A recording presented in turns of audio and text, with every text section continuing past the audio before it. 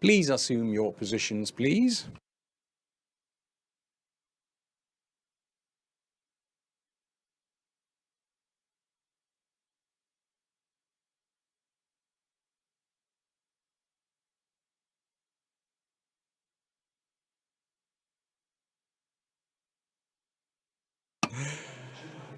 Honourable Minister, Your Excellency the Ambassador, dear friends from pharma and medical devices, it gives me great pleasure to welcome you on behalf of the AmCham on to the 22nd annual conference, the very well known, beloved, supported by everyone, Health World. It's one of the very few conferences in this sector with actual proposals in the field of health. Now, our motto rather, this year is making healthcare reform a political and investment priority. And I think that we all know, besides the Prime Minister himself said so, that the health sector, it's something that the Minister reiterates, is one of the first priorities of the Greek government.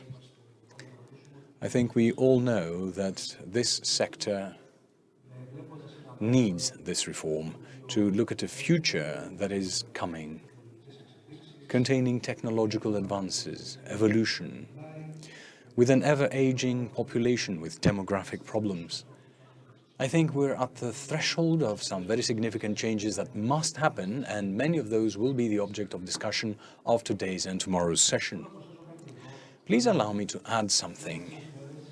4 days ago, we hosted the American-European Chambers of Commerce in the annual conference we had in Athens with representatives from over 35 countries with American Chambers of Commerce.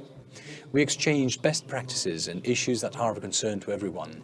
I should like to inform you that the field and the sector of health is one that was always of concern to all American chambers and all the changes that need to happen.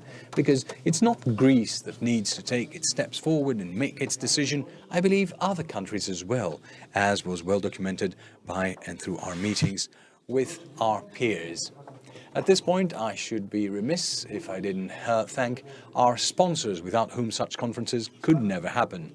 Our platinum AbbVie, Johnson & Johnson and Johnson MedTech. Our golden sponsors, AstraZeneca, Bart, Bristol Myers Squibb, Medtronic, MSD, Pfizer, Roche. Silver sponsor, Abbott, Alcon, Amgen, Scientific GY, Healthcare, Genesis Pharma, Calteo, IQVIA, Lilly Pharmaceuticals and Sanofi, and of course our communication sponsors, who are the Athens Macedonian News Agency, Direction, Epihiro, onmed.gr, News for Health, HealthView, HealthWeb, Iatronet, and Business Partner.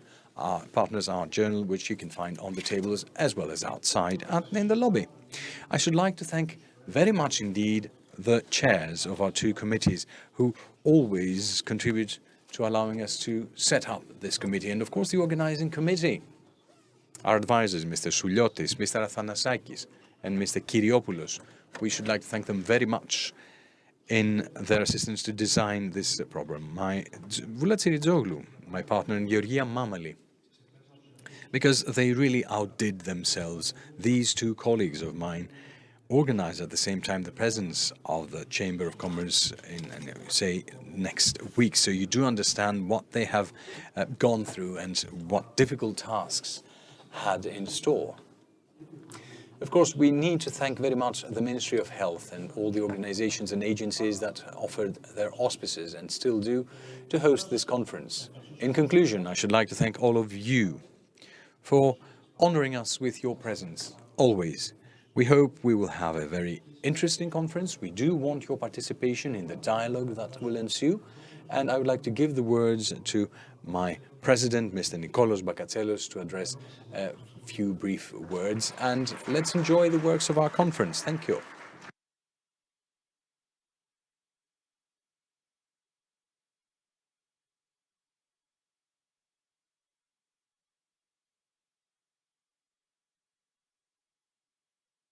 We didn't even manage to do a take 5 properly. We should view things in less.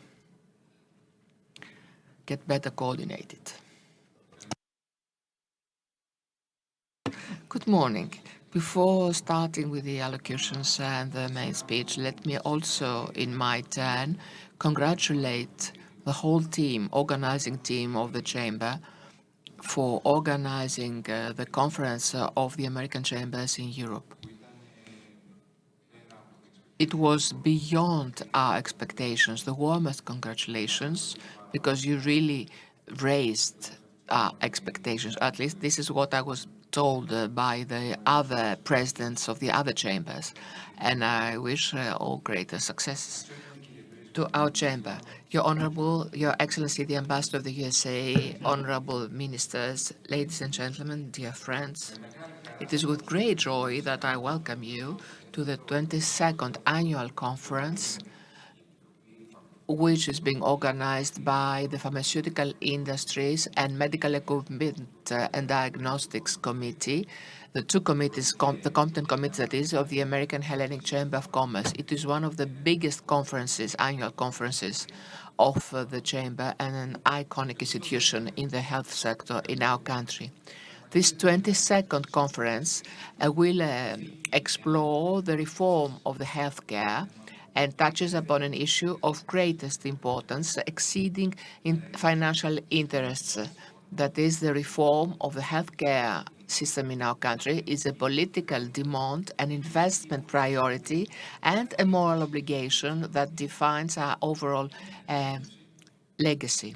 It is a commitment to the prosperity of our nation. This is the key for a sustainable future. At the center of this reform lies a transformative vision for Greece, aiming at demonstrating, promoting our country to a global hub of research, development, and innovation in the field of health. This most ambitious goal is not a solitary effort or a piecemeal approach. It demands coordinated efforts from all stakeholders for enhancing our reliability and further boosting the global community trust towards us. Nevertheless, ambition doesn't suffice. We need a multifaceted strategic action. And let us not forget that reforming healthcare reform is a political priority. It reflects our values as a society. I remember, and Elias mentioned that beforehand, after the recent elections, the Prime Minister, Mr. Kyriakos Mitsotakis, declared the second mandate of Nea Demokratia as the 4-year mandate for the rebirth of the healthcare system. Similarly, the competent minister, Mr. Chrysochoidis, when he assumed the responsibility of the health sector, he said this will be the 4-year period for the healthcare. I consider the vision is joint of the state and the private sector for a brand new healthcare system where each citizen, each patient, regardless of socioeconomic status, will have access to high-quality healthcare. It is a moral and social obligation to secure that no one will be left behind. Ladies and gentlemen, we all know that the healthcare system in Greece has long-term shortfalls, which are impediment for the offer of optimal care and create injustices. It is high time we dealt with those injustices and made the appropriate steps for correcting the situation. We must very carefully examine the situation, do the appropriate allocation, secure the necessary infrastructures, the appropriate staff, well-trained staff, and access to the appropriate technologies. We must embrace the ultimate value of prevention, secure the seamless cooperation between hospitals, clinics, primary care suppliers, and all other agencies of public health. Finally, we must delete all bureaucratic hurdles. While we are looking towards the future, it is important to put the priority and coordinate our efforts for building a healthcare system that will be indeed inclusive, that will respond to the needs of all our citizens. A system that acknowledges and sees in health not merely as it acknowledges it as a fundamental human right, not as a privilege. Ladies and gentlemen, dear friends, for more than 2 decades, we have been organizing, and we still do this year, this conference that promises attracting the paramount personalities of the scientific, academic, and political world from Greece and all over the world.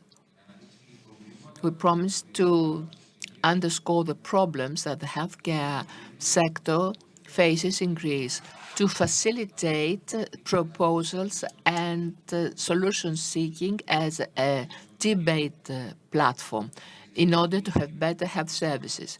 Promises to bring in contact politicians with regulatory authorities, with professionals in the medical sector. Finally, promises to help shaping policy with a view to creating a sustainable roadmap in a sector that affects the lives of all of us indiscriminately. So, in conclusion, I would like to wish every success to the deliberations of our conference, thanking all those who have contributed to the organization of this full, integrated two-day conference. I warmly thank you for your attendance, and now I invite to the stage Madam Barbina Barbetakis, the new chair of the Pharmaceutical Industries Committee, thanking at the same time wholeheartedly the outgoing president, Mr. Paschalis Apostolidis, for his dedication and valuable contribution to the work of the committee, and I also invite him here to the stage. Labrina Akis, please come forward.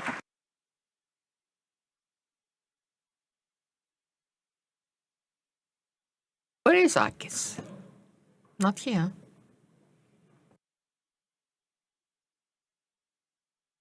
Is it a word ceremony and he's not here? Well, the unexpected things. Okay, we'll do that. We'll award him the prize at the second stage. So, Labrina has the floor. Thank you all. My name is Labrina Barbetakis. I'm the new chair of the Pharmaceutical Companies Committee of the Hellenic American Chamber of Commerce. So, I greet you good morning. Honorable Minister, Your Excellency the Ambassador, Honorable President of the Chamber, honorable participants, ladies and gentlemen. On behalf of our committee, let me also welcome you to the onset of yet another Health World. I may be brand new in my role, but an institution such as Health World that has been serving the health sector for more than 2 decades, it is a point of reference for the developments in the field of sector, concentrating around the table, all of us, stakeholders of the system, politicians, academics, representatives of the industry, institutional agencies, and of course, and more so, representatives of the patients for whom we all do all that in order to make the best decisions for health, the best decisions that can promote the services for a better future of patients in Greece. Allow me, however, to underscore something extremely important that differentiates our conference this year. Some months ago, we've had the renewal of the government's mandate that has set the issues of health as a main political priority for its new mandate. So this is the main axis of the health world that bears the title Health as a Political and Investment Policy. To my view, this is the right definition. Health as a priority, because for all of us working in this system and serving the system, we all know that we are at a crossroads where we are to make decisions on what will be the future of patients in Greece. Today, therefore, we must launch the discussion, see in a calm way which are the necessary changes, not merely changes, reforms that must be effected, so as to discuss on the main axis of health policy, so as to implement an effective, sustainable, and foreseeable system that will be effectively and sufficiently covering the current and future needs of patients in Greece. The two-day conference agenda is rich, and I must admit that I look forward to listening to all the papers of the excellent invited speakers.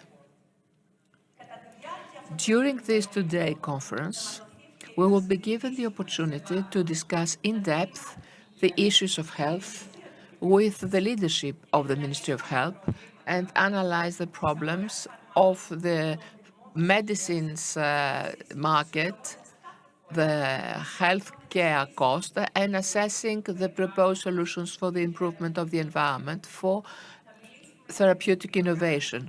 We will talk about the organization and restructuring of the hospitals and the primary health care so as to substantially upgrade the quality of health services.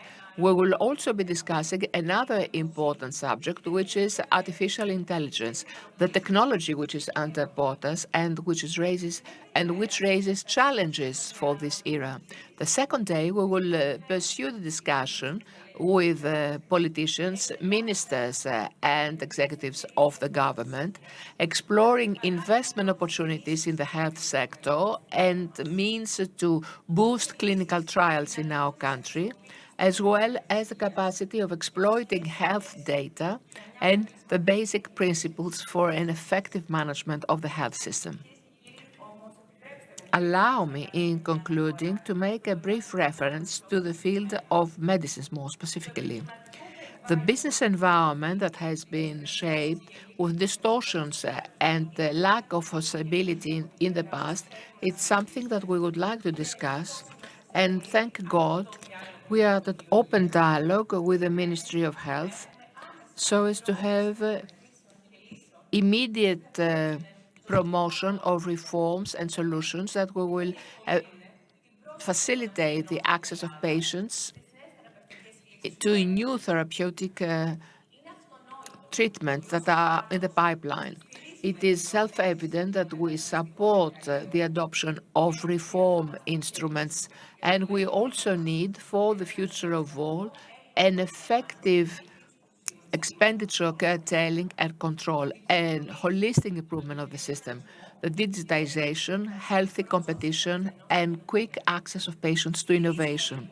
We support, therefore, the reforms that generate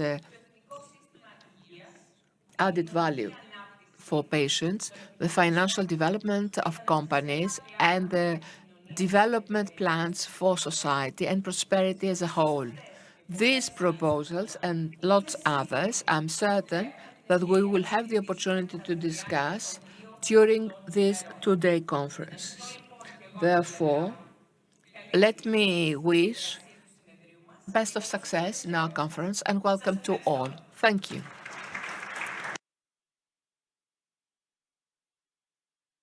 I think the President likes to make a brief intervention or passing the torch that we emitted beforehand.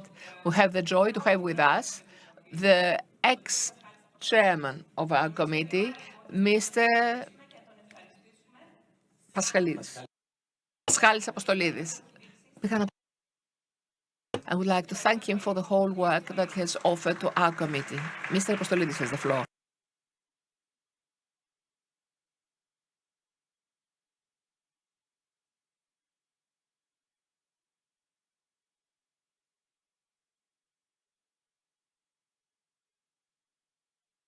Good morning.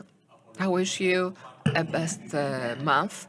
I apologize because I had to take my car 2 kilometers away for parking.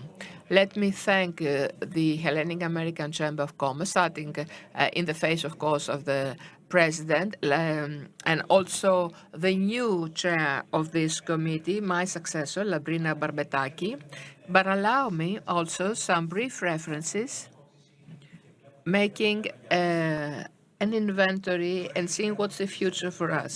We know out of the commitments of the Prime Minister that the reform and upgrading of the health sector is one of the first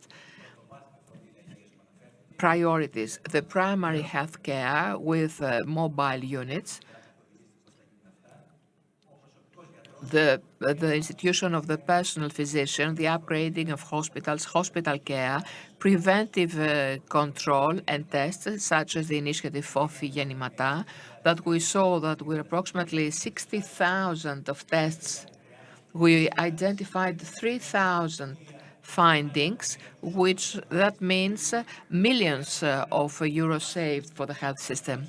And we will have preventive tests for cervix cancer, child obesity, diabetes, and so forth. Furthermore, the recruitments that the government has pledged to make of 10,000 physicians and nurses and so forth. And let me also refer to this technological revolution that Labrina Barbataki touched upon with regard to health tech, biotech, and medtech that are in the pipeline and will greatly help us in the remote areas and the insular country. Allow me, due to my recent leave from the medicine sector, 37 years in the field, to mention certain things that regard more specifically medicines. You know, we have suffered a lot over the last years. We see a pendulum that goes from one end to the other. Various contradictory comments were heard on the national and multinational presence of pharmaceutical industries in the country, and the measures adopted were contradictory vis-à-vis the one or the other side. Allow me to combine both sides and say, thank God we have both domestic and international pharmaceutical industry, because the relation of those two factors increases the GDP of the country. Perhaps it is not well known that we have almost 7% of the medicines production for third parties out of domestic companies. In no other country in the country, especially in Greece with no industries practically, over the last 40 years, do we see this phenomenon. Therefore, the connection of these two sectors is extreme plus. 7% of the domestic production is out of domestic companies. And actually, the decision has been taken that we want to have production in Europe. Having seen the dire example, what happened during the pandemic, the fact that we had to send plants out to China or India, and Europe had neither masks or mere antiseptics and sterilizing media when we needed them. So the relocalization of plants will help a lot. The measures taken have greatly helped the local companies over the last year and expand manufacturing. I recently saw that it was a very good measure through my visit of plants. The expiration of patents go to domestic companies with an important increase of their growth rates. The measures for multinationals, however, what has happened over the last 12 months, they were proven disastrous. And the overall rebates and clawbacks, in many cases, exceed 70% of the import price of new drugs. The result was that in the last 12 months, we had de-investments, unfortunately, and the loss of well-paid jobs. And of course, this was no surprise.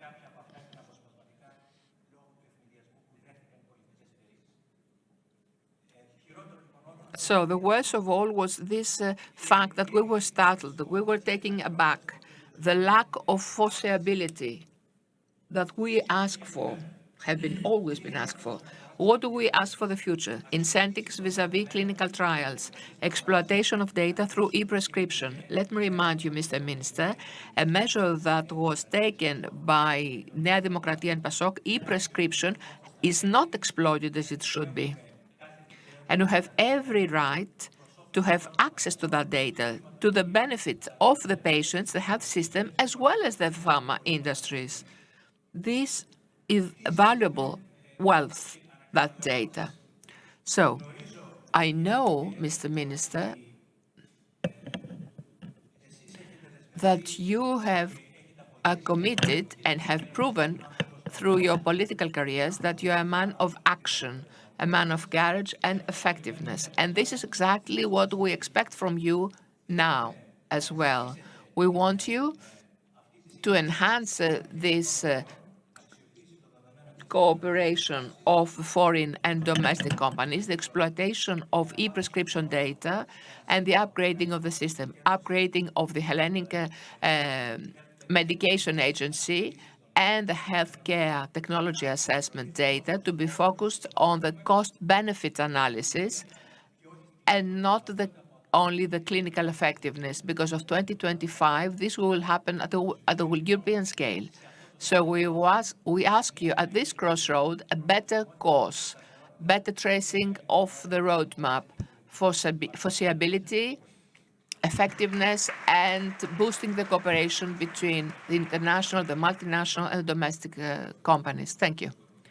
If you were to go on more, I will take the prize away. You know, when I'm given the opportunity, I take the floor, I do so. I walk the talk. What do you want? Okay. So this is a small token of our gratitude from you to you for all those years of dedication and great contribution. Warm handshake first and an embrace, then you get the prize.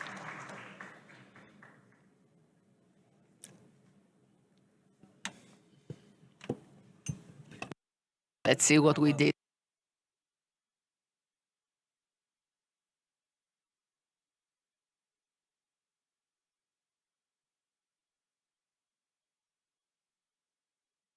So let me read out the inscription.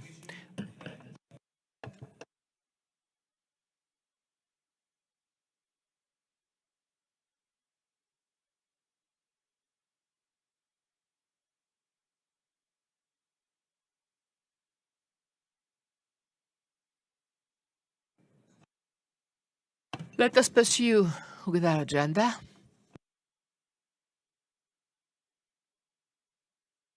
I wish you every success, Labrina. Mr. Gekas, on behalf of the committee, will make the introductory speech, representing Mr. Yakopoulos, the chair of the committee. Good morning, Honourable Minister, Your Excellency, the Ambassador, dear ladies and gentlemen. I should also like to welcome you on behalf of the committee on medical devices and diagnostics companies of the AmCham to the 22nd Health World, our conference on the health sector. It is a given fact that medical technology, as of late, has made huge leaps of progress forward, and this is due to research, which gives us constantly new possibilities in diagnosis and treatment. This results in a tripling of the survival rates from cancer and the reduction by 75% of deaths from cardiovascular diseases. Today, more than ever, we're in a position to identify potentially risky and dangerous instances for health and life at earlier stages. It is calculated that every 3 seconds in the world, someone is diagnosed with dementia. We have fascinating progress in drugs to slow down this disease. We have early diagnosis, monitoring, follow-up, and re-evaluation of the course of the disease. And the question that we're called upon to answer over these 2 days is what way, through what policy, using what criteria and tools we'll be able to redesign the health system so as to be able to better utilize this technology and these innovations, and at the same time to make the healthcare system sustainable and better in reducing costs. Innovation which is based on technology is primarily founded on 3 pillars, which we will be discussing over the next 3 days. The first pillar has to do with data. It is calculated that hospitals creates 50 petabytes, which is 50 million gigabytes of information every year. And this increases by 35%, by a rate of 35% per year. However, less than 5% of this huge volume of data are utilized. In oncology, where the biggest challenge we have is the complexity of cancer, if we were to utilize these data, we would be able to design individualized and tailor-made treatments. As we understand, digitization and digitalization is an imperative need. The second pillar has to do with focusing on patients. Precision medicine is medicine of the future, and what we're aspiring to do now is a transition from patient care to health care. We're talking about clinical paths of treatment. We're talking about theragnostics, the capability to have treatment and diagnosis through molecular imaging. So patients are now at the epicenter of health and care, and we're asking them to take an active part in it through the capability of having mobile devices on them or at-home care. The third pillar has to do with the sustainable development of technology. It is estimated that 4.4% of climate emissions is due to activities that are health sector related. Medical industry focuses on the development of machines and devices aimed at sustainability and energy saving.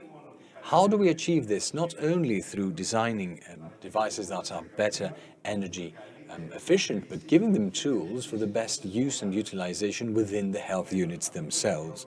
So what we're aspiring to do is to have a system that is totally sustainable. The committee and our companies invest on a daily basis in health, and we're trying to bring these technologies closer to Greek citizens and Greek patients.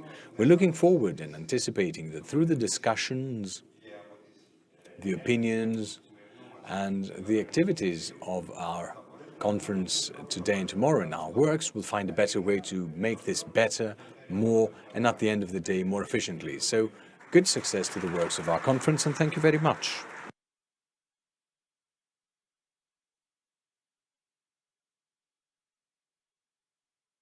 Thank you very much, Mr. Gikas. So that is all with the greetings and the introductory remarks, and it gives us great pleasure to have the Minister with us, Mr. Chrysochoidis. He will honor us with an introductory address, the keynote address. Minister?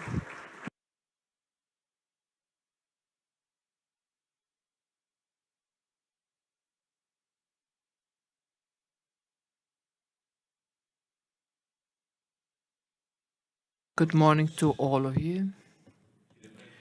Your Excellency the Ambassador, Mr. President of the Chamber, I warmly thank you for the honorary invitation. I here also represent the Prime Minister, and I convey his warmest greetings and wish every success in your conference. I see quite a number of friends and familiar faces amongst the audience, familiar faces from the past. I propose a quick imaginary trip back. Let's go throw back to a 30-year period and recall what was the reality then. What would be the content of a similar conference 30 years ago in the 90s, when the country tried to enter the Economic and Monetary Union and participate in the common currency, euro, and what is the reality today? I believe that the main difference from that time to date is the content of the problems. At the time, we had less morbidity, we had fewer number of chronic diseases, we have fewer numbers of chronic patients, and the life expectancy, or the average life expectancy, was lower. Nevertheless, despite all that, If we take the minutes of a conference of that era and today's era, the people that compose the health sector always reiterate the same problems, precisely the same problems, actually. If you have any doubt on the matter, go back to the minutes and see. We want more funding. We've had an unfathomable pharmaceutical expenditure at the time. At the time, it was really beyond imagination. In the mid of 2000, it had reached 7 billion euros or something like that. Something really excessive, unfathomable. Excessive increases in consumables. Today, in the current reality, things are different. We do have chronic diseases. We have an increase, and these chronic diseases increase exponentially due also to the prolongation of life expectancy. A second element is that we have the rapid increase, the rapid growth, development of technology that changes data in medical science overnight. We have a private sector that is swollen in our country. This perhaps the health economists should study that and give an answer on why this happens. But nevertheless, still today, we are again around the same discussion, totally disparate problems, identical debate. And this is because the title, that's why I made this trip back, the title of this conference today is Healthcare as a Political and Investment Priority. This is the clash, if you like, the tug of war between the effort to secure healthcare for all indiscriminately and at the same time have a rational management in the financial aspect of the problem. Because there is entrepreneurship around the field of healthcare, which is unprecedented. It's huge. It's swollen, as I said. Just think a retail company, a big retail company that has tens of thousands of employees with a turnover, an annual turnover, and the turnover only merely of drugs exceeds the biggest retail company in Europe. These are figures which keep increasing due to the fact that new technologies enter the medical sector and innovative medicines also make their appearance. And all that creates also new problems. There's also something extremely positive that was heard beforehand from the incumbent president of the committee. We have a generous pharmaceutical industry in our country, manufacturing that is, which is boosted every single day. And this is a national legacy, national wealth. At a time when the whole planet faces a problem of sufficiency of pharmaceutical products, of raw materials and final products. Stiglitz, who originates from Cary, Indiana, that was an area called the Rusty region with a lot of steel mills. This is where he was born and raised, this astounding and multi-awarded economist. And he used to say that I cannot trust capitalism, competition, free market, when this huge disaster in Gary took place, and all of a sudden, within a couple of years, hundreds of big companies closed down and thousands of jobs were lost, and those plants were located, outsourced to India, China, and elsewhere. I have a similar experience as well. I was born and raised in a primary production region. I was born and raised at a place where people created both in the primary and secondary sector, with hundreds of thousands of tons of raw material and processed products, exports to all the European markets. And all of a sudden, these naive notions and ideas that led after the Berlin Wall fall, the European Union policies led to the desertion of the fields and eventual loss of production. Huge mistake. The same happened with the pharma industry. Those naive, gullible thoughts that they can produce somewhere else cheap raw material and will be just consumers. Us, the Greeks, all the Europeans will be solely consumers, not producers. And as if that did not suffice,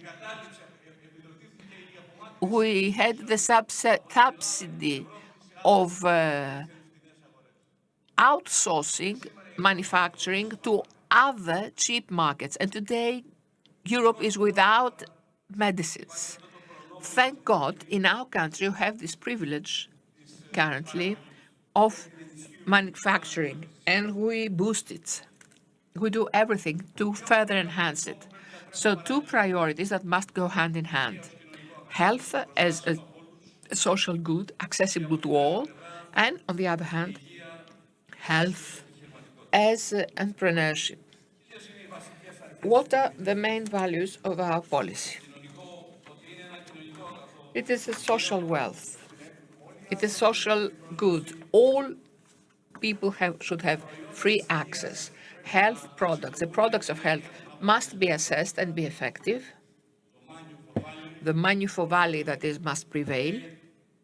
And there must be transition and justice. We are a democratic country, therefore we have the obligation for all our policies to be excelling in transparency. I would like to describe you our main policy axis. First, we are at an era where for many years there is absolute stagnation in the field of public health and mainly in the field of the national health system. A health system which remains so inflexible, quasi-immovable. And this lack of mobility has led, unfortunately,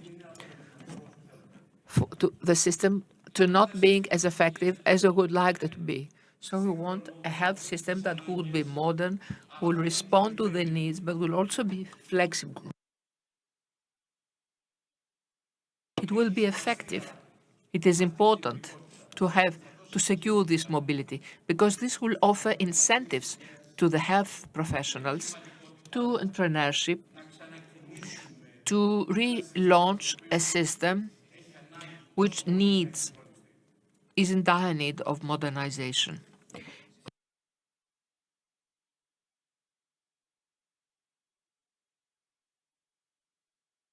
It also means that we will be able to respond to the needs of a new world, that it is open to knowledge, information, new technologies, and especially what we most need is to enrich it with new personnel, new professionals, new health professionals, new physicians and nurse personnel.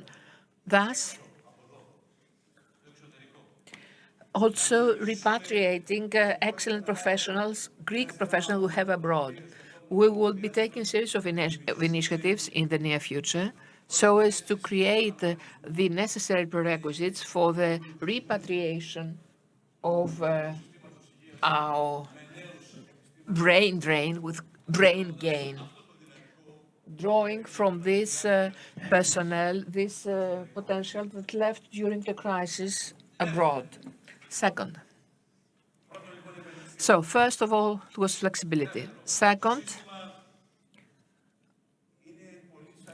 the system is, in a way, a body without head, headless body. We must have a well-articulated administration. We can't have the minister heading the national health system.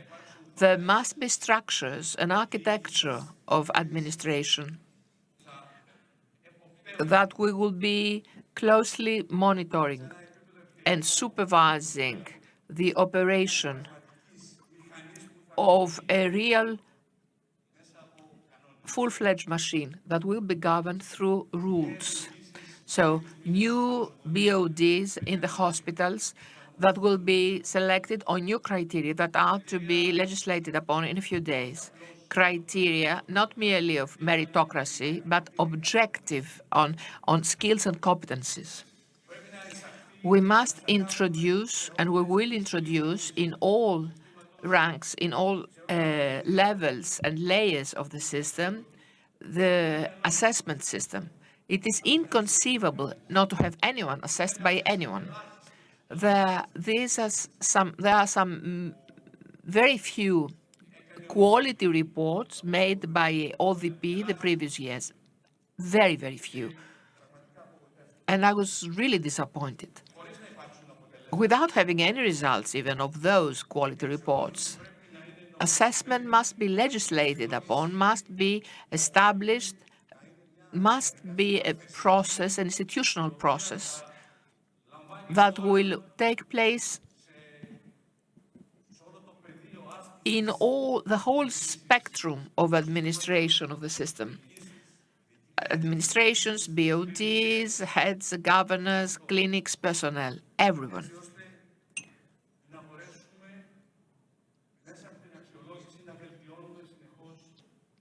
Thus, through this assessment exercise, established assessment will be able to improve effectiveness. Third, budgets. I do not dare describe the reality.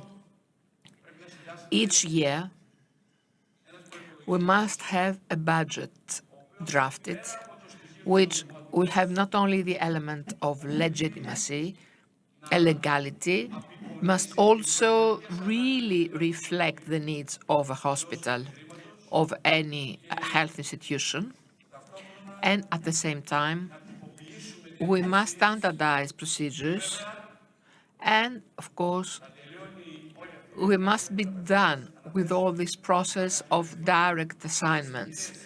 We must establish institutional procurement procedures that will secure both transparency and effectiveness. Implementation of DRGs in the whole spectrum of health services, in all medical acts, securing objectivity and transparency. There is the so-called ECAP. It must be enhanced with scientific personnel, with broadening of its realm of competence. We expect quick results. We expect the operation of the electronic platform for the central placing of orders and settlement, which will be called ECAP Net, of all pharmaceutical products that are being commissioned by the hospitals and managed by ECAP. Digital applications. Digital applications in the framework of the Recovery and Resilience Fund, which proceed quite satisfactory, I would say, as far as procedures are. The patient's e-file, it moves ahead. The health map, the cancer registry, the digitization of the hospital's archives, the modernization of the huge organization called EOP, which is the main motto of the whole public healthcare system in the country. We need not only digitization and modernization, but it will also acquire auditing procedures throughout the spectrum of the health suppliers. This will be launched very soon with procurement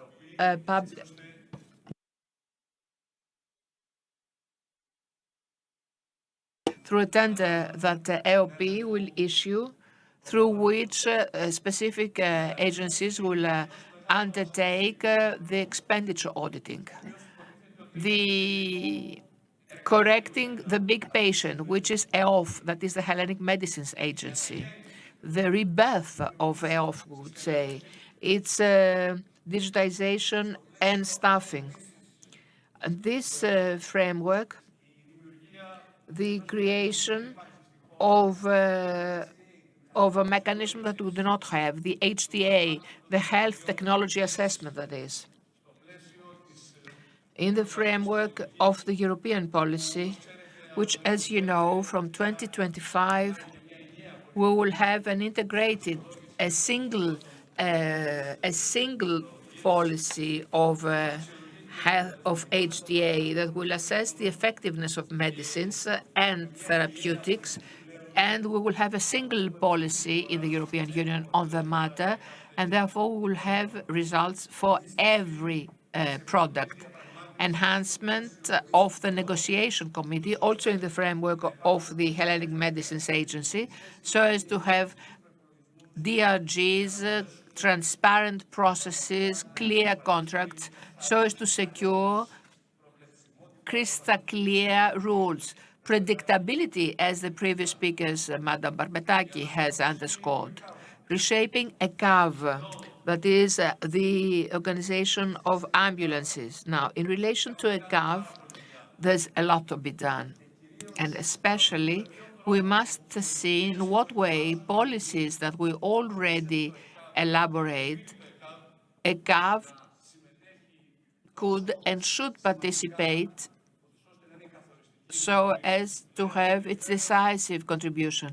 Some days ago, we presented in the Cabinet's Council a proposal for 17 mobile units for the urgent dealing of cardiovascular events. You realize how important the first-time response is important, the first-hand diagnosis. That's why we set these 17 centers in the various areas of the country, and where the role of a CAV, of the ambulances, that is services of critical importance. We recruit young people, new people, we acquire new ambulances, and most importantly, we try to organize such a service which, in the first phone call, it will be able very quickly and on a great accuracy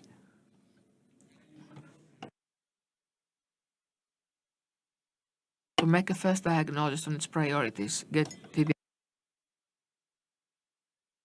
With regard to the national pharmaceutical industry, or let's say medicine at large, I said beforehand in a meeting that we've had, and I've said that before, that Greece does not need changes in the field of medicines. That is, a change doesn't suffice. Greece needs an overall, universal, holistic reform in the field of health. And this is not empty word, it is a necessity.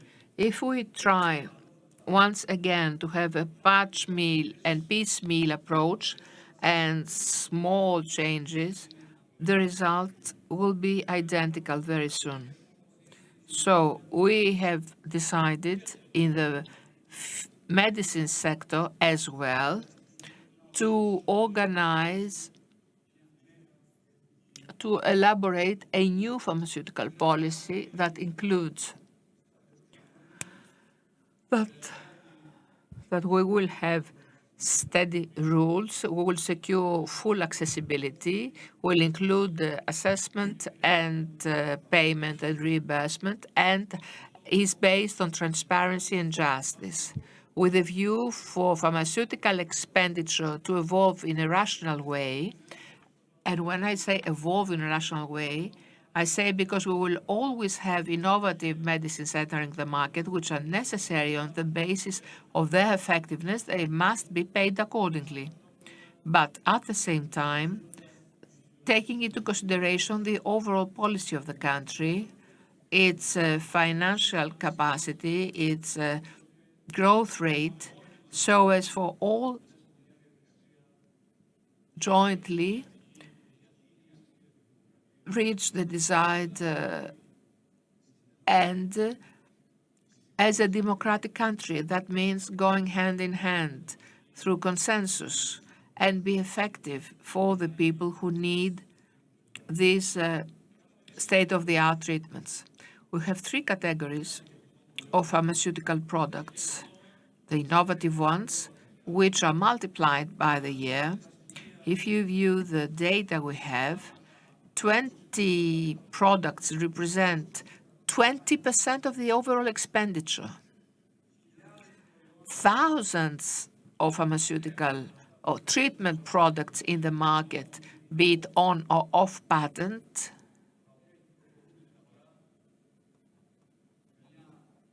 that are in the market on a fixed price. This is the second category. The massive, in other words, the massive consumption of big quantities, big volumes of staple, if you like, medicines.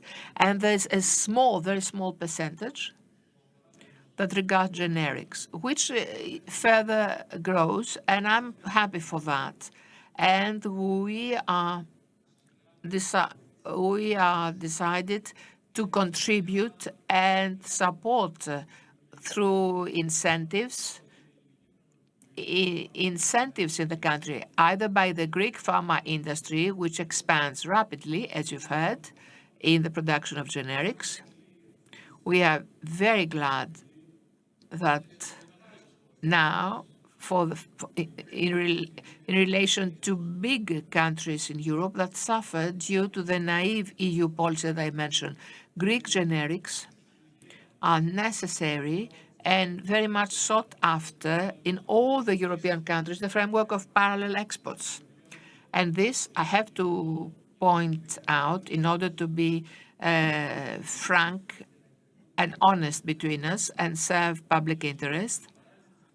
Parallel exports, which is a process absolutely legal, a process that offers revenues to the country, must be fully coordinated with the needs of the domestic market, the sufficiency of drugs for the Greek patients.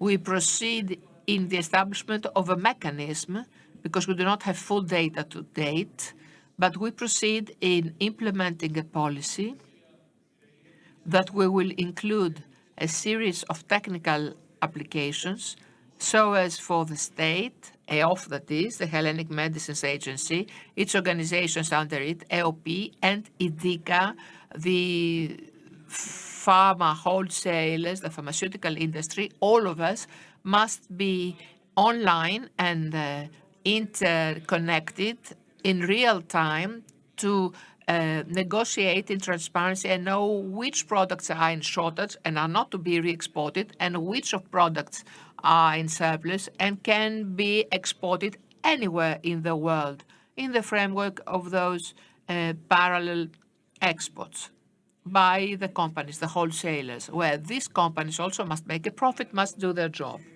So here again, the element of transparency must be predominant, because in democracy, I reiterate, what is most important is the national interest. It's the popular,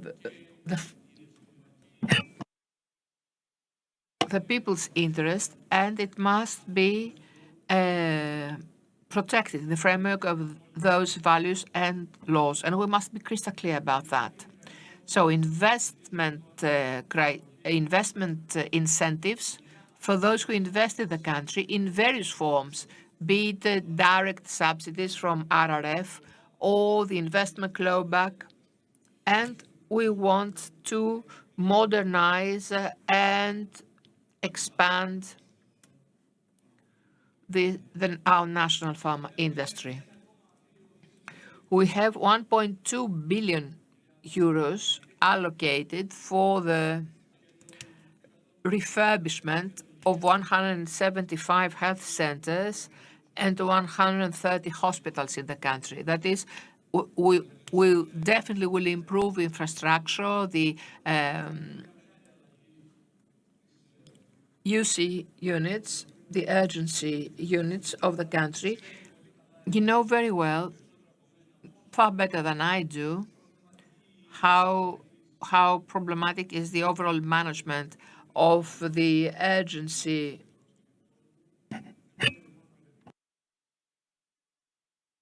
emergency rooms. We proceed in establishing 3 new hospitals in the country. In Komotini, you realize the reasons, of course. Thessaloniki, the new child care hospital in Thessaloniki, because Thessaloniki doesn't have one, and a third one in Sparta. We have decided to establish a new cancer hospital in Thessaloniki in the place of Theagenion, and its transfer at location at the site at the outskirts of the city. I also want your assistance in what we aim to do, that is the creation of reference centers such as MAF for the cerebral incidents. The other one that we have for trauma. We do not have reference centers. We do not have integrated structures in our hospitals. And as you see, I used to be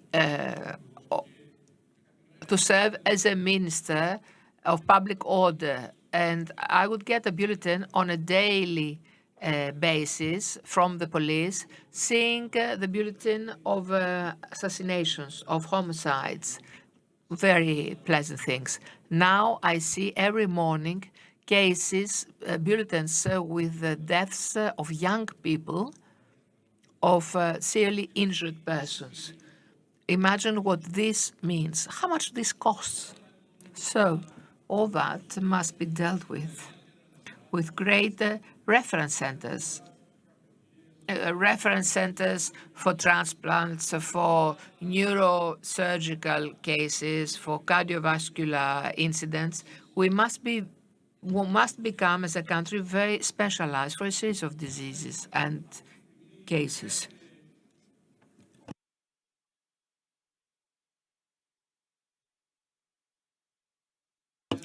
We currently are in the process of making 4,000 new recruitments.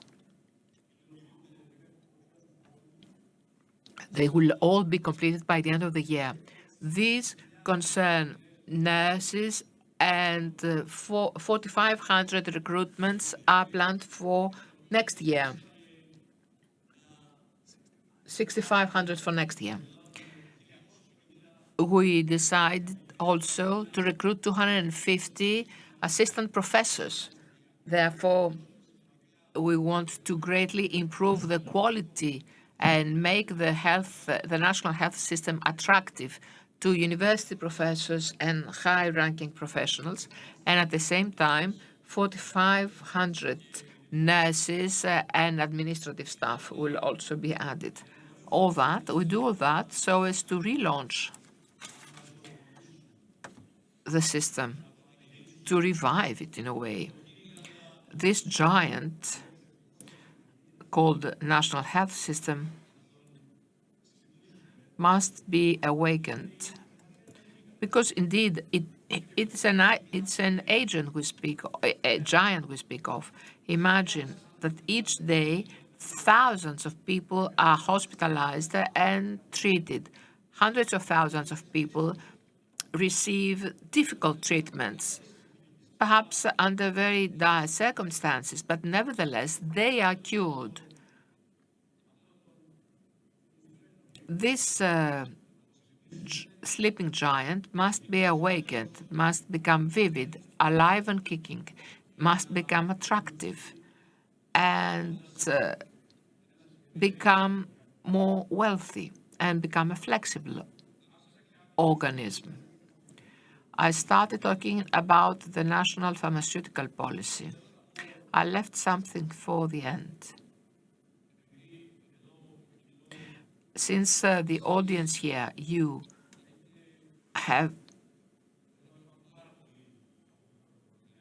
there are many of you from the pharmaceutical industry, I wanted to tell you that our effort for the reshaping, revamping of the national pharmaceutical policy goes through a committee, the establishment of a committee with the best, most famous and renowned scientists, both Greek and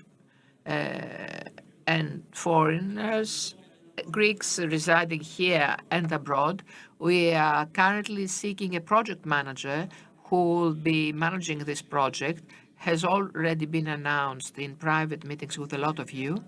And then we aim at establishing some working groups for innovative medicines. We need special handling for innovative drugs with a special fund that is to be established, but these are original thoughts as well, of course, so as for you to know the crystal clear rules, so as for you to know what will be your investment and funding prospects in our country, to plan accordingly for the next years, so as to be able to cooperate with your mother company boards to know where you are to direct your investment activity in Greece. I invite you all, however, because since I represent public interest and representing the Hellenic government, representing the elected government, and me being elected MP as well, we have all been elected by the Greek people. I have to tell you here that in the last 10 years, the big pharma industries have collected almost 15 billion euros and not a euro was invested. Please keep that in mind. I do not say that in a contradictory spirit. I say that and I invite you here by creating an ever more investment-friendly environment, introducing investments that we can discuss. I reiterate, we are a country that has entered a virtuous circle of development. The GDP steadily grows, not as I would desire, to be honest, because I'm a very ambitious person and I believe that the GDP could really soar. It could be 250 billion euros and reach what we used to be in 2009, but in a healthy manner now. Far smaller countries have made miracles in the pharmaceutical industry and medical technology and have tremendous exports. I believe that we are far better as far as human resources and working conditions are concerned. And my ambition is that we can all jointly attain very ambitious goals so as to explode the country's GDP. We are worth it, and it is worth the effort so as to have the brain gain we so much desire. So my invitation and our decision to implement a policy that will have the aforementioned characteristics, and most importantly, a development policy that will give the possibility to you to open many doors for investments, is absolutely sincere. So I invite you all to communicate, and you can communicate with me personally. I need your knowledge, I need your brain, I need the information you can offer, I need your advice and contribution. I need a series of proposals that you may make, which will enrich my knowledge and capacity and the government's policy. I would like to warmly thank you all, and I would really ask you to trust us, to put your trust in us and in me personally, because what I'm saying here are not merely sincere. This is the minimal. It is mainly because we have made the decision. The country will move ahead in an institutional manner, on a permanent basis, without making mere corrections this time, but actually bringing about disruptions and bringing about real changes. We are worth it. Our children are worth it, that we were really not treated justly in the previous decade. I consider that for my generation as a politician, the major contribution would be to do away with the injustice of the decade of 10 to 20. And this concerns all of you as well. I would like to warmly congratulate you for your efforts, for the effort you stage each day, for your business activity in this country. I would like to wholeheartedly congratulate the personnel of the national health system that strives heroically through very dire circumstances to effect this work.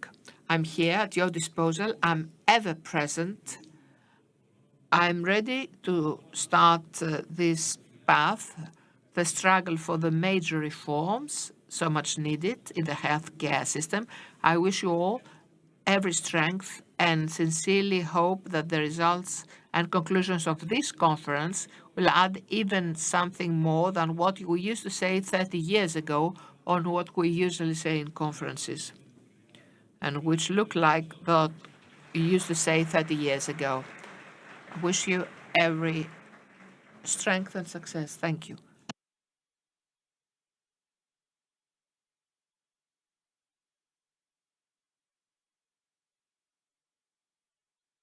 Thank you very much, Minister, for these interesting words describing the axis of the ministry policy.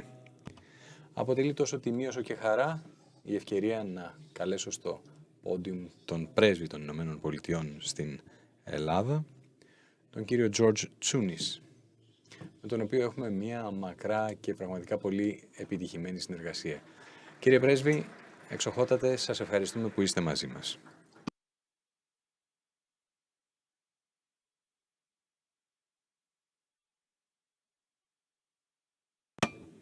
Good morning, good rest of the week, good rest of the month. Thank you very much for the invitation. I would like to thank very much my friend, the minister. It is a particular honor for me to be with you here, and it's another pleasure for me to go back 30 years. Back then, I was a student. I was slimmer, a little more pretty, slightly more handsome. I didn't feel any pain anywhere. But these days, I'm thinking that if I were to go up to the third, to go up to the third floor using the lift or to go by stairs, and now I wake up 2 or 3 times at night. I will not share exactly why. Αλλά όσοι είναι άνω των 50 αντιλαμβάνονται τι θα πει προστάτης. Και θα ήθελα να ευχαριστήσω τόσο πολύ όσο τον Νίκο όσο και τον Ηλία για την διοργάνωση αυτού του συνεδρίου και φέτος, και που κατόρθωσαν να μαζέψουν τόσους σημαντικούς ανθρώπους για να μπορέσουν να λύσουν ή να προσπαθήσουν να λύσουν τα σημαντικά προβλήματα που έχουμε σήμερα. Είναι συναρπαστικός χρόνος και συναρπαστική περίοδος για την Ελλάδα μετά την πανδημία. Κάνουμε τεράστια βήματα μπροστά. Ψηφιοποίηση, ηλεκτρονικοποίηση, σε χρόνο ρεκόρ, και πολύ συχνά χρησιμοποιώ το παράδειγμα της έγχαρτης κάρτας εμβολιασμού που είχα στην Αμερική, ενώ η Αμερική μπόρεσε να δημιουργήσει κατευθείαν ηλεκτρονικό ψηφιακό πιστοποιητικό εμβολιασμού. Αυτές οι απόπειρες και οι προσπάθειες ψηφιοποίησης δεν σταμάτησαν εκεί, εξακολουθούν να τρέχουν. Μέσω από το gov.gr προχωράτε στην ηλεκτρονικοποίηση πλέον των ψηφιακών υπηρεσιών, οι οποίες από 1.500 θα φτάσουν τις 4.000 και θα γίνει μια πραγματικά μεταρρύθμιση, μια αλλαγή αυτής της χώρας. Πραγματικά μοιράζομαι το όραμα του Υπουργού για την ψηφιακή υγεία. Θα προσπαθήσουμε να βρούμε μια ισορροπία του να υπηρετήσουμε τις ανάγκες υγείας των συνανθρώπων μας και να δούμε πώς μπορούμε να εξυπηρετήσουμε και τον ιδιωτικό τομέα. Πραγματικά όλοι μοιραζόμαστε το ίδιο ήθος. Χρειαζόμαστε τις ίδιες κοινές λύσεις. Και πραγματικά, παιδιά, θέλω να είμαι ξεκάθαρος εδώ. Μιλάμε για αυτά τα πράγματα αφηρημένα, αλλά στην ουσία βρισκόμαστε εδώ για να φροντίσουμε εκείνους οι οποίοι μας έχουν ανάγκη. Είτε είναι ασθενείς, είτε είναι ευάλωτοι, είτε είναι περιθωριοποιημένοι. Και πιστεύω ακράδαντα ότι όλοι δικαιούνται καλύτερη εκπαίδευση. Ένα εξαιρετικό σύστημα υγείας. Ένα ασφαλές μέρος όπου να αναπτύξουν την οικογένειά τους και να την μεγαλώσουν. Αυτή είναι η Ελλάδα που αναδύεται, θα έλεγα, ως η προτεραιότητα της κυβέρνησης. Και αυτές οι προτεραιότητες πραγματικά συμβαδίζουν και συνάδουν με το ήθος αυτής της χώρας. Βλέπω τεράστιο δυναμικό, ανεκμετάλλευτο δυναμικό στην Ελλάδα, ειδικά εξειδικευμένα hubs για κλινικές μελέτες που δίνουν τη δυνατότητα στους ταλαντούχους Έλληνες να διεξαγάγουν τέτοια έρευνα. Καινοτομία. Έχουμε μια δεξαμενή ταλέντων η οποία πρέπει να συντηρηθεί και να επεκταθεί. Οι φαρμακοβιομηχανίες που βρίσκονται σήμερα εδώ έχουν αποδείξει την δέσμευσή τους και την αφοσίωσή τους στην Ελλάδα. Δημιουργούν θεραπείες που σώζουν ζωές εδώ και δεκαετίες, ακόμα και αντιμέτωπες με τις πολύ σοβαρές οικονομικές προκλήσεις. Φάρμακα για τον διαβήτη, για το Alzheimer, για το Parkinson, είναι όλες αυτές οι εταιρείες αξιόπιστοι σύμμαχοι και πραγματικά θα βοηθήσουν την κυβέρνηση να αντιμετωπίσει τις ανάγκες, τις αυξανόμενες ανάγκες σε θέματα υγείας των πολιτών αυτής της χώρας. Η μεταρρύθμιση του θέματος των υπηρεσιών υγείας και μετατρέποντας αυτό σε μια πολιτική προτεραιότητα και προτεραιότητα επενδύσεων είναι ο λόγος για τον οποίο είμαστε εδώ. Και δεν θα μπορούσαμε να το κάνουμε αυτό εάν δεν αντιμετωπίζαμε μακροπρόθεσμες, βραχυπρόθεσμες και μέσο μακροπρόθεσμες προκλήσεις οι οποίες ταλανίζουν αυτή τη χώρα. Και πάλι αυτό δεν είναι ένα θέμα το οποίο το συζητούμε έτσι αφηρημένα. Αυτά τα θέματα επηρεάζουν εκατομμύρια κόσμου καθημερινά και έχουμε την ευκαιρία να συνεργαστούμε για να κάνουμε το βέλτιστο δυνατό για να τους βοηθήσουμε. Θέλω να σας ευχαριστήσω όλους για τις προσπάθειές σας σε αυτό το πολύ σημαντικό Υπουργείο, σε αυτό το πολύ σημαντικό έργο και σας εύχομαι ένα πολύ επιτυχημένο Health World Conference και φέτος. Ευχαριστώ.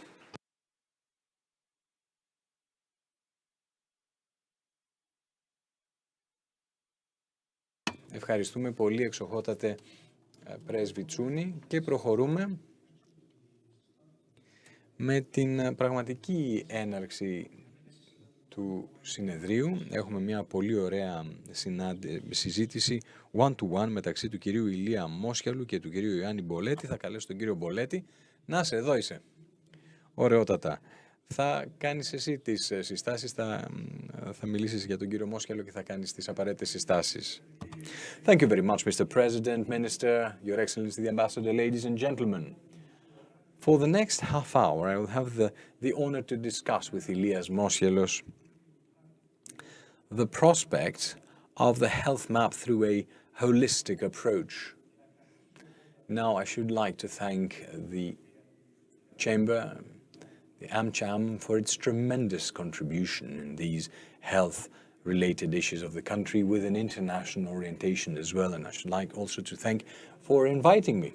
I don't think that Ilias Mosielos warrants much of an introduction, at least to this audience. And it's not by chance that he was awarded the seat of teaching this year, and that he actually founded the Department of Social Policy and is the first chair. And Ilias has another characteristic, another feature. Apart from being one of the most recognizable health policy scientists in the world. He has a prior history of policy and politics in the country, but he will not speak as the politician or the policy maker. I don't know how much it will affect him, but generally speaking, for a number of years, he avoids speaking the political or the politician's language, and he only speaks the scientist's tongue. I think we are connected with him. I spoke with him a while ago, and I would kindly ask Elias, since what we're doing is to design the future, to kick off the discussion with what are the challenges of the future in the healthcare sector, not just for our country, but the world over. Good morning. Thank you very much for the invitation to join you today, even remotely, digitally. Unfortunately, due to previous professional engagements in London, I can't join you physically. And I would like to thank very much Mr. Boletis for these very kind words, this kind introduction. We will start this discussion with the international trends. I realize that the interest is Hellenocentric, and so it should be, but unless we take a look at the international trends and how things evolve at the international level, then we will not be able to predict what will possibly hit us the next years, or what will be the international challenges that will have significant impact on our country. There are 7 international challenges as far as I'm concerned, and there are 3 good news regarding what happens the world over. And I will focus more on the good news rather on the big challenges we have to face. The first big challenge for the health systems is, what do we do after the pandemic? Many countries face problems. They face problems because the health system was oriented and focused on dealing with the pandemic, resulting in numerous patients, primarily those with chronic diseases, be left behind, not having the necessary access to the treatments they were supposed to be receiving, surgeries not being performed, resulting in extensive waiting lists. I mean, in the health system of the country that I primarily live in, that is the UK, the NHS, we have more than 6 million citizens who are waiting to be served by the NHS. And despite the assurances of the government, the UK, that they will invest, and they've already invested a lot of money. Now, the NHS is one of the most expensive health systems among the other European countries. Be that as it may, they cannot cope with this huge pressure and demand for health services. So the restructuring and the resilience of health systems is now on the table. It's the object, and how to achieve it, in what innovative ways to go about doing that. And this is something that we'll need to discuss both at the international level as well as at the Greek level. We can no longer be discussing using the tools of the 1960s, and this has to do with the structuring of the health services, primarily in primary healthcare. And I will be coming back to that. Second big challenge that we will be seeing a lot of more in the future, and we've already seen it, is the impact of climate change. Here, unless serious interventions are made to reduce our carbon footprint, and here healthcare systems may play a very important role, because it is due to them that 10 to 15% of the problem of climate change is due. This may sound impressive, but it's true. Carbon footprints that are due to health system actions are very, very significant. There are already initiatives on behalf of the WHO in that direction, how we can have more environmentally friendly health systems. Mr. Boletis is a nephrologist, a field where a lot of things can happen, primarily by using these dialysis. We have better dialysis systems so as to reduce the carbon footprint. But this is a single parameter. Mind you, if the health system is responsible for 10 to 14% of carbon emissions, how many things we can do? But climate change is indeed a challenge that cannot be coped with in a dynamic way the world over, and has significant health impacts, especially in the chronic diseases. And it's not just the respiratory system diseases that will increase dramatically. We've seen this in Australia as of late, the past few years, with the large wildfires we had there and the climate change results. We will see this in our country as well, but also in many other countries on the planet. That being said, there are other international trends that will play a great role in challenges the internal migration that we have in the countries. We are focusing on immigration from third countries to the EU, which is a significant problem, obviously, that will have to be dealt with in the framework of a joint or a common European Union policy. Greece on its own cannot deal with this. But the problem, the incoming flows of migration into Europe is not the only problem. It's migration to countries such as India, Bangladesh, Indonesia, primarily China, and many other developing countries of the African continent like Ethiopia. This, in practice, means that we will see a large number of mega cities increase in numbers, and we're talking about cities that have more than 10 million inhabitants. This number will nearly double over the next 20 years, and one can imagine what will happen if we have a doubling of the mega cities over the next 20 years at the same rate. How these cities will develop, on what health rules, building rules, educational rules.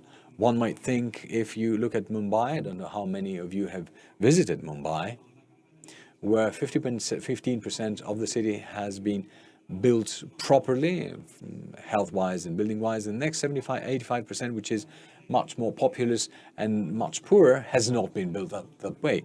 What can that mean in transmissible disease, infectious disease, and all that? What no one can know. Challenges regarding the development of epidemics may become pandemics and are of great importance. A fourth challenge that is big for our countries is the aging population. This is something that we see not only in European Union countries, but also in China. We can see this in other countries as well. You know that China will have a tremendous demographic problem in the next 20 to 30 years to come. Its population will reduce significantly, and the number of the elderly is indeed very, very big, and they have huge problems in dealing and managing people over the age of 65 because they have no social structures, they have no funding programs to deal the long-term care of the elderly. Parallel with the aging of the population, that is accompanied by a huge increase of the number of people with comorbidities. We see a tremendous increase in people with comorbidities in younger ages, and this is very, very important because although it is much more possible and to have multiple diseases while you grow, it's more possible to die from those diseases the more you grow. If you take a look at EU, USA, and Canadian data, we will see that the localization of those people, it's among the working populations. It's the ages between in the 25 to 65 bracket. That's where most citizens are with multiple diseases. They may have diabetes, respiratory problems, and CVDs. And this is where the role of prevention enters in. It can be done with pharmaceutical as well. We have the misconception that prevention may reduce healthcare expenditure. That is wrong. Prevention does not reduce health expenses. It's just the perinatal medicine that actually makes that. It ensures that no children will be born with problems that will cause problems for the rest of their lives, therefore a burden to the health system, so they can be productive and people may save huge money for the rehabilitation for a great number of years. There, prevention can reduce health costs, and vaccinations, of course. This is the second intervention that can happen to reduce cost. These two things may reduce the cost of healthcare systems. Apart from that, any other preventive action simply transposes the onset of an episode at a later time. And, well, the more we live through prevention, the more chances we have to suffer from cancer or other diseases such as Alzheimer's that are not treatable for the moment nor can be managed effectively, although there are some good drugs recently. So to understand that prevention does not reduce expenses, but what it does is it increases the cost-benefit ratio, in the sense that the cost is multiplied with the reduction of cost, or rather the cost is increased, but the benefit is increased far more. So we have much more productive citizens who will be ill at some point, but they will not be ill while they're productive.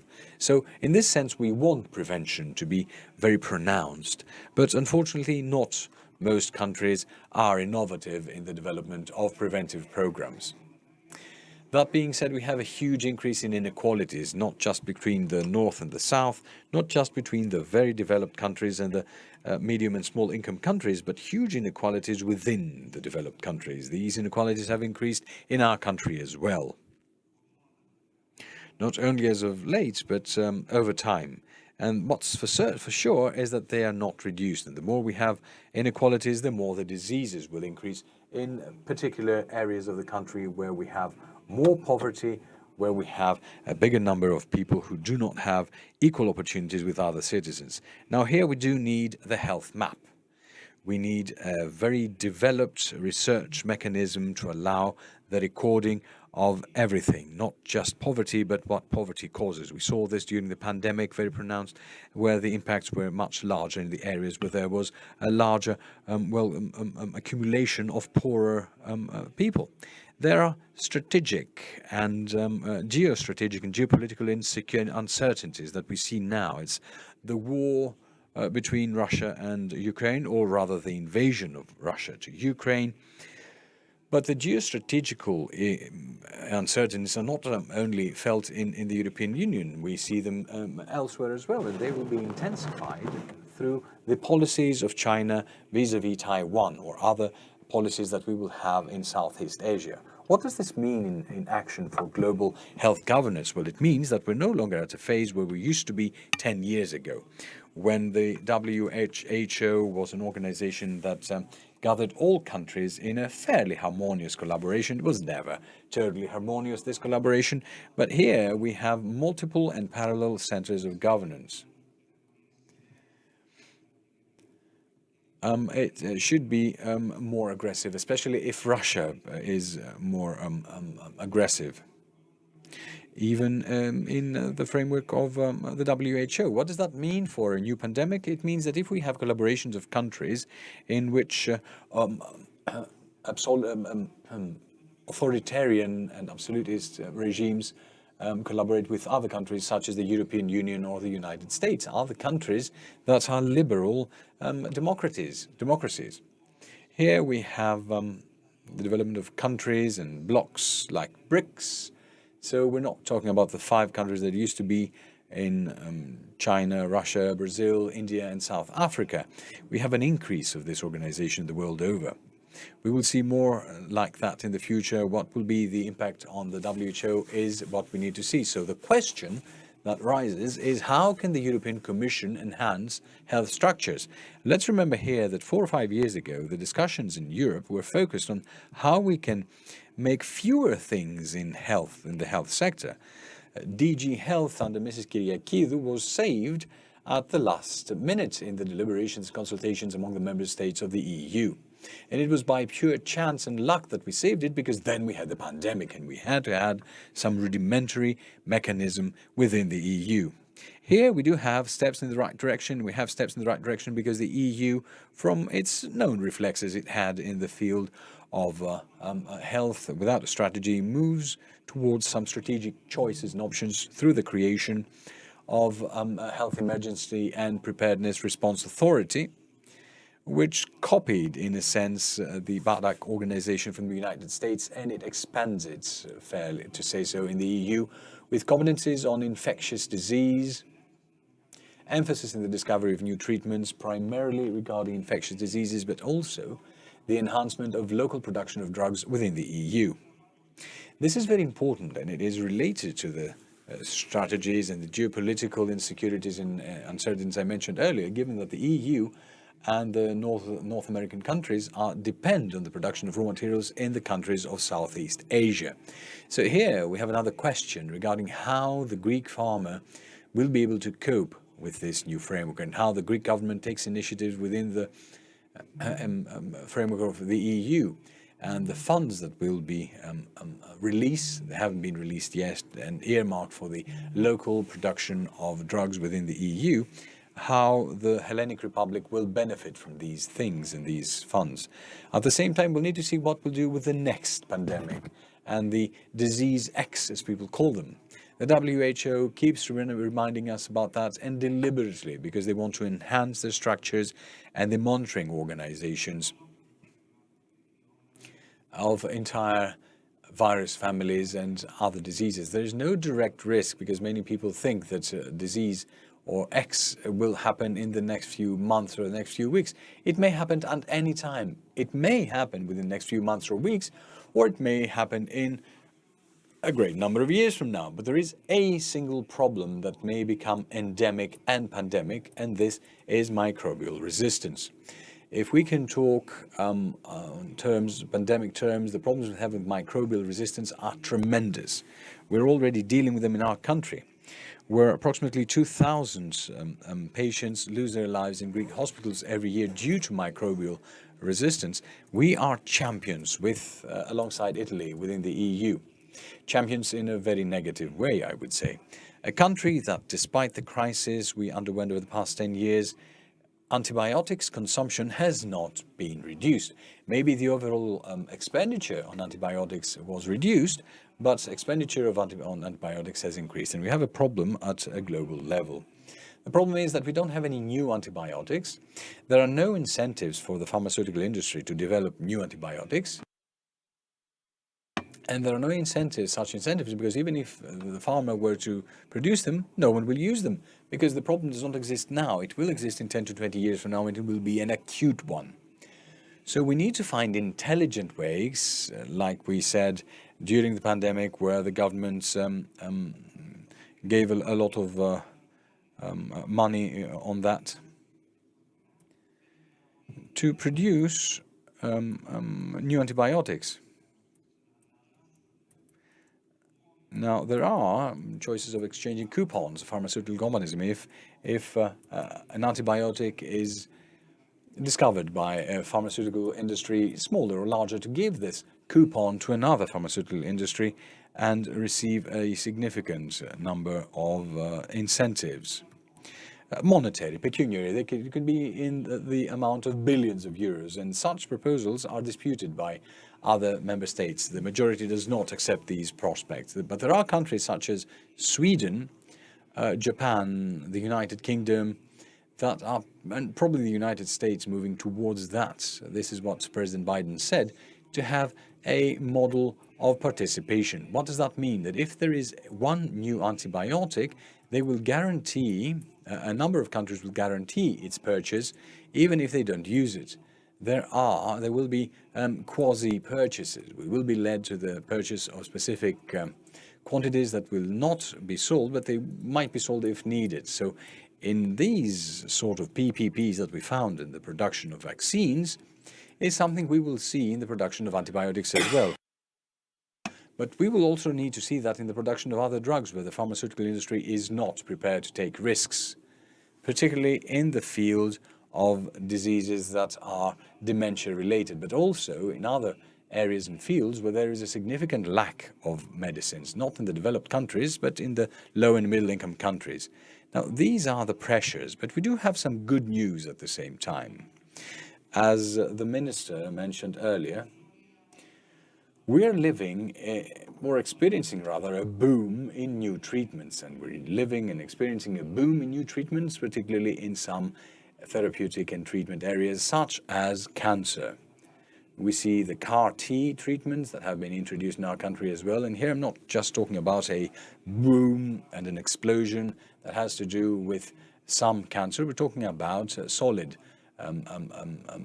cancers as well. We need to overcome a lot of things to do that, but our country needs to have infrastructures, not just drugs available. We need to have the possibilities to manage these drugs. We need specialized centers, but also to deal with very serious adverse events in these drugs. These drugs can be very, very successful, but they have serious adverse events. So if you don't have specifically trained medical personnel, you may not have the necessary results. There are a great number of innovative drugs that are very expensive, and here we'll need to see, apart from the closed budgets that Mr. Chryssochoidis mentioned, funding mechanisms that transcend today's things in most European Union countries, but the world over. Could it be that we should see the breaking down of the expense, or the bringing it to a greater time, so we don't pay the overall cost in a single year, but within 5 or 10 years? So the annual cost in the budget will not be the same as it would be paying once off. But it should be recordings and everything of patients to see whether innovative treatments have a good cost-benefit ratio. So we do have representatives from the pharmaceutical companies, and everyone knows that clinical trials do not last forever. Most of them last for 2 or 3 years. The result being, in the best possible scenario, having data for a very brief period of time that are very, very impressive for many new pharmaceutical products. So here we need a better recording and monitoring in time. So research cannot stop after the approval of the FDA or the EMA. We will need to have true, actual data, real-world evidence that will last for a great number of years. So the refund through this fund that the minister actually suggested must be linked to the collection of these data and the true effectiveness and efficiency in due time. The good news also includes the development of artificial intelligence. Again, a boom and an explosion that will help us detect high-risk patients, that may help us in the detections of patients who may have a disease due to hereditary traits in their family environment or due to their way of life. So artificial intelligence may link a lot of data from the health system as well as the life we're living, our lifestyle, which puts us in a better position to have preventative programs and treatment programs. Whether we will have better diagnosis is indeed something we're after. At the moment, artificial intelligence is not better than an experienced doctor. I'm not talking about an average doctor, your garden variety doctor who will not read the literature. I'm talking about a very good radiologist. So AI is not better than the radiologist, but it will become so. And the question is, how can we use AI to the benefit of our patients and the medical community? Because there's a problem with our human resources. At the same time, there is a boom in collecting big data. We have the European Common Space for the development of data. It will come, these policies will come to our country as well. There is a link of all data within the framework of EU countries, and here we have many technical issues that need to be resolved very, very soon, but they will be resolved. And now think a common European data space with more than 250 million people, tremendous capabilities for real-world evidence, and the capability to utilize these data to count efficiency and effectiveness of the health systems. The comparison made between health systems at the level of the EU and what we want, what we do is how we use these data. How to do the needs, the health needs, and to detect the effectiveness of these drugs and to use them in new ways. So these drugs may be introduced into our countries with specific labels and indications, but they may be expanded and enlarged on the basis of the data we gather from a very big number of patients. Many drugs have changed indications and labels because we know that they work not only on a specific disease but also others, and it's something we see in action. We have, imagine if we had data from 450 million citizens within the framework of the EU. So we don't have only challenges, we have very good news as well. Thank you very much, Mr. Mosielos, for giving us an overall picture of what happens the world over and what lies ahead. He conveyed a lot of these data to the Greek reality, and I believe that he offered very good case studies, both of global management and problems. And because the minister also put the emphasis on the human resources, I would please ask you for a very brief comment on how you view the exploitation of what more can be done vis-à-vis human resources in our country. Well, listen, the health system is its people. Institutional issues are wonderful. You'll be discussing them. Wonderful, the infrastructures that must change and huge reforms must take place. And the speech of the minister was very concise. It is impressive that a man who is not a physician himself has fully understood the problem in such a brief time period and is willing to bring about huge reforms. What has to be done with human resources is more important. A health system cannot operate with human resources that do not respond to modern standards. I speak at large, not on the Hellenic system. Let's respond to the modern conditions. But this, of course, means a change of the curriculum in medical faculties as well. That is, do the curricula of medical faculties respond to the modern needs? Do the curricula of pharmaceutical studies respond? Just pay a visit to the websites. They are dominated by organic and inorganic chemistry. There are no such cases. They are not subjects of interaction of drugs or of management of pharmaceutical apothecaries. So we need an upgrading of the curricula of the faculties, radical change on how we prescribe the specialties in our hospitals, a very rational assessment of human resources. Imagine if we have non-meritocracy in the selection of governor, of hospital governor. You may have white blouses, because that was the slogan in the 80s, that is, have 10,000 have white blouses in the hospitals, but this is not the predominant 10,000 recruitments. These are very welcome, that's true. There is shortage. The problem is, how will these recruitment be affected? Will they be on an objective and meritocracy, so as to have hospital governors and physicians who are seriously trained? At the same time, let us view the reality. What can a country do when 5.1% of its GDP is paid in the national health system, which is the main pillar for health services, when this country lags by 2.5% in public expenditure from our neighboring Spain, 1.5% of GDP from neighboring Portugal, comparative, if you say, if not neighboring. I do not refer to Denmark. But let us become, if not Denmark of the South, let's be the Spain of the East, of Portugal of the East. And a question is raised here, and this is the big elephant in the room that we never discuss. On what funding will we effect those changes that will motivate the human resources and have the brain gain with the current salaries of hospital governors, or with better incentives and remuneration that respond to their scientific knowledge and their productivity? That is, in relating part of the remuneration with the productivity and the better outcome in patients' hospitalization. So let me make a proposal for the next Health World Conference. Organize a round table with the Minister of Health and the Minister of Finance. So as for the Minister of Finance to undertake specific commitments. Can we really affect changes to the system with 5.5 of the GDP for healthcare? Medicine that has reached its limit in Greece, it cannot be further curtailed. The expenditure cannot be further curtailed.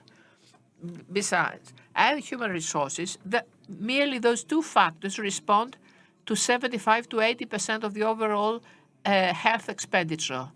How much can we curtail expenditure for the remaining 25%? Even if we do so, will we ever reach the 7.5% of 5.6% of Spain and Portugal, respectively? Let us reach 5.6% of Portugal. That is 1.4% of the GDP, additional 1.4 to be added in the health expenditure.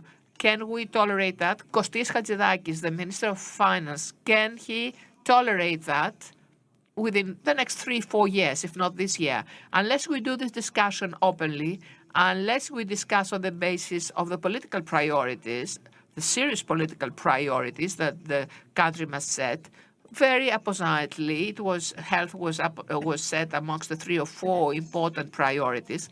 Unless we discuss how much we are willing to pay in the healthcare system, where are we to allocate the expenditure, then we may be discussing about many measures, many restrictions for many days.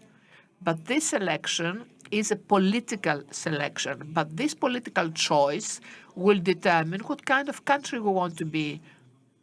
The country of the promises here and now, or a country with resilient and strategic political choices, steadily facing the future with small but very steady steps. At the end of the day, political choices that the country makes on its health system, the educational system, and social policy are these policies that the country makes for its upgrading. The policies it makes so as to become a civilized society. If we want to become a civilized society, let us look towards Portugal. Thank you. We warmly thank you, Mr. Moschelos, and we thank you all for attending.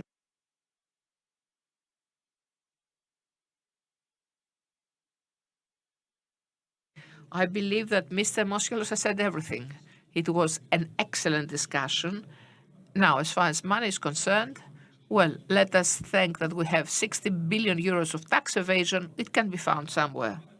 So let's move to the axis of health policies the day after, setting priorities and coordination. The moderator will be Mr. Kyriakos Souliotis. I will please ask all the panelists to take their seats. Mr. Souliotis will proceed immediately to the round table. Thank you.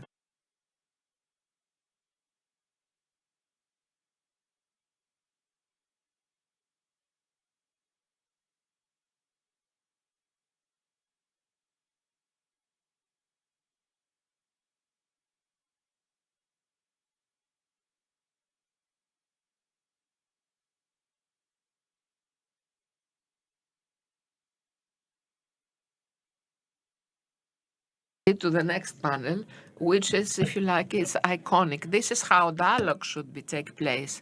If you see the participations, we have the Deputy Minister, representative of the central administration, of the central government. We have representatives from organizations under the umbrella of the ministry with a very important role, AOP and EOF, representatives of the pharmaceutical industry that is, of course, greatly concerned, and a representative of the academia that we will share the perspectives. So this is how I would expect to open the dialogue, so as to have both the pluralism and also have all the views heard, because we had very interesting things. And Mr. Moschelos, I will not take any more time, because we do have a problem with the time and we must all contribute to restitute and come back to the agenda as originally planned. So warmest pleas to all of you to be a bit limited and strict in your brief presentation. So 4 to 5 minutes from each, and then we will have a second turn in the forms of questions addressed either by me or the audience. So I give the floor, without further ado, to the first speaker, honoring with her presence the dear Deputy Minister, Madam Agapidaki, alternate Minister, excuse me, asking for her plans in her responsibility. Good morning to all. Before starting, let me, with giving you an overview of the policies, in order for you to understand what try to do and what means a reform, I invite you to think how you would like to be in 10 years from today. How would you like to wake up, how to move, to feel? How do you want to feel your body? How do you want to be fit? How do you want to be? I imagine that you want to sleep well, to do a series of daily actions. You may be 30, 40, 50, 60, 70. So over the next 10 years, the way we want to be is something that is built today. And I say that because the country has been discussing incessantly ever since I remember myself, and ever since we've had the TV set in my paternal house, there is a specific discussion on the news when the ambulance arrived, when the heart attack arrived on time. What's most important, however, is a discussion that we do not do, that is how often we miss other cases. And this is what constitutes the reform. When you have a population deserted in all the previous stage of one's life before the heart attack, I wonder, of course it is important to save lives, but do we realize that until the heart attack, once the heart attack arrives and you are saved and you are a survivor, thank God, then you start a life with many serious limitations. So no matter what the investment in the hospitals, in technology, ideally, if we had one hospital in each house, that we could have medicines interventions everywhere, this at the end of the day would lead us to lead a life with limitations. So what should we do? What we have never done? Prevention, primary health care, public health. Why haven't we managed to have all that? Why from 2012 that we had the MOUs and those obligations have we never managed to do that? My personal view, this query, is because we do not understand what this is. There are many efforts made all those years, and I do not want to negate any of these because each was the reply to this problem, that each government tried to give an answer to this problem. Nevertheless, the problem is that we do not understand, we do not have the same understanding on the issue. The issue is not to make a technical change in the system and say that, okay, you will not go straight to the hospital gate, you'll have to go through the primary care, to the family doctor. You have to first go to the health center before the hospital. We have an approach on these issues of prevention as if they were technicalities, which is wrong. If we had the capacity to make a broader discussion with the paramount professors in the field, they would all agree that prevention is a very substantial issue. Shifting the attention to the primary care is a change of paradigm, a change of behavior and mentality of the citizens, of the physicians, of the system, of the medical professions, the way we think. I'll share with you an experience I've had recently in Thessaly with the floods and how this has further enhanced our view on which primary care we wish, what kind of health, or what is the substance of prevention. Before that, we had a plan which again had at the center having as an autonomous pillar the primary care, that is the health centers with their own personnel, a series of different functions, priorities in the function, top-down and down-top approach, networks with regional medical centers, and so forth. Why do I do that? Because we want to attain three things. Handling chronic diseases in the community. 30% of the patients lives with chronic disease in the community, and thus we would be able to use chemotherapies and injectable therapies in the community, not to have the patient suffering in the hospital environment. We have also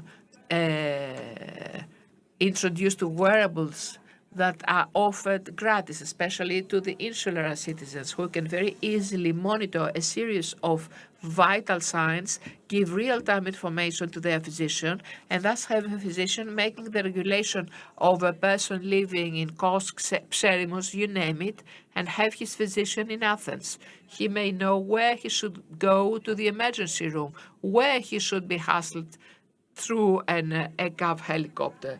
The third thing we try to do is to change our mentality with these aspects, making a major differentiation. We no longer wait for the citizen to come to us. Primary care means that we go to the citizen. This is what we did in Thessaly. I don't know how many of you have visited the rural areas of our country. I don't know how many of you have contact with people living in villages or were raised in villages. These days, I remembered a lot of what I have witnessed as a child. We do not have all the same notion. This needs to be built. And in concluding, let me point out, beyond all those interventions we make, we have the possibility over the next days to make official statements on the new model of the personal physician, the second stage that is of the reform, on how things will be organized. Let me point out something. We cannot solve everything. No one can feel that is omnipresent and omnipowerful. One will be really disappointed with such illusions. But with the integrated public health system,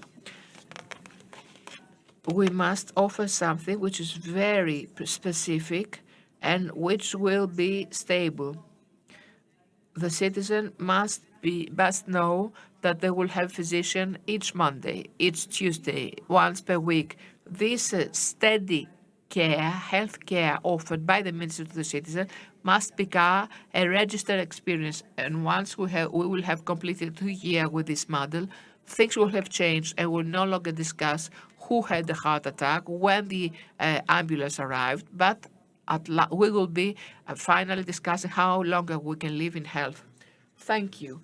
Our conference is on the priorities of the next day, and with great joy we hear that there is a plan, and I'm glad to see that there is a plan with very specific goal setting. Not everything can be done overnight. We have also great extraordinary facts that change the events. And that's why I believe the solution is solved through standardization.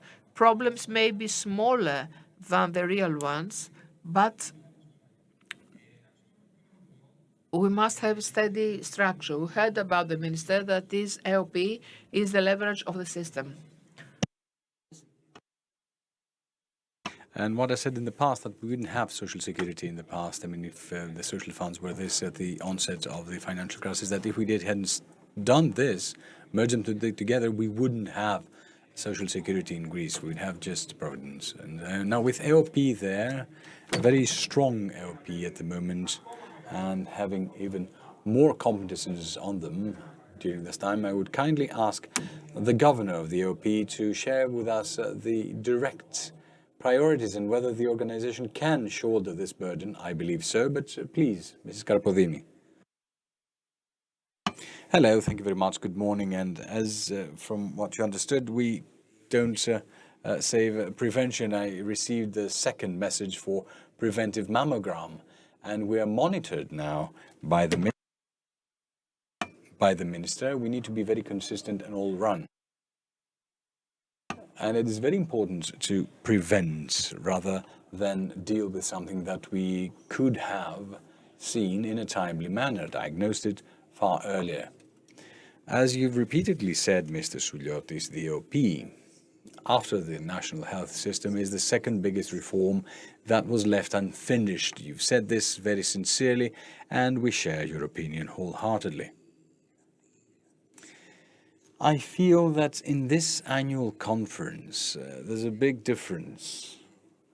That I felt it, I sensed it, it was palpable during the presentations and the greetings and the opening addresses before our panel. There is an optimism. There is a common understanding that we're no longer talking about the small everyday problems we face, but we're looking ahead, we're looking forward. Like the minister said, we're interested in making cuts, in making the difference. And it's the same thing that the alternate Minister of Health said as well, not just tweaks and micro corrections, simply to put out the fire and deal with something today until the next calamity hits us. In fact, the organization, to be able to cope with all this ambitious plan of the health ministry, be that regarding public health or prevention or the improvement and accessibility to all health structures, or the management of expenditures that are drug-related and service-related alike, we need a restructuring. It's what the minister said. So our vision is always centered on the patient.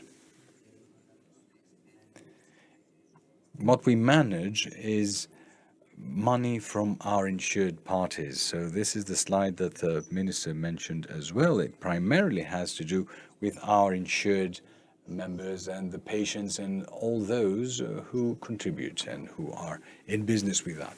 We need a new operational program to govern this. So we need a new operational governance program with 3 new axes.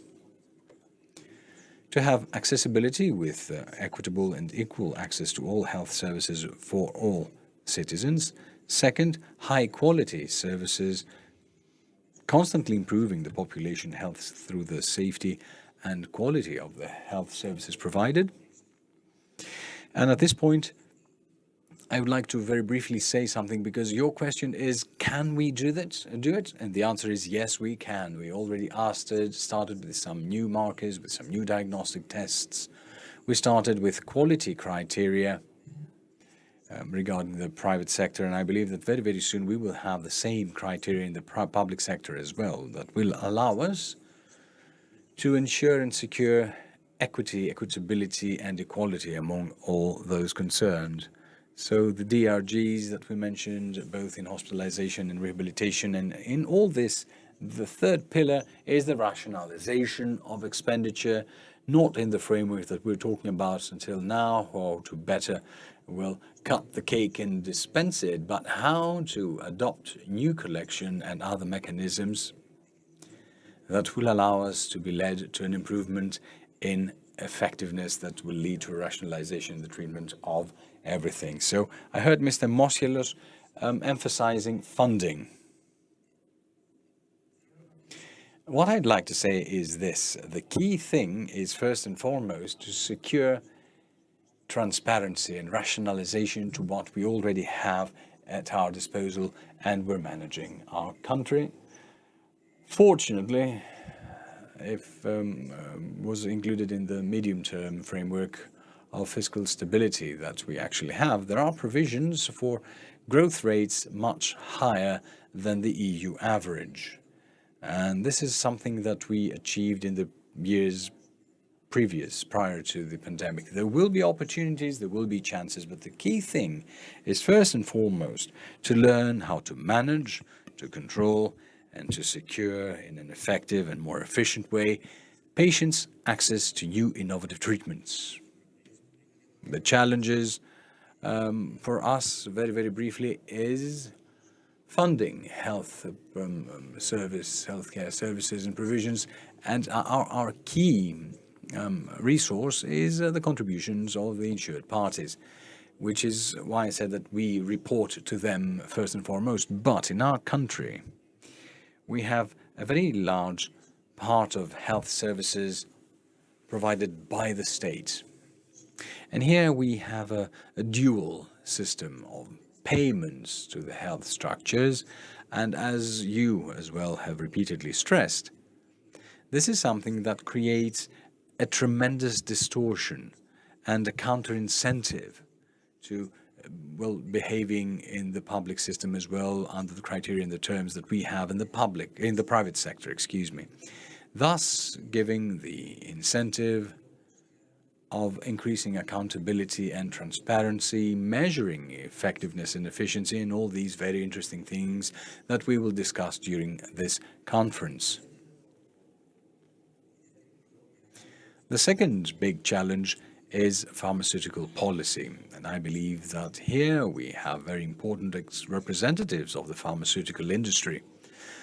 The Minister referred to the tools we have for the evaluation and assessment of health technologies, the HTA, and the consultation and deliberation for the reform of the National Organization for Medicines, the EOF.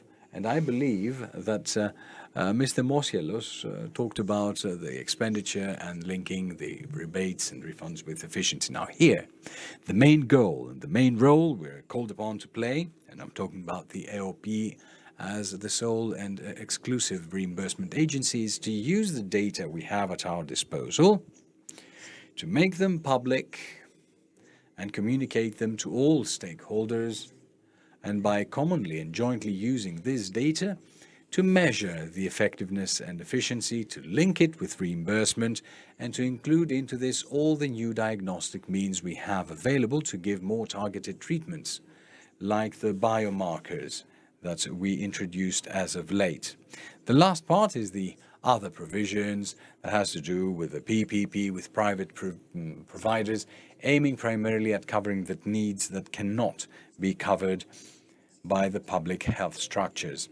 Here we do have a bit of a weakness, because we don't have all the budgets gathered to be able to give the same incentives under the same terms of negotiation. Now, the goal of reform for the Ministry of Health is to map the capacity and the dynamic of the public health system after its reorganization, and then to have the AOP as the strategic buyer, purchaser, in collaboration with the Ministry of Health in a targeted way through the deliberation, through the consultation and negotiations to secure citizen access wherever the public sector cannot make it so.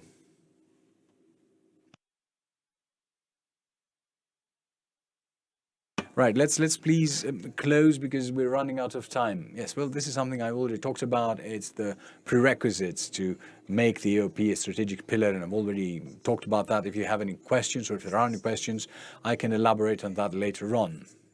And of course, this slide shows the necessary institutional interventions required in order for the AOP to play this role that we mentioned. I will just focus on the last bit, which, as far as I'm concerned, is the most important one, that citizens and patients are always at the center. Now, in this framework, with regard to pharmaceutical expenditure, we already ran and activated actions that will allow us to send these drugs that have to do primarily with chronic diseases and the chronically ill, as well as our fellow citizens with very serious problems at home. We're trying to secure direct access to new innovative treatments using all the tools available at our armamentarium, primarily these consultations, deliberations.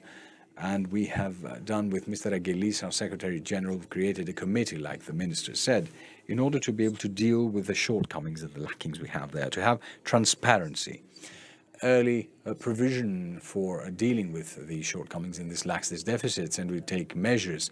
The key goal being the doctors being aware and the patients being aware, being in the know, and to achieve transparency. As regards the part of all other provisions, our key goals that have to do with our patients are to reduce the waiting times for treatments and surgeries.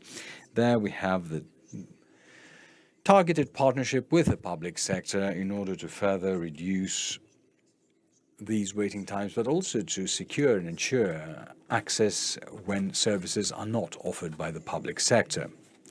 We want to create a reference center for specialized treatments and surgeries, because another challenges our patients face is what cannot be dealt with and managed in our country, and we need to give incentives in order to create in our country as well PPPs, to have doctors coming in to convey their know-how to our own doctors so that we can be able to have the capability of dealing with such big categories in our country without having these patients move abroad for their problems.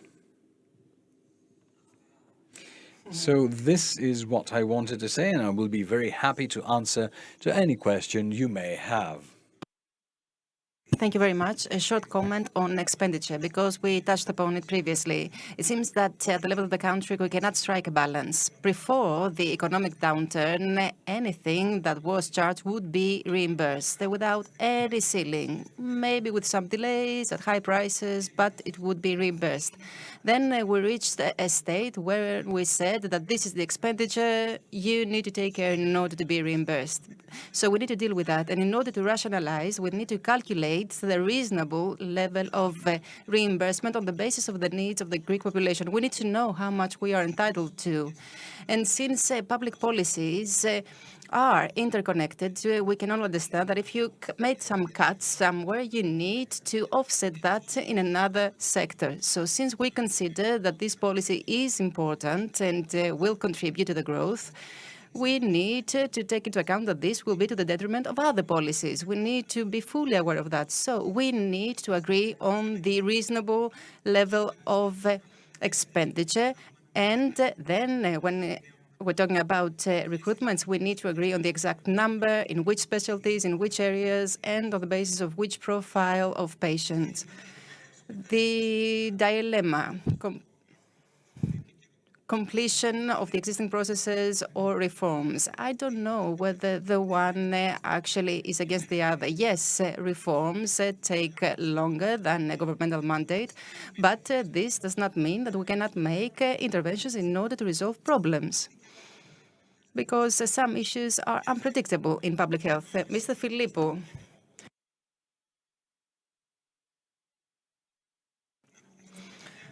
We need to say that there is a European strategy for medicines. Our country is taking part in this strategy. So can we hear about that and about the priorities of the National Organization for Medicines? First of all, thank you very much for the invitation to attend this very interesting panel representing the National Organization for Medicines, EOF, which is one of the oldest organizations in the health sector. It is an organization that is extrovert because medicines, which is actually the scope of the organization, is basically the most valuable means to ensure good that is called health. It is a means which the context that defines its value is regulated not only at national but also European level. So we are an organization that has priorities that need to be set in two different levels, the European level but also the national level, always taking into account its particularities. So there are European actions that constitute the pillars of the pharmaceutical strategy that we need to adapt, embrace and adapt. And at the same time, we need to try to adjust these actions and requirements of the times to the national reality, which, as was mentioned previously, has gone through dire straits. Now, if we wanted to take a look at the priorities of the European reality, always in relation to pharmaceutical policy, we could focus on 4 keywords. The first is accessibility. In other words, to ensure that all patients will have access to medicines, and especially novel medicines and innovative treatments. The second keyword is transparency.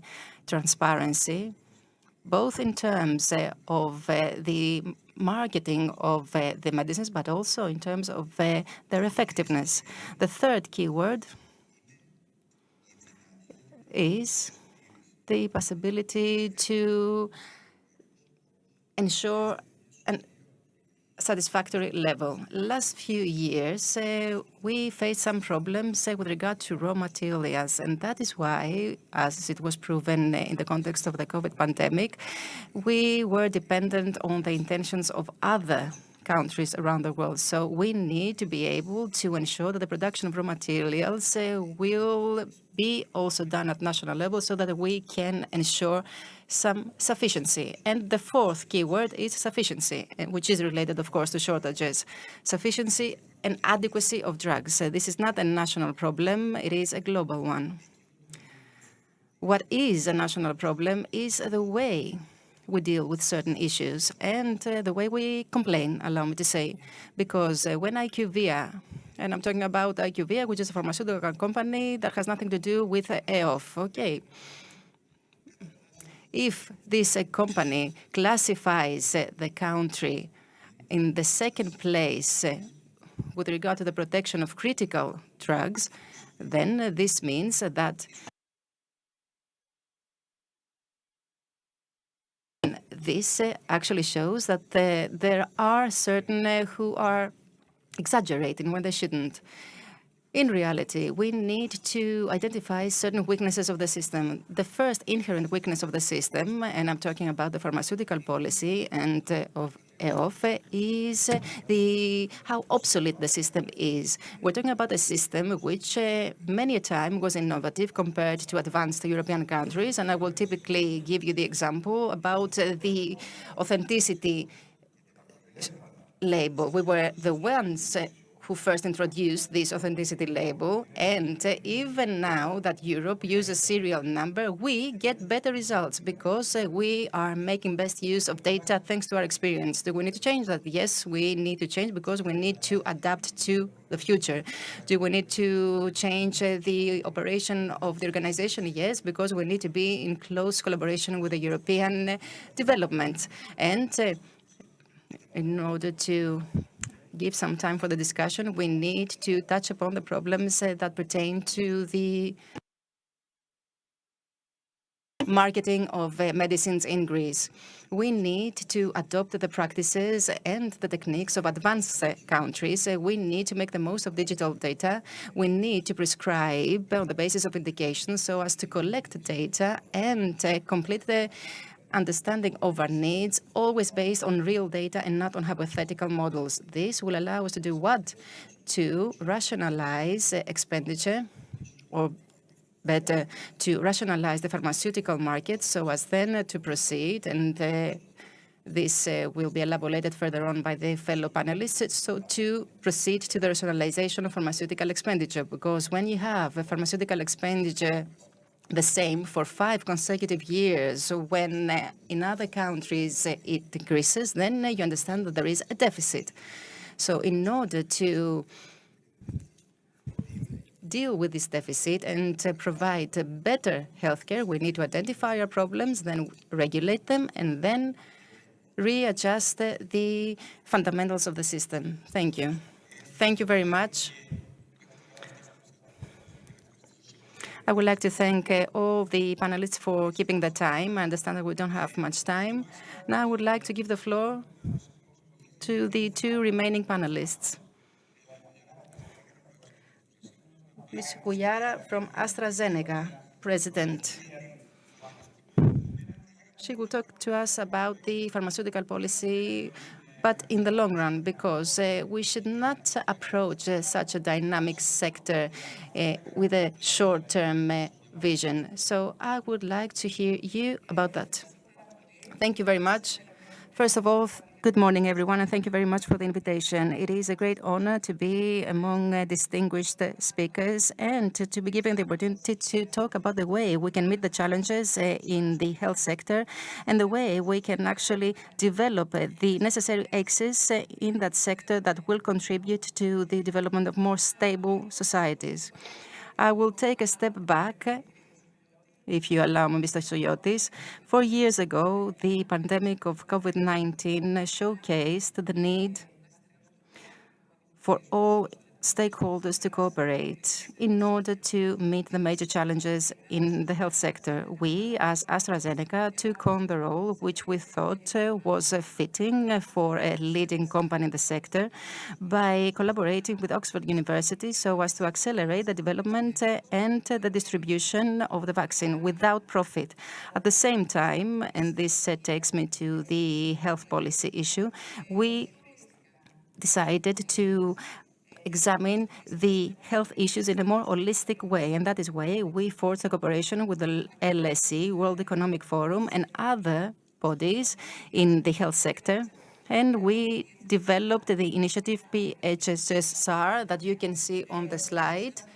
PHSSR means Partnership for Health Care System and System Resilience. This initiative has been implemented in several countries, Greece included, and basically this initiative wishes to answer to the following question: how can we restructure the health systems so as to be able to deal more effectively with all challenges, but also to ensure a speedier recovery?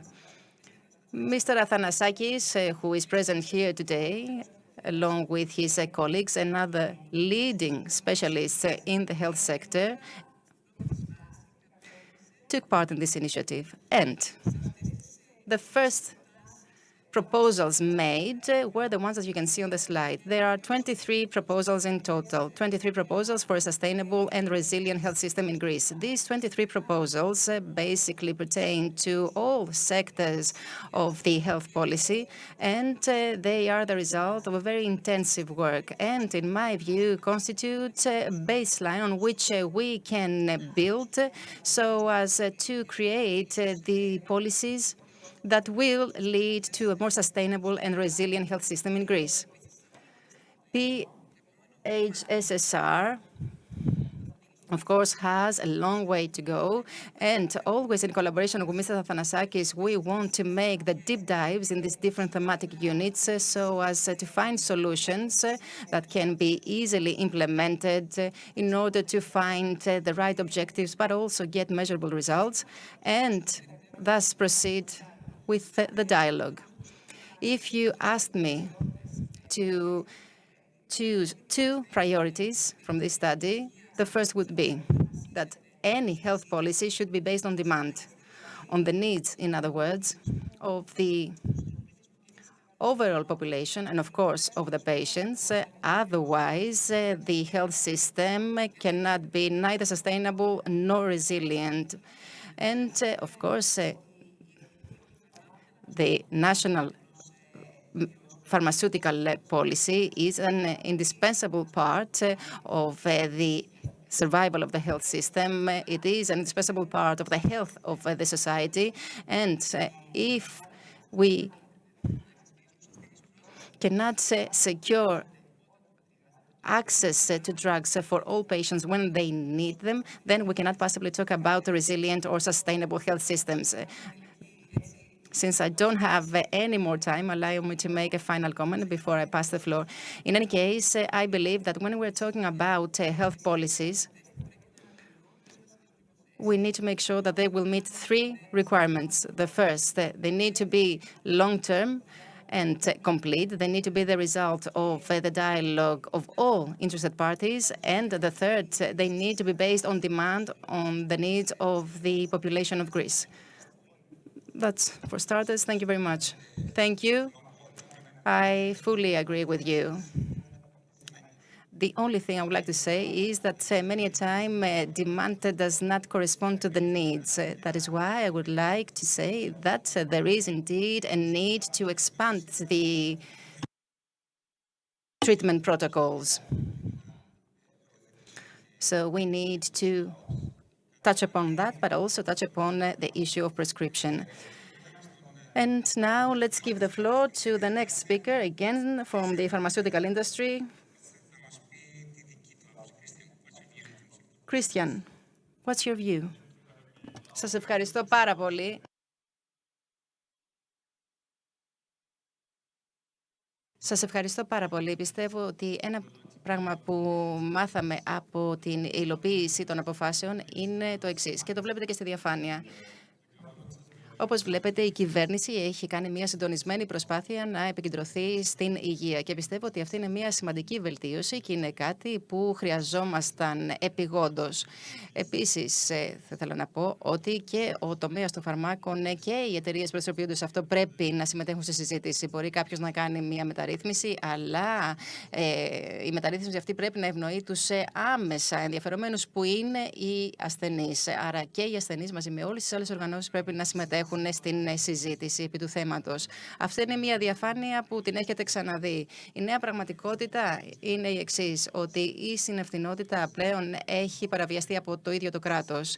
Είναι ένα σύστημα υγείας το οποίο χρηματοδοτεί τα φάρμακα με τη συνδρομή του ιδιωτικού τομέα. Αυτό που είναι το ανησυχητικό είναι ότι τα πιο κρίσιμα φάρμακα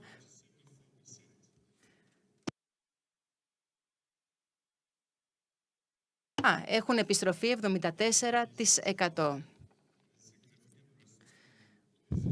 Επίσης, ότι υπάρχει σημαντικός κίνδυνος όσον αφορά την ασφάλεια του ελληνικού πληθυσμού.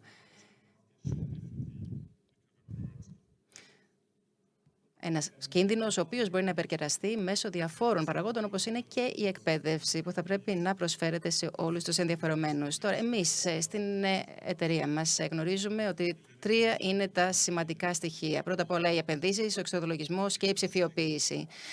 Πρέπει να υπάρχει μια ρεαλιστική χρηματοδότηση. Πρέπει να διασφαλίσουμε ότι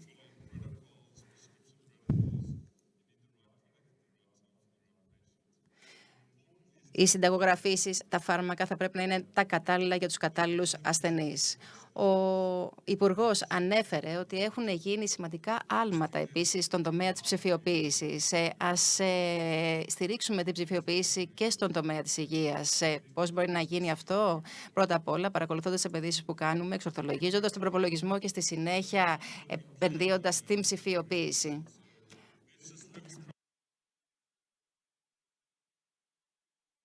Για να δούμε λοιπόν κάποια παραδείγματα του τι κάνει ας πούμε το Βέλγιο. Γιατί να επανεφεύρουμε τη φωτιά ας πούμε ή τον τροχό. Υπάρχουν περιοχές όπως στη Ρουμανία όπου εκεί έχουν το kept clawback. Το φαντάζεστε αυτό, είναι αυτές οι επιστροφές. Το clawback το οποίο θα ήταν φανταστικό αν μπορούσαμε να το επιτύχουμε εδώ. Στο Βέλγιο έχουν τον προϋπολογισμό ο οποίος τη χάνει της εξής διαχειρίσεως. Από τη μία έχουμε μέτρα αυστηρότητας και δημοσιονομικής πολιτικής και χρειαζόμαστε χαμηλές τιμές και υψηλή διείσδυση στην αγορά. Ας εστιάσουμε λοιπόν σε αυτά τα μέτρα της αγοράς. Για να δούμε τι γίνεται και πώς τα έχουν υιοθετήσει πολλές χώρες. Εστιάζοντας στην αξία που εγώ φέρνω, θα πρέπει να μου την ανταμείψεις. Αν δεν φέρω αξία, μην την ανταμείψεις. Επομένως, η καινοτομία θα πρέπει να είναι προβλέψιμη, αλλά θα πρέπει να επιβραβεύεται και όχι να τιμωρείται με 75-74% επιστροφή. Clawback. Το Βέλγιο είναι 4%, εδώ είναι 74%. Αυτές λοιπόν, αυτά τα μέτρα έχουν ως αποτέλεσμα ότι δεν λειτουργούν οι συμφωνίες και υπάρχει μια συνυπευθυνότητα της τάξης του 4%. Αυτό όμως βασίζεται πάνω σε έναν προϋπολογισμό, ο οποίος χρηματοδοτείται επαρκώς προκειμένου να αντιμετωπίσουν τις δικές μας ανάγκες όταν χρειαζόμαστε να πάμε να δούμε έναν γιατρό ή να έχουμε πρόσβαση σε ιατρική. Είμαστε εδώ για τον μαραθώνιο, δεν είναι sprint. Ο λόγος για τον οποίο δεχθήκαμε αυτές τις υψηλές επιστροφές είναι επειδή έχουμε εστιάσει στον Έλληνα ασθενή. Και είμαστε, όπως γνωρίζετε, μια καινοτόμος εταιρεία, καινοτόμος επιχείρηση με καινοτόμα προϊόντα. Αυτό που θέλουμε να κάνουμε στην Janssen και στην Johnson & Johnson δεν είναι να λύσουμε ένα πρόβλημα του σήμερα, είναι να λύσουμε τα μακροπρόθεσμα προβλήματα. Η ελληνική κοινωνία είναι γνωστή για την ιστορία της, για τη γλώσσα της.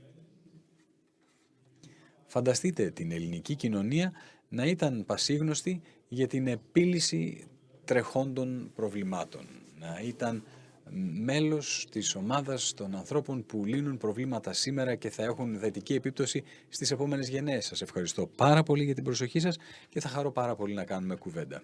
Ευχαριστούμε πολύ. Κρίστιαν, κρατάω τον εξορθολογισμό ως στοιχείο και πραγματικά θα ήθελα να τονίσω ότι χρειαζόμαστε κίνητρα για περισσότερες επενδύσεις στη χώρα. And let's move to the last and rather more important intervention of the esteemed professor and very good friend, Professor Emeritus Yannis Toundas. Dear Mr. Toundas, dear Yannis, we heard the minister making a call for interventions. You've done limitless, countless ones. You've signed many of them, and there is a sense of resignation or deletion or whatever that is in public dialogue. And we have proposals that are well documented in the right direction, but it appears that politicians follow their own way. What have you got to say about that? Good morning, first of all, actually, good afternoon. I'll try to be brief. I know that we are behind schedule. I've had a lot of interesting things, and I'm glad because many of these things we have been reiterating us from the academia for a long time and have been patiently expecting for it to be implemented. I'll try to summarize whatever we've heard, how this can be allocated in specific categories. First priority, of course, is the national health system. A collapsing national healthcare system that must definitely be revamped. The minister spoke of a holistic reform. I'm glad for the phrase, but I would go one step beyond. According to the Analysis study, speaking of a new NHS, because particular reforms, holistic or whatever, do not suffice. We must re-found NHS away from the values of concentration, of clientele state, of partisan state. So we must speak of a huge renewal. The next thing is that in order to have a really holistic reform, we must have holistic plan for the new NHS. We've seen important initiatives, but do not see how all these are interlinked in an overall vision. And the third remark is that, as the minister has said, and I think it was amongst the positive things we heard, that we cannot have NHS be governed by the Minister's Bureau. This I have been saying for years. What does this mean? Practically, it means that if we do not want NHS being governed as a bad managed state service from the minister's cabinet, and we really want a public organization, it means that NHS must acquire the legal entity of public character with an administration top-down approach on objective, transparent and meritocracy criteria. This we have elaborated with Kyriakos Souliotis and other distinguished colleagues in study that will be published in DNAs in the next month for an overall management of NHS. So these are my comments on what I would personally add to what we have heard till now. The second priority is public health. I do not have much to say because dear Irini Agapidaki has done an excellent work as a Secretary General in this field, and I'm certain that she will go on with this effort she has launched in her capacity as alternate minister. What I wanted to say is that what we should do, and definitely Madam Agapidaki will deal with, is how this field of public health will acquire, beyond this interconnection that was very appositely mentioned, how to acquire a strong central management and how to acquire strong peripheral services. We cannot have NHS offerings of services. Its role is different. The role of the regions and the ministry is to organize a pan-Hellenic network that we will offer the right health services in cooperation with the primary health care. The third priority, major chapter, greatly discussed, is the sector of the medicines. The national policy on drugs is necessary, as it has been said by the Prime Minister. Until now, we have exercising policy of medicines expenditure, not pharmaceutical policy. So the fact that we try to embark on such an effort is important. Two comments on that. First, one main problem is the composition and the connection of consumption and how we'll interlink it with expenditure. For antibiotics, for instance, what we've heard, how important problem this is. And I must say here, with a spin,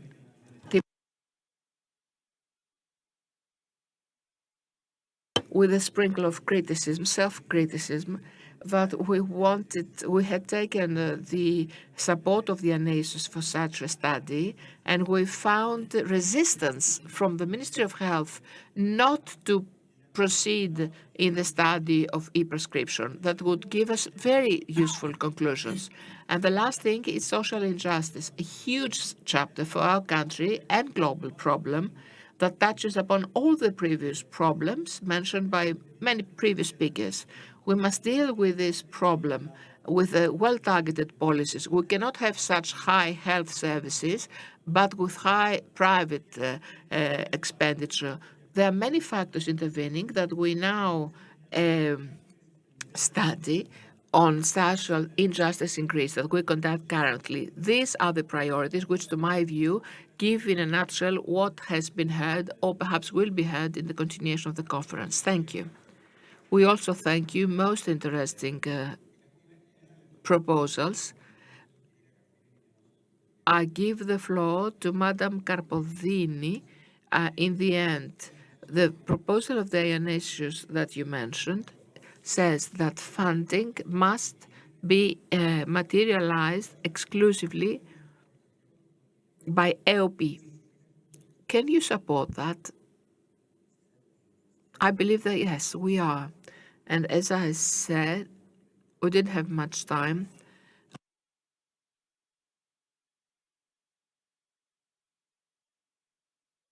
The main subject, before asking for any new funding, is to deal with the budget we currently have.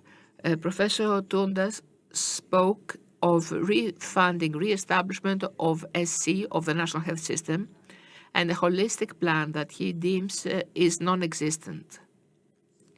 Well, there are overall visions set both by the Ministry of Health and AOP, who's definitely not is only a buyer of health services, not a provider. So with this at hand and having the budget, AOP will be able to offer the mobilizing power so as to have both the appropriate pricing of health services from the NHS, DRGs, for instance, they've such a mechanism, and the work has been done towards that. But it's high time we price those services correctly on the basis of this system. We must integrate the payroll cost. We cannot leave the payroll cost outside and then have the buyer, AOP, to measure the effectiveness and efficiency of each service with quality criteria, with assistance, with mortality and morbidity rates, with obesity rates, hospitalization rates, and so forth. We can do that as long as the basic prerequisites are covered with the appropriate necessary institutional modifications and interventions. Yes, we can assume this responsibility. And I conclude by saying something that the minister mentioned beforehand. The basic is to have a buyer that will be able to control. And because you spoke of the control of prescription, yes, indeed. We want to prescribe, to control in different ways. Until now, we were auditing the payments, or we might come a posteriori, ex post, and impose a fine or a penalty. No, now we want to go to the source of the expenditure. We want real-time auditing in online connection, that is, both for the hospitalization service, both in the public and private sector, and the provision of medical equipment, which is a big part of the budget in all that. And if you allow, again, let me dwell on something that Mr. Tundas has said. I'm extremely glad that this effort was launched. We all deal with problems on how we are to handle that data, but it is most important that the minister's mandate and the guidelines were given in order to introduce a new long-term and sustainable pharma policy started from this point. We had the opportunity to meet with all the representatives of the pharma industry, and we agreed, first of all, on what will be the data we're speaking about. This wealth in Idika, which is the technical handler of the system and our contractor in LP, is being published by LP. Therefore, on this basis, along with all the stakeholders, and we must secure that there will be transparency. We sat around the table, shared thoughts. Within this week, we will have our second meeting so as to agree on first of all, on the definitions we use and what is the onset, what is our basis, and the data bank that we will be used. We must have a common language for all, and upon that, having reliable elements will move ahead. Well, we are looking forward to tangible results, which, however, have to be open and accessible, not intramuros, us and our interlocutors. Well, we'll fight the GDPR. Small correction. I believe that due to time pressure, when we refer to public health, I meant EOV, not EOP. I apologize for this misunderstanding. Mr. Philippou, how do you view the role of EOF on all that? Well, there's not, if you had only one single priority, what would you ask? Now, the very first thing that you want, in the framework of this discussion on expenditure curtail, well, what we must have first and foremost is the interface of all the software systems. So as to have a common language, collect and gather all data available and assess. We are interlinked with Europe and have data from Europe, so the network must expand. We must add and include all the Greek organizations without exception, and this perhaps is the most difficult venture. All the rest is far easier. The question is how many different systems must be communicated and must all speak a common language, a common jargon, so as for the data collected to be exploitable. We currently have real data which cannot be exploited because the one system does not cooperate with the other, and they do not view the European ones. So we don't do much.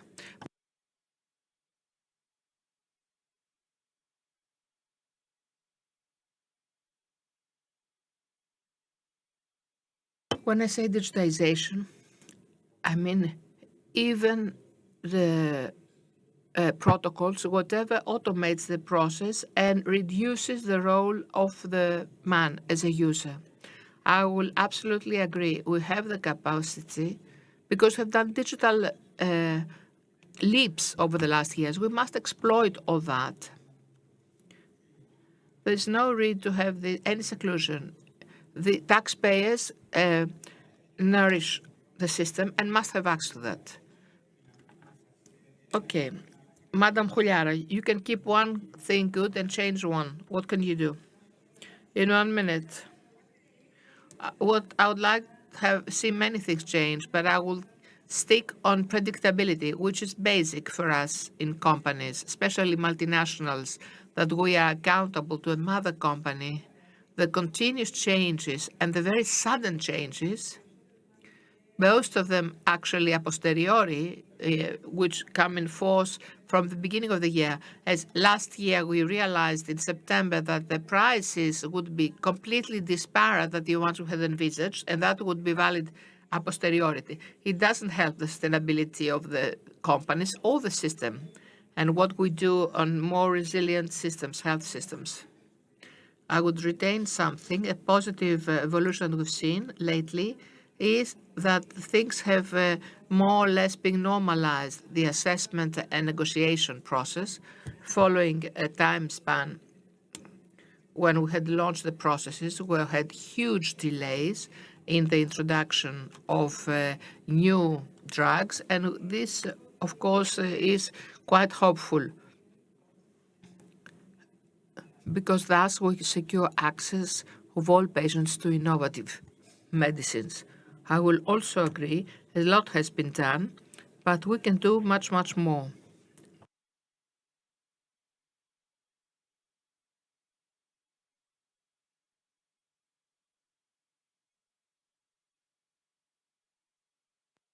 Η καινοτομία είναι απόσπαστο κομμάτι. Λοιπόν, λέμε για τη διαφάνεια. Χρειαζόμαστε τη διαφάνεια και είναι κάτι το οποίο χρειάζεται το σύστημα επιγόντως. Και θεωρώ ότι είναι μια μεγάλη αλλαγή η οποία θα γίνει. Και πραγματικά μου είπε κάποιος μέσα στην Γιάννη να πει πού είναι οι αποδείξεις για όλα αυτά. Διότι υπάρχουν πάρα πολλά θέματα. Πρέπει να γίνει μια ενεργός συνειδητή επιλογή για να γίνουν αυτά τα πράγματα. Και αυτό που θα πρέπει να γίνει είναι αυτό που συμφωνήσαν οι Υπουργοί ως ομάδα εργασίας στον επόμενο προϋπολογισμό του Δεκεμβρίου, να δουν πώς θα γίνει καλύτερη πρόσβαση του πληθυσμού στις υπηρεσίες υγείας. Right, well, there is a proposal on the table, and here comes the second. Are there some conditions or requirements that will help facilitate the implementation of such proposals? Because we've seen that there are many projects that are dropped or not even attempted. Is there a lack of boldness in the field? What is the requirement to see some of these proposals that are well documented come to fruition? I believe that the attempts for reform of the past 20 years from Alekos Papadopoulos onwards, and there were quite a large number of them, did not have the necessary results. Because I believe that there was no political courage or boldness for any political cost to be suffered that is entailed by any such change. There is a political cost, but there is social benefit. In order to enjoy this social benefit as an ally vis-a-vis the political cost, which primarily means the responses and the reactions of labor unions and other vested interests, you must have secured the consensus of two factors. One of them is society, and you have the consensus of society if you present society with an overall vision, holistic vision that meets the requirements, their expectations, and their needs. And the second is to gain the consensus of the majority of the people who work within the national health system, the SC. These two issues are the requirements, the prerequisites, and I believe that these prerequisites can be true to facilitate, in combination with the necessary political courage and boldness, to make them happen, provided there is a substantial communication and discussion and consultation with the society and the people who work in the SC, what you want to build, how to do it, and what the benefits you have from this thing. And this is a discussion that hasn't started, or that it hasn't advanced as much as it should have. Right, and we will close with the alternate minister. I have a question, Minister. Now, we heard your priorities and we're all very happy. Can these be subverted, for instance, due to the recent natural disasters and calamities? No, says the Minister, they are enriched. And let me say two things, and I will start with what Mrs. Karpodini said first. For this government, there is no public or private sector per se, in the sense that we're not a priori ideologically in favor of the statism or in favor of the private sector or the public sector. Things that we've been heard as ideologies one time and again. I mean, it's like sitting in a musty room and hear the same things being told.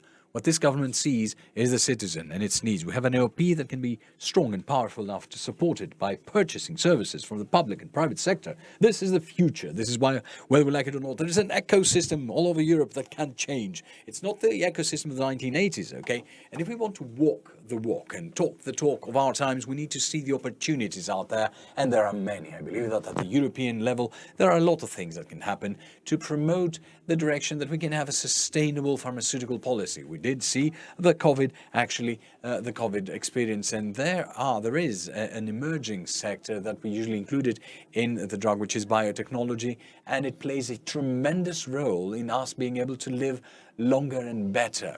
So all this discussion and debate is included in a framework that says that, well, a person who lives in Athens, in Crete, in Thrace, or wherever they have some needs, the state needs to meet and cover those needs. Whether they will purchase services from the public or private sector without burdening the citizen is indifferent. It's without an interest.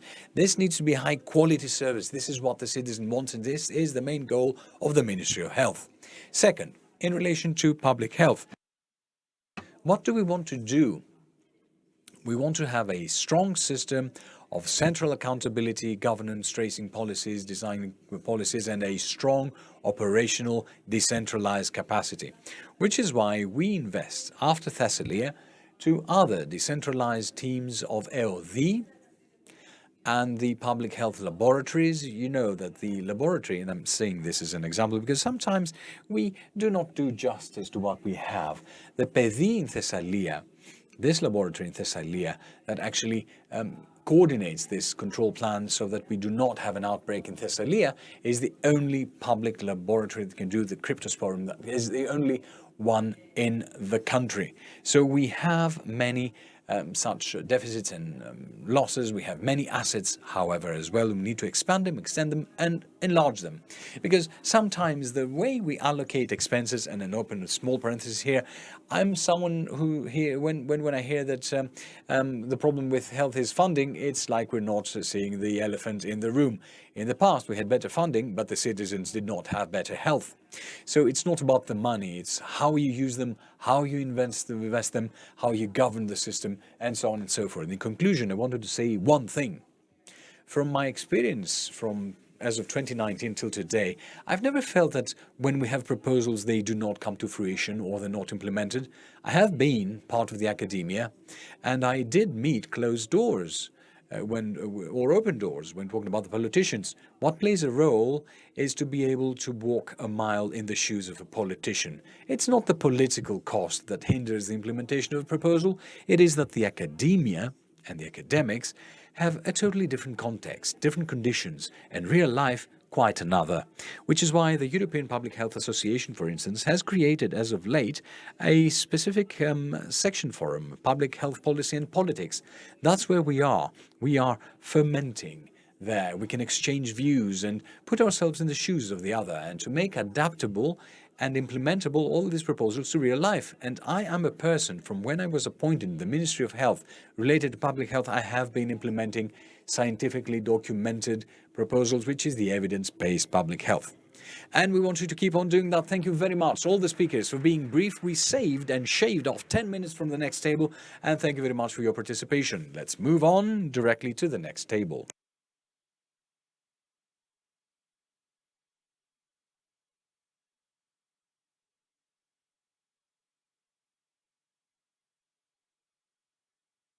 Photo opportunity. Christian, look sharp.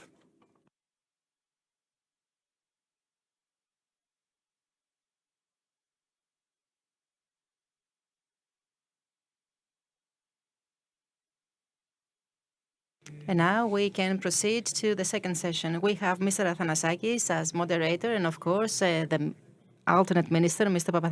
Papathanasis, who has to leave soon. Kostas, are you ready? Okay. Funding increases in the healthcare sector, committing to development. Thank you.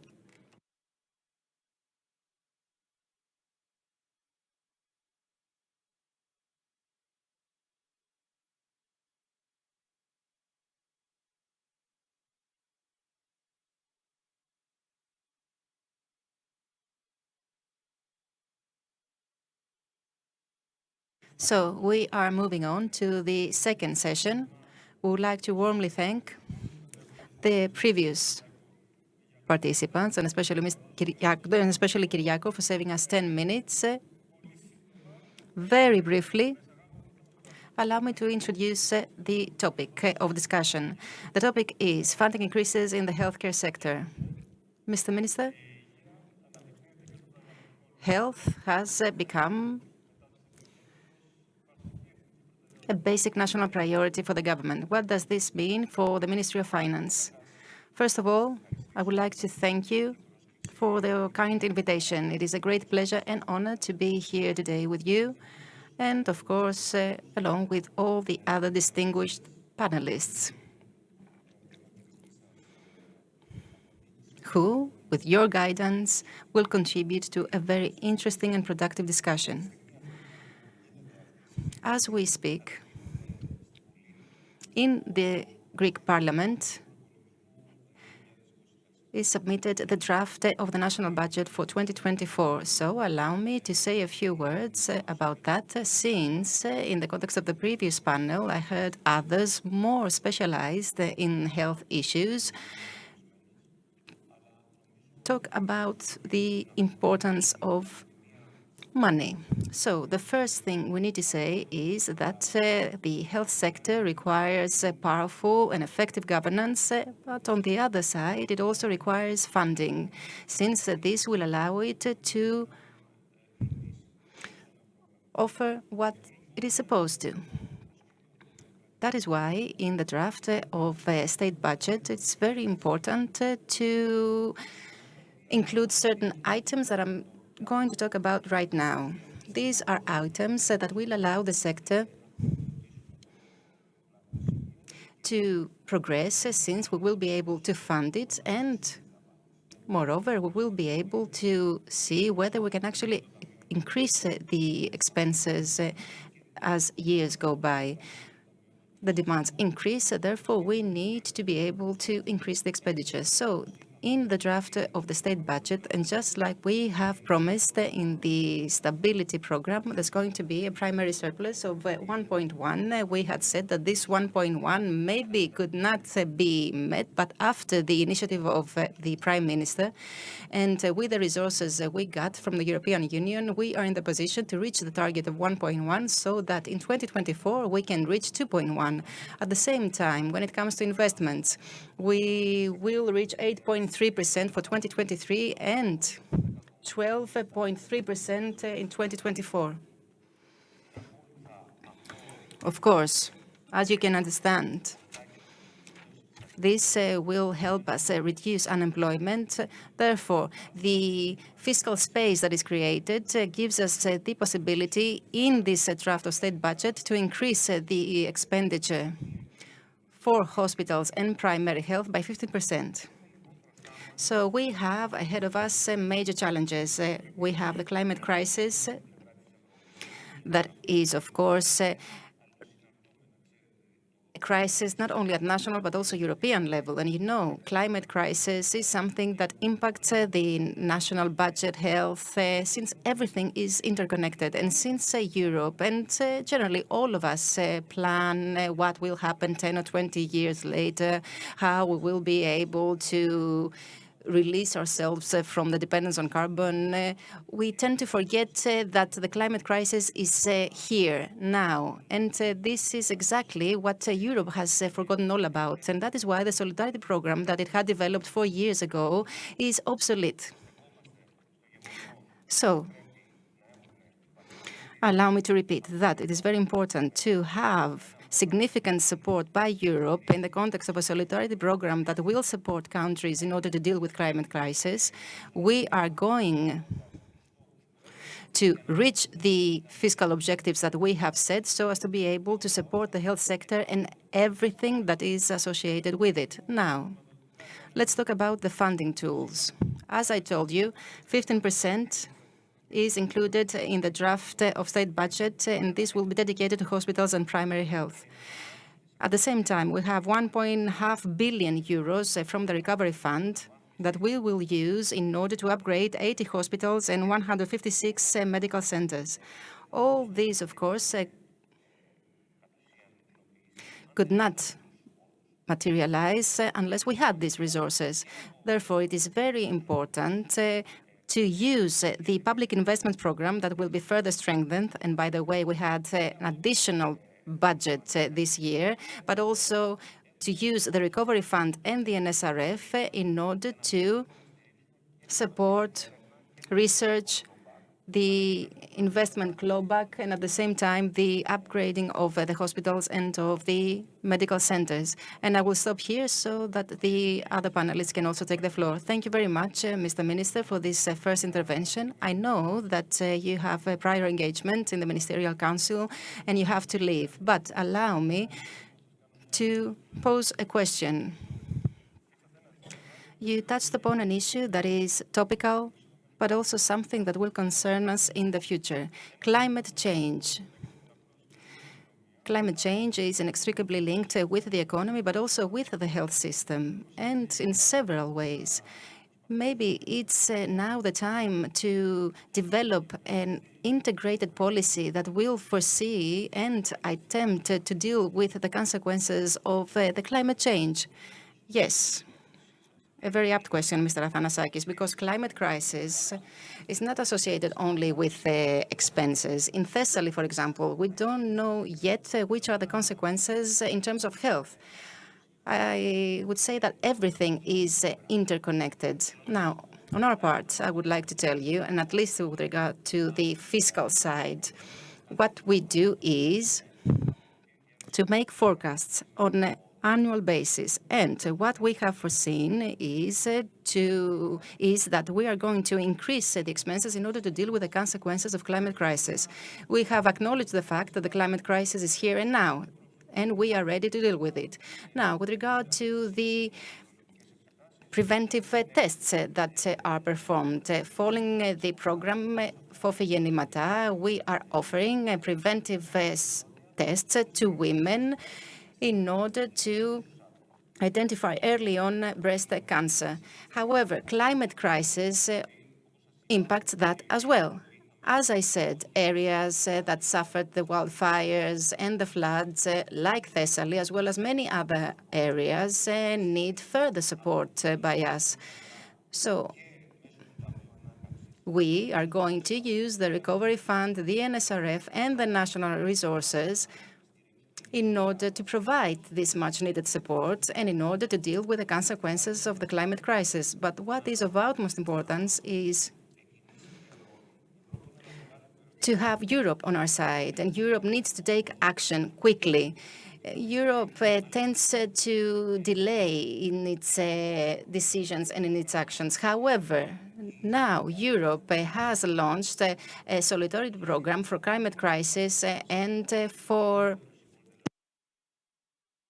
However, this program needs to be updated, and this has been acknowledged by the President of the European Commission, Ms. von der Leyen. So we want Europe to be closer to the States. We have countries like Portugal, Slovenia, Greece that are suffering from the consequences of climate crisis and need Europe on their side. Europe needs to be stronger and to provide greater resources, because for the time being, it covers just 6% of public expenditure and not of private one.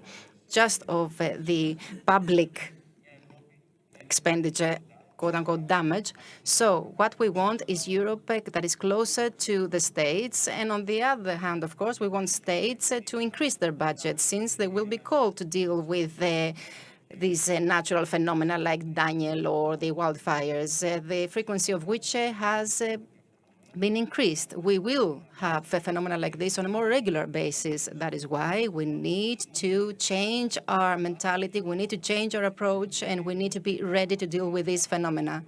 All member states and Europe, and of course Greece, need to be closer to the citizens, and we actually are closer to the citizens by following a more effective fiscal policy. Because if we want to be honest, we need to acknowledge that resources are absolutely necessary for the effective implementation of this policy. And based on the draft of the budget that we have submitted, everyone can see that we are ready to increase the expenditure for health, since this will be to the benefit of our citizens. Thank you very much.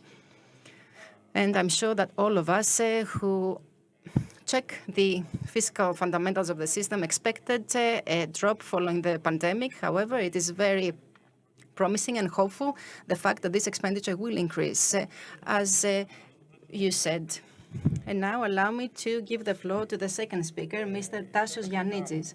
Mr. Professor, this iconic system of social protection, the NHS, how do you see it evolving in the future, given the strong presence of trends like the demographic trend, but also the inherent weaknesses of our productive model?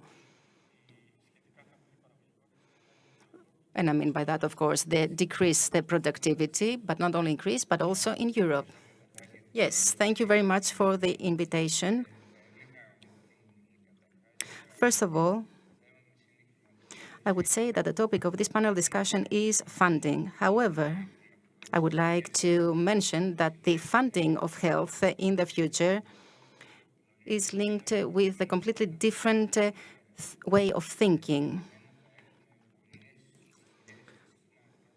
The fact is that we're going to experience many pressure especially in the front of health, that will require additional funding. The fact of productivity that you touched upon and of the rationalization of the health expenditure of the health system as well as of other systems is something that is of great importance, because when you are lacking resources, or to put it differently, you may have resources and you can use the resources in order to reach the X objective, or X plus 20% or plus 25%. You need to increase productivity. Otherwise, you will constantly be faced with problems, and the problems will multiply as time goes by. Therefore, we need to think in a more rational way, something that is quite difficult in times of hardship. And I would also like to note that the weaknesses that we are going to experience, and not only in the health sector, will lead to political and social tensions. And we do have such an experience from the 10-year-long crisis. We know what it means to have strong social tensions, not only in Greece, but also in other countries. We also need to keep in mind that the underfunding and the health of the population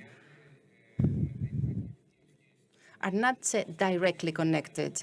Compared to other countries of the European Union, Greece has a lower percentage of expenditure in the health sector and a lower percentage of public expenditure. And private funding is significantly greater compared to other countries of similar size. However, we need to keep in mind that in Greece we have a large black market, which means that funding in reality is still at low levels of the GDP. I have some things that I have written down here. I'm not going to touch upon all of this. However, allow me to say a couple of things. Greece belongs to the countries with the larger black economy and tax evasion. It is something that we all know, but rarely accept. How can you have a country that has the same level of expenditure for infrastructure, protection from natural disasters, for health, for education, while at the same time has increased levels of black economy and tax evasion, and something that other countries do not have? And maybe at this point someone could ask the following question. Maybe tax evasion could be used in order to privately fund the health system. Would that be right? No, I don't think that this would be right. So what I would like to say is that even in the low-income countries, what we can see is an increase in the number of citizens that opt for a private insurance. And this takes me to the issue of productivity, because it is a critical point, since it is associated with the input and output. Funding is one of the main inputs of the health system. And what is the output? Health, yes, but not just that. Health is at the same time an end in itself and a tool to reach other objectives, like, for example, to increase employment, to prevent people from leaving the country. It is a sort of protection for future threats. And the best result in all these fronts does not presuppose only greater funding, but most of all, a wider strategic targeting in circumstances of multiple uncertainties. The improvement of health can be ensured with the use of new technologies, and not just funding, with organizational changes that are not necessarily linked with funding, and with the growth of other sectors, like the sector of the environment or of food. The funding of health, moreover, should not be perceived only in terms of the increase of public subsidy. The relation between input and output is something that is also based on productivity. Let's say that an increase of productivity by 5% on the basis of health expenditure of 2021 that I have at my disposal by Elstat would save approximately 1 billion euros that would then be used in order to fund other additional actions in the health sector. This possibility to increase productivity is really just 5%. I believe that it's greater, but could be even greater in 10 years time period. However, in order to prove that and in order to be able to make the most of that, we need to make changes in other sectors, as I said, and rationalization of productivity actually means that you need to confront those who are against the rationalization. Another point which I deem is important for our discussion is the relation between health and other major objectives or priorities. The deficit that we have, we have the primary surplus, but overall the budget is in deficit. In combination with the multiple pressure exercised by climate change, the aging of the population, the energy crisis, and many others, make inevitable and a balancing of the emphasis we place on health and other priorities. It is important not to approach the health system on a standalone basis, but always in relation with other actions that can lead to better health, but which, of course, require funding. And this means that, and this is already the case, by the way, we will be called to proceed to hierarchization. And once the pressures increase, then the need to have a proper hierarchy and the need to make specific choices, which inevitably means that you leave aside some important sectors, will become even more important. For example, effective infrastructure to deal with floods or other phenomena in a specific region, or for the prevention of wildfires. The reduction of great wildfires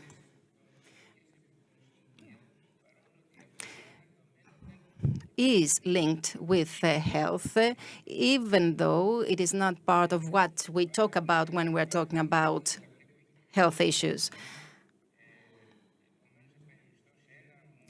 And since I don't have much time, allow me to touch upon one final point, which was raised previously by another panelist, Mr. Tuntas, if I'm not mistaken. Poverty and inequalities. It is not something that is associated only with health, but with all the other issues are raised.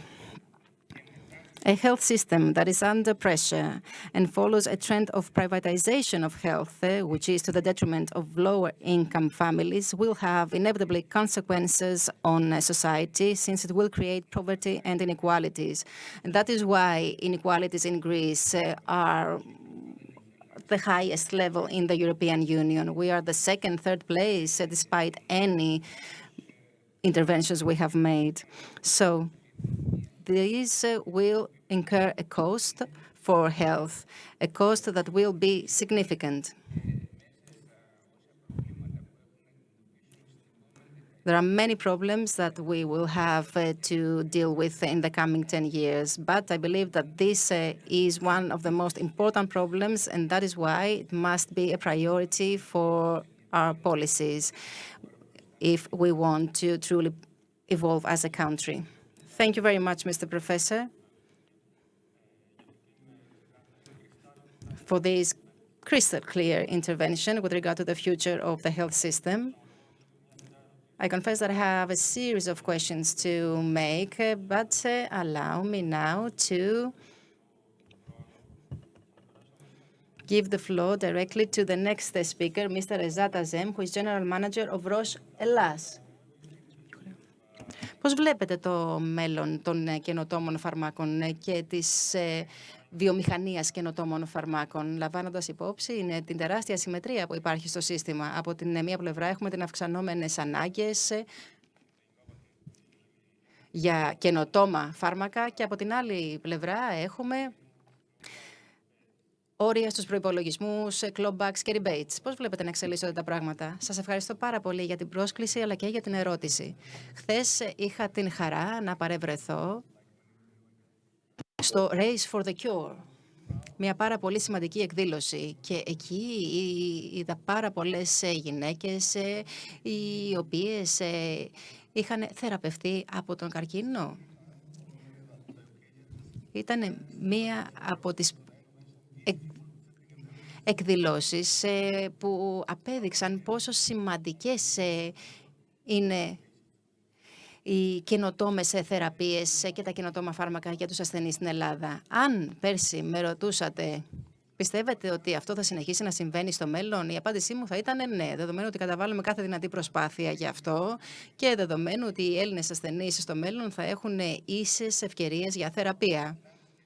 Δεδομένου του υφιστάμενου τοπίου, στο οποίο δραστηριοποιούμαστε, δεν είμαι πλέον τόσο σίγουρος ότι μπορώ να πω με βεβαιότητα ναι, αυτό θα συμβεί στο μέλλον, διότι πάρα πολλοί παράγοντες πλέον δεν ευνοούν αυτήν την εξέλιξη. Αισθανόμαστε ότι επί του παρόντος μας τιμωρούν ως καινοτόμα βιομηχανία για αυτό που κάνουμε και δεν αισθανόμαστε την αναγνώριση που αξίζουμε. Και μία υπενθύμηση. Ένας από τους βασικούς λόγους που μας επέτρεψαν να αφήσουμε πίσω μας την COVID-19 και αναφέρουμε στα διαγνωστικά, στους εμβολιασμούς, στις θεραπείες, πολλά από αυτά οφείλονταν στην δράση της καινοτόμου βιομηχανίας και όχι της τοπικής παραγωγής αντιπυρετικών ή οτιδήποτε άλλο, την οποία βεβαίως εκτιμάμε και θα θέλαμε να διατηρηθεί. Ταυτόχρονα όμως θα θέλαμε να έχουμε μια μεγαλύτερη αναγνώριση για τη συμβολή που έχουν οι καινοτόμες εταιρείες στον τομέα της υγείας και στην οικονομία της Ελλάδας.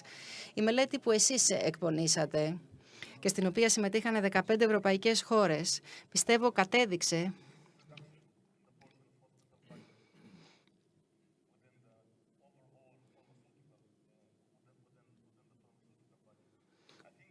πόσο σημαντικό είναι το ποσοστό των...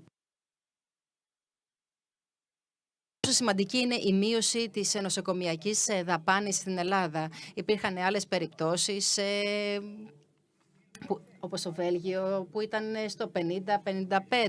Η ουσία είναι ότι η καινοτομία αυξάνεται, η καινοτομία είναι εδώ και κάποιος πρέπει να πληρώσει για αυτή.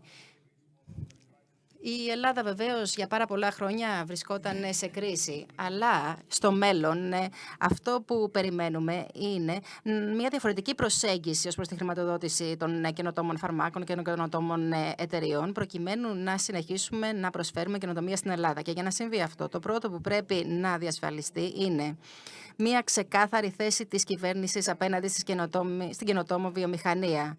Μας εκτιμάνε για αυτό που κάνουμε και αν ναι, πώς μεταφράζεται αυτό στην πράξη. Αντί να βρίσκουν διαρκώς τρόπους να μας τιμωρούν μέσω της νέας νομοθεσίας, μέσω των νέων κανόνων, πώς μπορούν να βρουν τρόπους για να μας βοηθήσουν. Επίσης, πώς, αν αποφασίσουν να μας υποστηρίξουν, πώς αυτό θα μεταφραστεί στον προϋπολογισμό. Και η χρηματοδότηση θα πρέπει να είναι σωστά καταναμημένη μέσω των διαφορετικών καναλιών χρηματοδότησης. Οι λεπτομέρειες είναι πολύ σημαντικές, η συζήτηση σε πολύ υψηλό επίπεδο είναι κάτι αποδεκτό, αλλά δεν θα επιλύσει το πρόβλημα. Και ενώ βεβαίως είναι πολύ σημαντικό να μιλάμε για το μέλλον, ταυτόχρονα θα πρέπει να μιλάμε για τις πολιτικές, για τις μεταρρυθμίσεις, για τα βήματα που πρέπει να κάνουμε. Αλλά ταυτόχρονα θα πρέπει να εντοπίσουμε τα προβλήματα που μας πλήττουν σήμερα, εδώ. Προβλήματα τα οποία θα μπορέσουμε να αντιμετωπίσουμε με την απαιτούμενη υποστήριξη. Έτσι θα μπορέσουμε να προσφέρουμε την υποστήριξή μας στον ελληνικό πληθυσμό. Εν συντομία, λοιπόν, η καινοτομία αναπτύσσεται στην Ευρώπη αλλά και στην Ελλάδα. Αυτό που απαιτείται είναι κάποιες άμεσες παρεμβάσεις, κάποιες άμεσες δράσεις που θα μας υποστηρίξουν προκειμένου εμείς να βρισκόμαστε στο πλευρό των Ελλήνων ασθενών και προκειμένου και εμείς να έχουμε τις ίδιες ευκαιρίες στο μέλλον. Well, the health policies in Greece for the past 40 years have been carried out and implemented on behalf of the demand, or hearing what the demand says, how many hospitals we have, how many healthcare professionals we have, how many we need to have. And maybe all these past years we missed something, which is the flip side, which is the side of the demand. Now, maybe we should change our way of thinking and to see how this side, that of the citizens, the patients or the citizens, and I would definitely prefer the citizens, because the health system may have a more difficult job keeping the healthy, as the second part apparently is one that is finding more solutions in. So in that sense, I should like to welcome Mr. Dedes. He doesn't need any introductions. He's president of the Patients Association of Greece, and I would like to ask him how you see the expression of the body of patients and citizens in the decision-making process on health policy in general. Thank you very much, Mr. Athanasakis. I should also like to thank the organizers for this very honorable invitation to participate in this roundtable. Now, dear Kostas, you said very rightly that the issue is not just representation of patients. It's a representation of citizens, the representation of the taxpayer. The Prime Minister, especially after the teachings and the conclusions drawn from the pandemic, raised health as one of the 3 priorities of his current 4-year term in office. And one of the things that he himself recognized and acknowledged as sort of a proof of this commitment is that he desired within the 4 years to come to achieve a convergence with the EU average in terms of public expenditure for health. Well, of course, Mrs. Arapidaki mentioned earlier, and it's something that I aspire and I subscribe to 100%, that increasing funding is not the sole and necessary condition. But I claim But I want the economics professors to explain why it is a necessary condition. Mr. Yanitsis mentioned that when we have such high rates of unmet needs, especially for the weaker in terms of revenue and income parts of the population, hence this tremendous out-of-pocket expenditure that touches them as well. It is not them who drive it. What we need to see very carefully and up close and personal is public expenditure.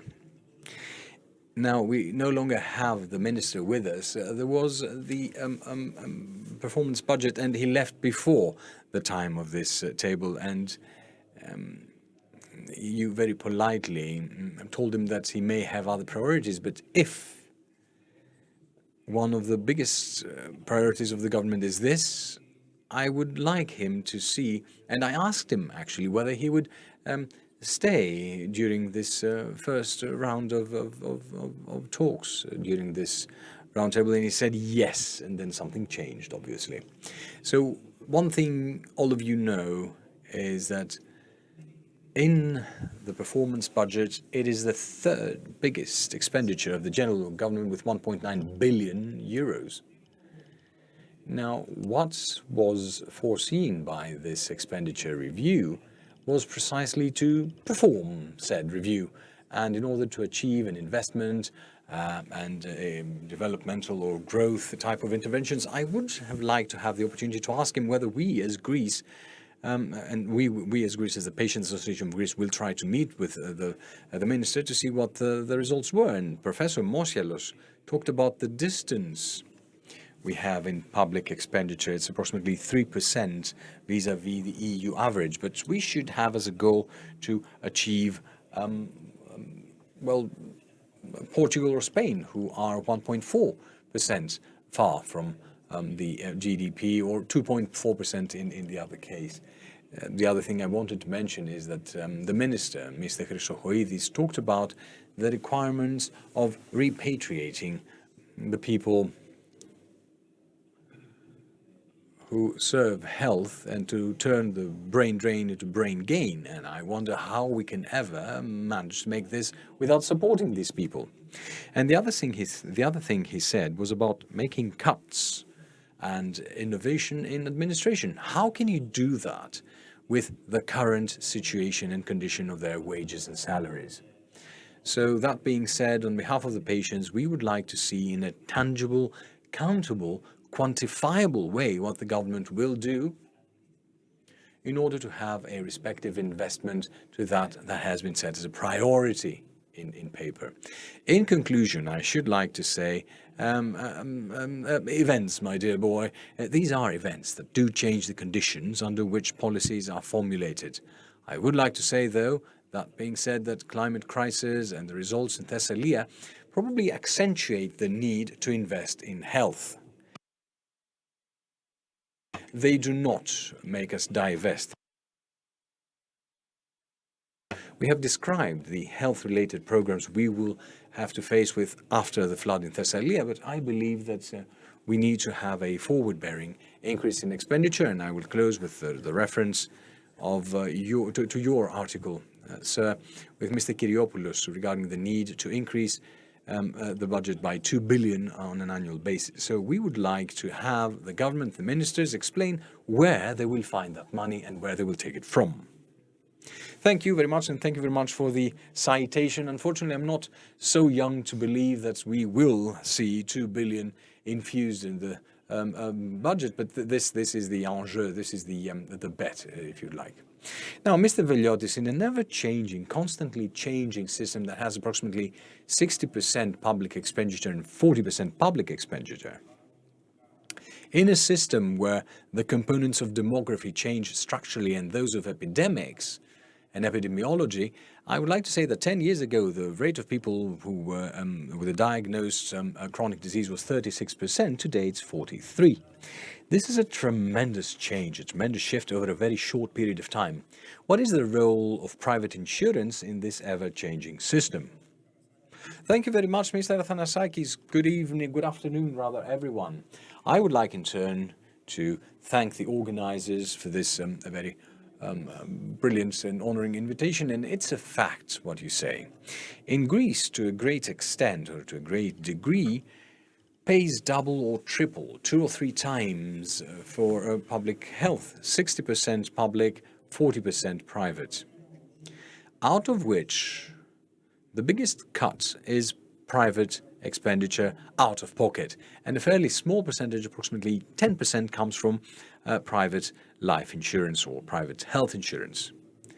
I believe there is no ideal health system around, and nor can you take the health system of country A and introduce it into country B. So we too here must try to find the optimal system that best fits our needs.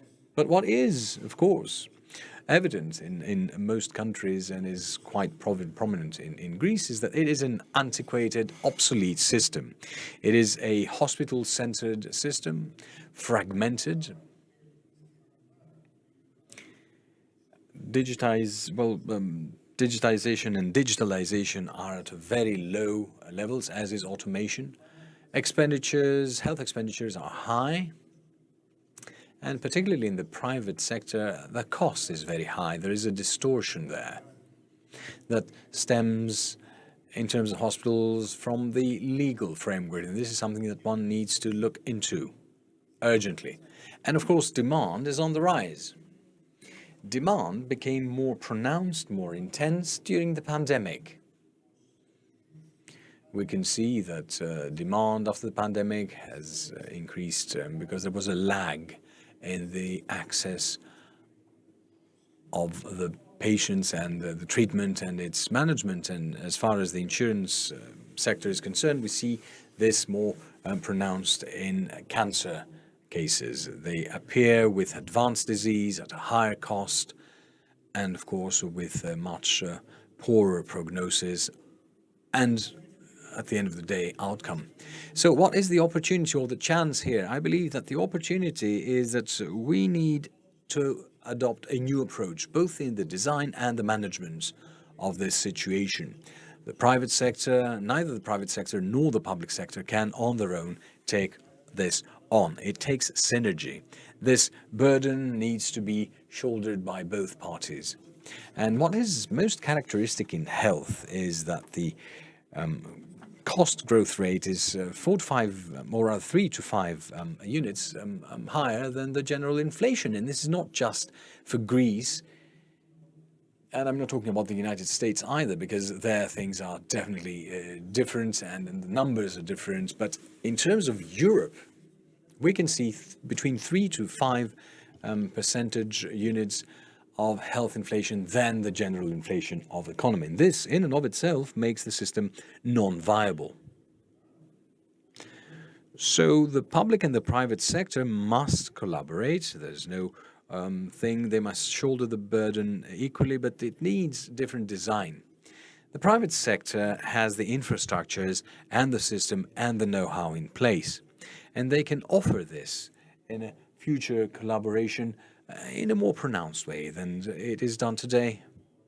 We need a common or shared vision, joint design and planning, and in conclusion, that there are some points that I believe one can put as a short-term priority.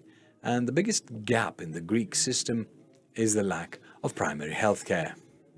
This is where I believe that both the public and the private sector could work together very strongly, very closely to build a more sustainable model.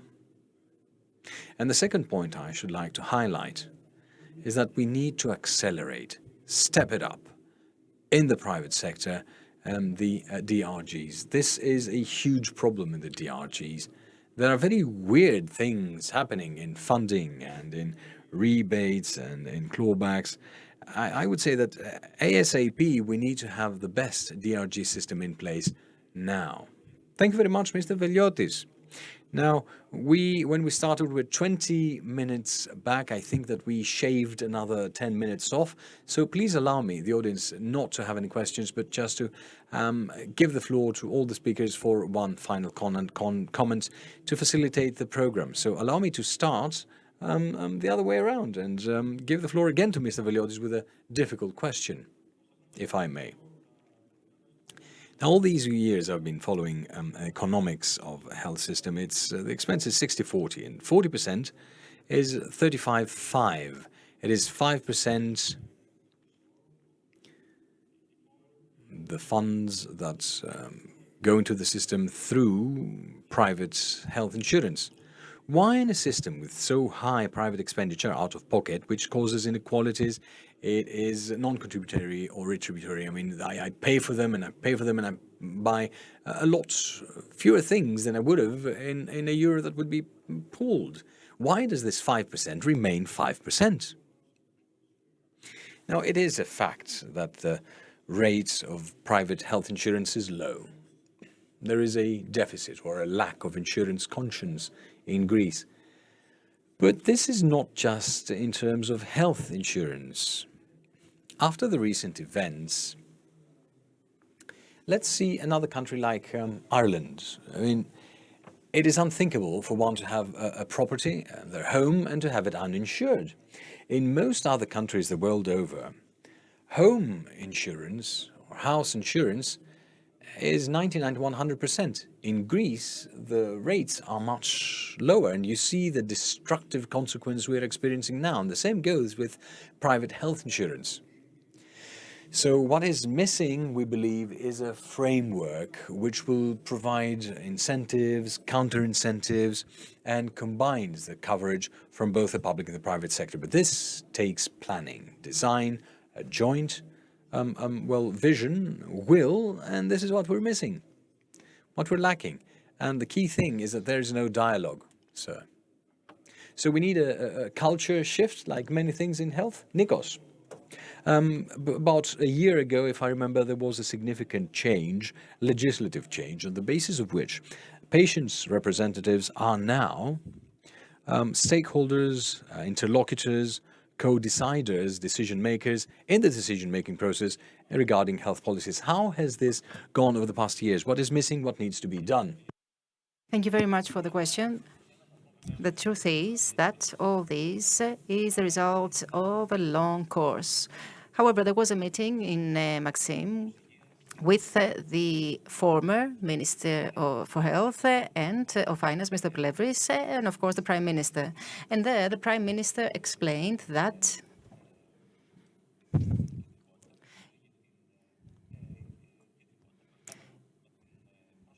he believed in the importance of focusing the attention on the people and on the patients.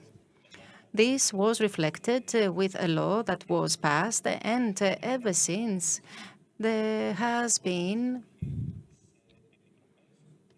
a long series of invitations that we have received in order to take part in the committees established by the ministry.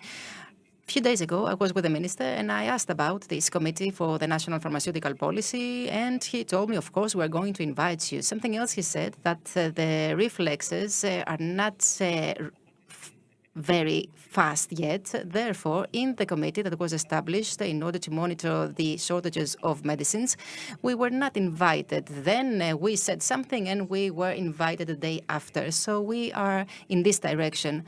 And the point is, why is this helpful? I believe that it will be helpful because we are going to take part in this change of mentality that is so much needed. And this will allow the overcoming of certain distortions that have prevailed in the past. Distortions that have been the reason for which citizens expect the state to resolve everything. However, the same citizens were not willing to pay their due in order to ensure this. On the contrary, they were tax evading. However, allow me to say in conclusion that in the meeting we had with Mr. Chrysochoidis last week, the minister said that this alliance is a prerequisite for the reforms that are needed right now in order to support the health system. Thank you very much, Nikos. Μιλάμε για την καινοτομία στην φαρμακευτική βιομηχανία και στα φάρμακα γενικότερα. Εντούτοις η καινοτομία έχει πολλές και διαφορετικές μορφές. Πέρα από την καινοτομία σε αυτήν τη βιομηχανία, εσείς μπορείτε να εντοπίσετε κάποιες καινοτόμες ιδέες όσον αφορά την πληρωμή ή την αποζημίωση των φαρμάκων που θα μπορούσαν να μας δώσουν καλύτερα εργαλεία που στη συνέχεια θα έδιναν όθηση στην καινοτομία. Σας ευχαριστώ πάρα πολύ για την ερώτηση. Πιστεύω ότι η καινοτομία επηρεάζει ό,τι κάνουμε. Διαγνωστικές εξετάσεις, θεραπεία, αλλά ακόμα και με τον τρόπο που προσφέρουμε την θεραπεία. Έχουμε σπουδαία παραδείγματα και εδώ στην Ελλάδα, όπου οι θεραπείες πλέον προσφέρονται κατοίκων, κάτι που είναι μοναδικό ακόμα και για την Ευρώπη. Και συνεπώς πρέπει να αισθανόμαστε πάρα πολύ μεγάλη περηφάνεια γι' αυτό. Αναζητούμε θεραπείες για το μέλλον, οι οποίες θα είναι πάρα πολύ εκλεπτισμένες, θα είναι ουσιαστικά θεραπείες που βασίζονται στα γονίδια, θα είναι gene therapies και ο τρόπος πληρωμής και αποζημίωσης δεν θα μπορεί να ακολουθήσει αυτή την τάση στο μέλλον, διότι στην βιομηχανία μας γίνεται πάρα πολύ μεγάλη καινοτομία που καθιστά τις αποζημιώσεις και τον τρόπο που γίνονται αυτές παροχημένες. Η βιομηχανία πρέπει βεβαίως να είναι μέρος του διαλόγου, δεδομένου ότι μόνο με την συμμετοχή όλων θα μπορέσουμε να καταλάβουμε τι μας επιφυλάσσει το μέλλον και τι πρέπει να γίνει προκειμένου να είμαστε κατάλληλα προετοιμασμένοι γι' αυτό. Σας ευχαριστώ. Mr. Professor, you are the last one. You talked about the necessary political priorities that need to be set for the health system. Of course, these presuppose a political dialogue and a political framework. What do we need to do so that we can ensure that health will remain in the center of our attention? What needs to be done is easy to say. Now, whether this will be done in reality is something completely different. There is always a great distance between theory and practice, and I believe that all of us here today understand that the answer that I can give, or the answer that anyone would give to your question, would be that there are certain issues which in the future, and I'm talking about governance or the involvement of the political system or the involvement of the society in a series of procedures, if these interventions follow the path that they had followed in the past, then they will inevitably fail. We should not forget the big failure we experienced in 2009. And I'm talking about, of course, the default of the country, major failure. The way that things evolve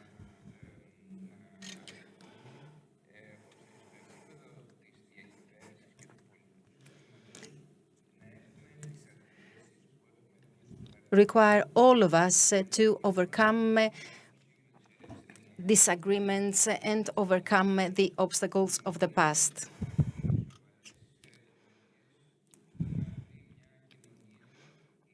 We need to come all together in order to find solutions to these very complex problems. Now, how can this be achieved? I believe that it all comes down to culture, and culture of politics, but also culture of the society. It also comes down to the ability we have to make decisions and on our intention to change the political game, on our ability to come up with ways to overcome political disagreements so that the different political forces can actually give some significant results. And so as for all of us to be able to overcome the political cost, which is often the reason for which many time action is not taken. Thank you. Thank you very much, Professor. I would like to thank all of you for your attention.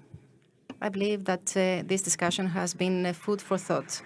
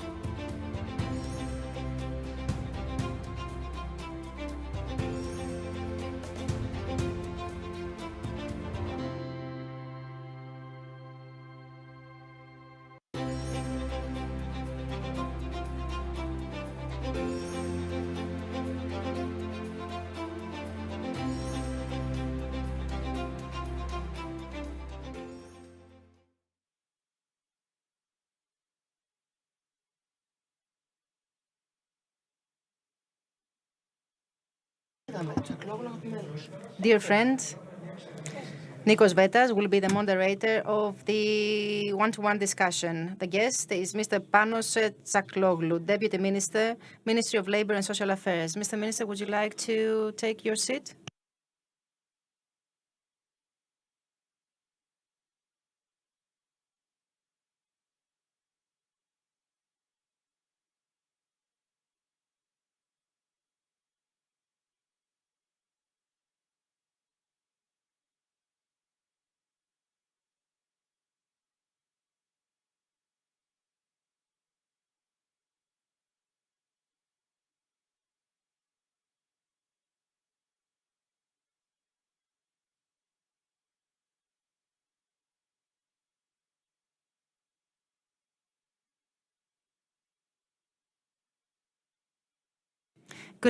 Good afternoon, everyone. My name is Nikos Vetas from the Foundation for Economic Industrial Research and from the University of Business and Economics. It's a great pleasure to have Mr.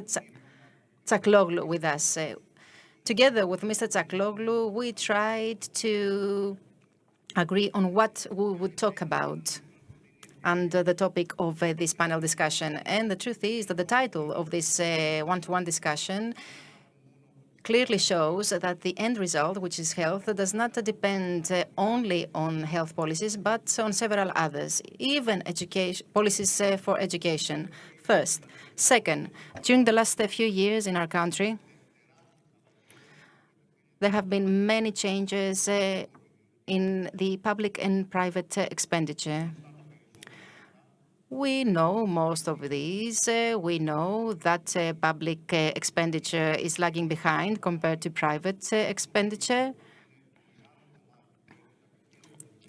In the private expenditure, there is an increased percentage of out-of-pocket money.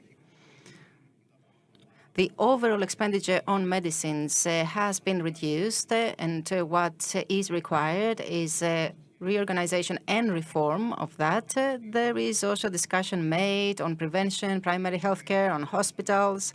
If I'm not mistaken, if we're not the first, we are among the first in terms of numbers of doctors per citizens, but not in terms of health professionals and nurses. And there are many changes at the level of population.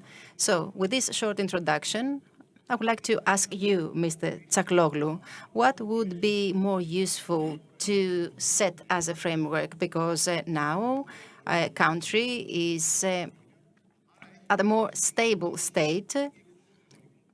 Therefore, we have the luxury to design these policies. Right. Well, first of all, I should like to thank the organizers of this event for inviting me to participate.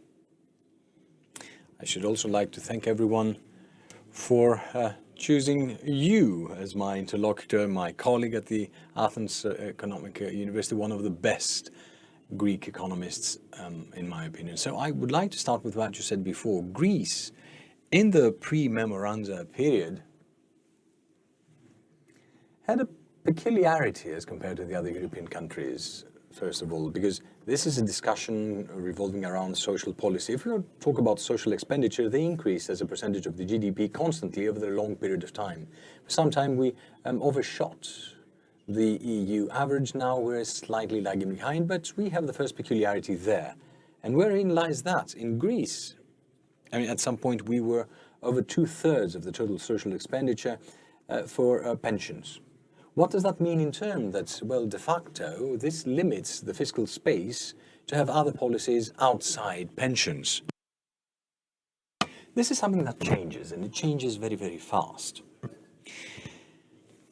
Pension expenditure as a percentage of the GDP, according to the studies we have and the analysis that are accepted by the EU in the aging report and everything, this number is dropping, which means that there is space created to have other policies. Now, if we delve into the health policies, we have the first big peculiarity that was underlined by everyone in the previous panel. That is, the ratio between public and private expenditure is very, very different to that holds in other European countries, with the only possible exception, Switzerland, where we have very high other expenses, and these high expenditure does not go into as they call it, insurance, but it's out-of-pocket payments.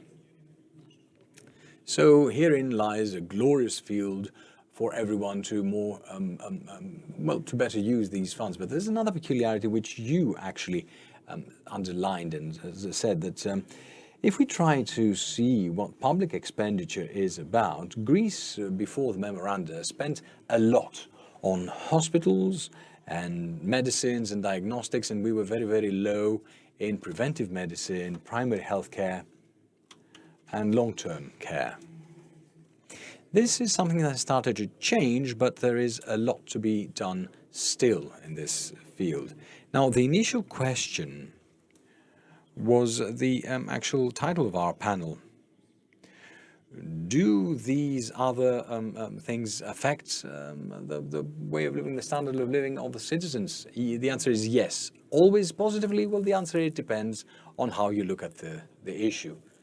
And what do I mean by that? Social policy, if defined in a rather constricted sense, I mean, it's not the welfare state, okay? It's not the same. Social policy is not welfare state. Social policy plus social rights, either at a personal or collective level, are all those that co-shape the welfare state. If we stick to health policy and social policy in the narrow thing that I mentioned earlier, it's what the state does in money or in kind towards the citizens, and to see one by one how these things have some effects and some impacts. Now, this thing in the transfers in kind, if we have some time, we would like to say some additional things later. So what did I say that is the key thing in welfare state? It's primarily pensions. Do they affect health? Yes, they do. Do they have a positive effect? It's my available income is, disposable rather income is higher, so I have more money to spend on health, so I spend more on health, so I improve my level of health. But on the other hand, it's the negative thing, that the more we spend on pensions, the more we limit the fiscal space to have effective health policies implemented. In other things we have, maybe the impact is lower. Now, for instance, if I were to say that for specific benefits, the unemployment benefits, there the impact is fairly small. But in all these cases in general, we have some impacts that improve my quality and standard of life, so they increase the space where I can spend more and increase the health. Can I ask a question? I believe that one can see which is the percentage of GDP of the budget that is spent on these. However, equally important are the incentives created by the infrastructure of the systems. If, for example, the health system does not give you an incentive in order to perform some preventive controls, then this is a failure that will inevitably materialize in the future. Respectively, when it comes to pensions, if the system does not create incentives for work, but on the contrary, ensures that the first opportunity you get to retire, you will get it, then again, this is a failure. Well, I think it's both, and I think you're perfectly right in both things you mentioned. I mean, for instance, what you said about pensions, one of the very important things that actually have happened over the past years, and we see its results now, its repercussions, is that gradually all outlets were closed for early retirement. So any recourse to early retirement, it's no longer there. So we have a universal age of 62 for retirement. And what we're trying to do is to provide bigger incentives so that the pensioners, the retired, may participate in the labor market more. What you said about health is something I explained earlier, where we're lacking. We're lacking in preventive medicine. It's one of the things that you mentioned. And in part, this is something that we do here. I mean, it has to do with primary health care. There, as well, we still have, as I said, a glorious field to excel. So I will agree on both things that you mentioned. In that sense, and given our trajectory since 2010, which could be the major changes that we could make in the structure, which of course is not a responsibility only of your ministry. And by the way, we should not forget one thing, and that is the rapidly evolving changes in the demographic profile of the country. And these mean at least three things. The first, that we're going to have a population that will be not only old, but very old, 90 years and older. And this is something that we're not ready for. There's no public or private measures taken in order to deal with that. The second, the number of people who will be at the productive or the young age will be very small, so we need to see how we're going to deal with them. We cannot possibly impose on them heavy contributions. And the third, the children who are born today will have a very long life expectancy. So some prevention policies that will be implemented at an early stage maybe could be beneficial and should be taken into account by the state. Well, first of all, as an academic economist, because I'm not a career politician, I have already written extensively about these issues. My conclusions are not different than that of the committee in the operation of which you played a key role. I would like to focus on the part that actually has to do with me and which is pensions. I mean, most of the things that you mentioned, this is the general direction we're moving towards. We have a very big problem. There are various problems, of course, that concern all Western societies. Some we experience to a greater degree than other societies do. One such example is climate crisis, which all models that we have seem to show that in the Mediterranean basin, is probably the most sensitive area in the world. The other is aging populations. We do have that to a greater degree than any other European country. So all these things you mentioned do have repercussions and impacts. We have such an old population, so the government should expand what we call the healthy aging. Not just the life expectancy, but healthy life expectancy. And you need to come up with structures that will be such that will be cost efficient. The most characteristic in this is long-term care in similar structures, rather than what happens usually in Greece, this role being played by hospital beds that cost a fortune as compared to hospice or in-home care and do not have the best provision of service to the insured party. The second thing you said was perfectly correct. The very few children we have today must have two features, two characteristics. First of all, they must be terribly productive in health and education, training, what we spend for research and technological development and so on and so forth. And the second is for them not to leave the country. If we tax these children too much, they will simply leave, and they will leave us behind to suffer. And the third thing, which you insinuated, but we do not discuss very often, but I do understand that for a country that has 11% unemployment rate, is the problem of what we need to discuss about what immigration or migration we need in the country. And we know that from international experience that there is two kinds of good migration. Those who come into the country who complement and supplement the local workforce. And the second is that we need good policies of social integration. These are the two features. The previous immigration we had was a successful one from both such sides. The one that's coming, as to the former, it appears that this feature exists. It is supplemental and complemental to the local workforce. Regarding social integration, well, that might be a pickle, and it's the most difficult problem that is shared by all European countries. Unfortunately, we don't have much time.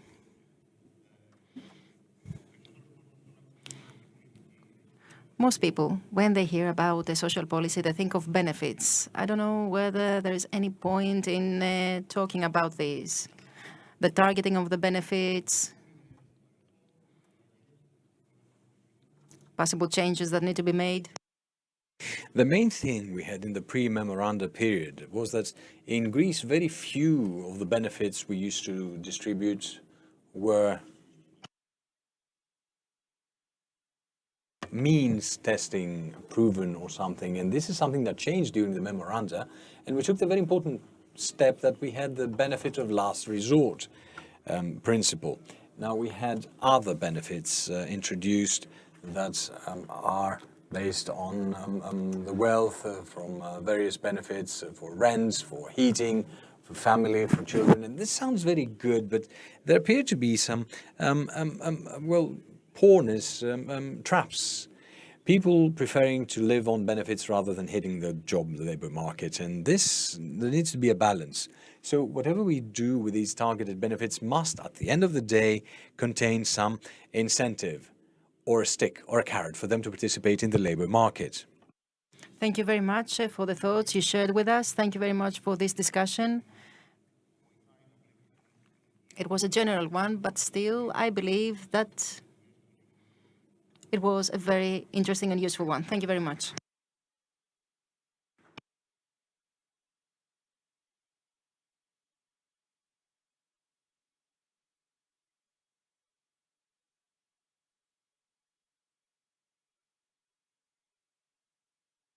A short break for a light lunch, and we'll be back. And I'm saying short because it cannot be 45 minutes.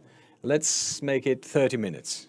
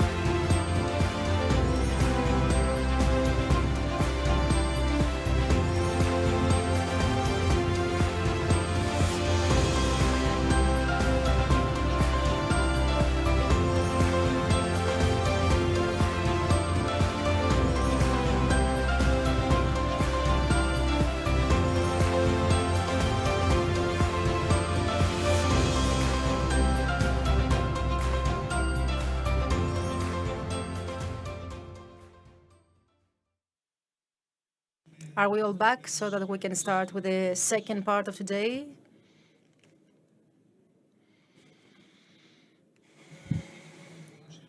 The third session is entitled Restructuring the Hospital Sector, Priorities, Challenges and Prospects. The moderator is Mr. Spiros Gikas Panousis, member of the Medical Devices Committee. Spiros, are you here?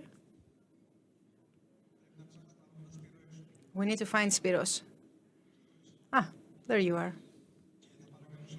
And I would kindly ask the panelists to take the seats, please.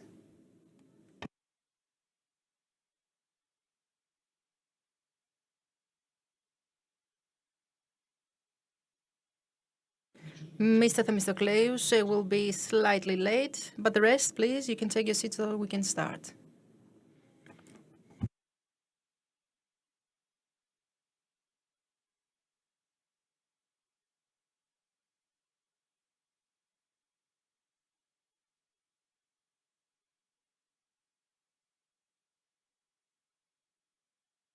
So we're ready to start. Yes, please. What should we do? Should we stand? Yes, for the photography, please.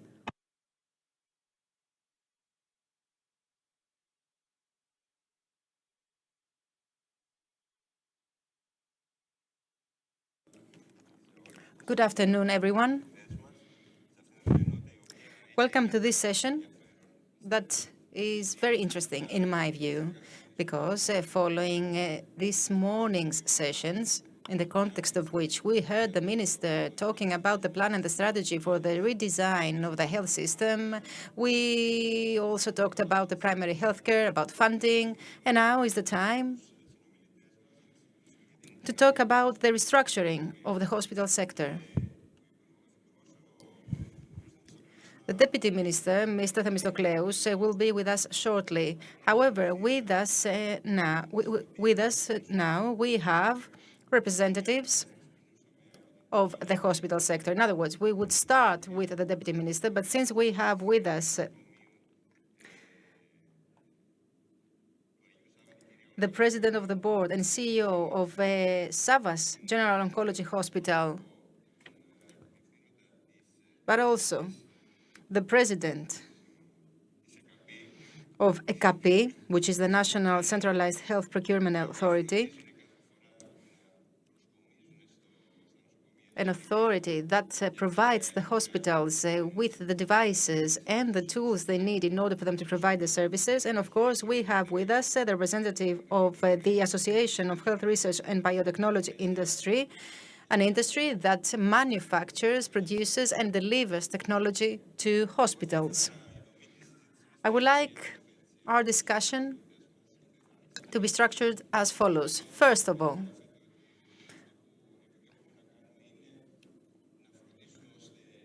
I would like the panelists to comment on the following.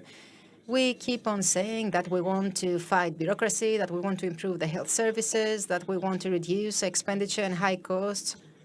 How do you see this happening? How do you see us achieving so many things in the coming years? Ms. Balaura, how are things at hospitals right now? Difficult. First of all, thank you very much for the invitation and for giving me the opportunity to talk about the more qualitative health services and how we are trying to ensure that, and more specifically in Agios Savas Hospital. Today, I'm here in order to tell you three basic axes on which we have focused in Agios Savas so that the oncology patients can receive better health services. The first is that we have started the certification process in order to get the title Comprehensive Cancer Center. You know, this is not just a national objective, it is the objective of the European Union included in the plan against cancer. So basically, we are serving this purpose. Since we are the first center in the country that will be certified as a comprehensive cancer center, it will take some time. Our goal is to get this certification in 1.5 years. But what does this mean? It means that the hospital will change radically. And why so? Because it needs to have procedures that are very specific, that it has also specific protocols. And this is valid both for the administrative, medical, and nurse dimension. Is it easy? No, it isn't. It is difficult. It requires time. But at the end of the day, the oncology patient will undoubtedly get more qualitative health services since the patients will be dealt with in a comprehensive way. I would also like to tell you that Agios Savas is part of the joint action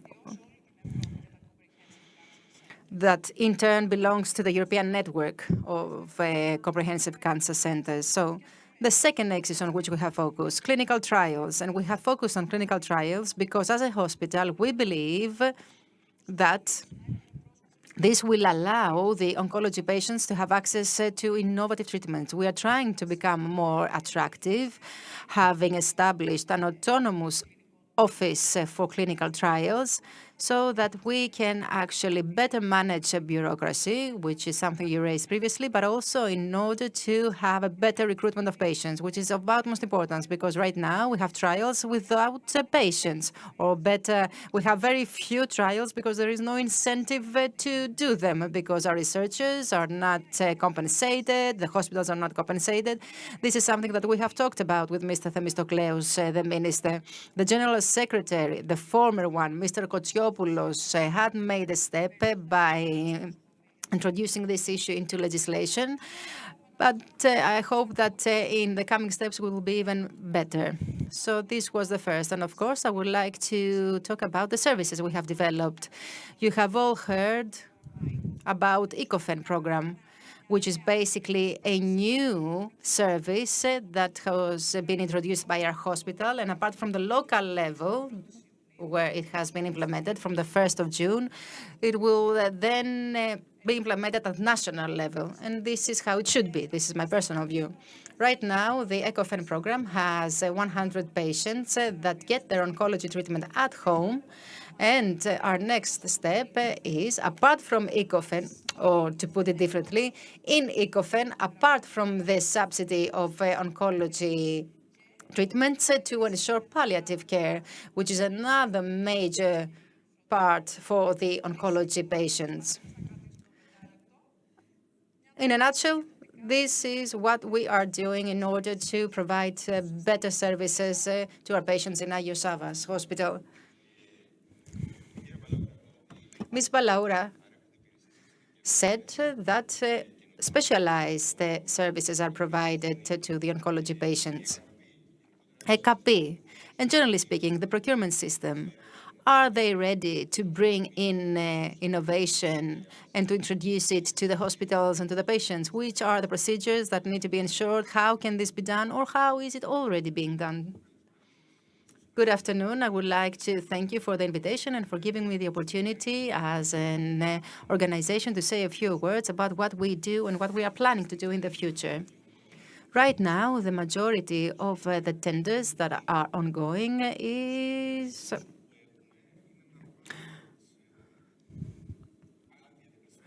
based on the lower offer.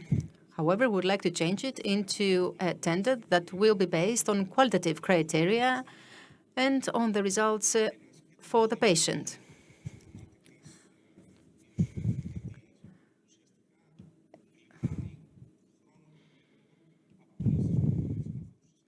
By doing that, paperwork will be significantly reduced. A tender organized by HECAP actually gets all this burden that the hospitals shoulder and shoulders it itself. I would also like to talk about a major reform that started to be implemented, and this is the central collection of orders. Already in the system of the central platform, all hospitals have placed their orders for the tenders that the HECAP has organized, and we are already started to pay July. So with the digitalization of the process, we are reducing bureaucracy and we are proceeding to the reduction of arrears. No new ones are created, and there is also the central provision of information for the whole picture. Right now, we are expecting the credits from the Ministry of Finance so as to start the process for all the medicines that have stemmed from Ms. Kogosotou and the negotiation committee. We're talking about a big project that we will put to action, saving a lot for the Greek state. The first is that we're going to immediately implement the discounts that have been agreed on by the Committee of Negotiation, which means that the budget will not be burdened as of now. And in that way, we are technically reducing clawback with regard to the hospital medicines. We are the first authority and one of the few of the public sector that is part, on a pilot basis, in the e-invoice process. And we have started discussions with the Ministry of Development for the improvement of SEDs and the reduction of the response times for all the processes pertaining to public procurements. That's all on my side. Thank you very much. Mr. Nikas, Dimitri, We're coming from the biotechnology sector. We have been talking about innovation for many years now.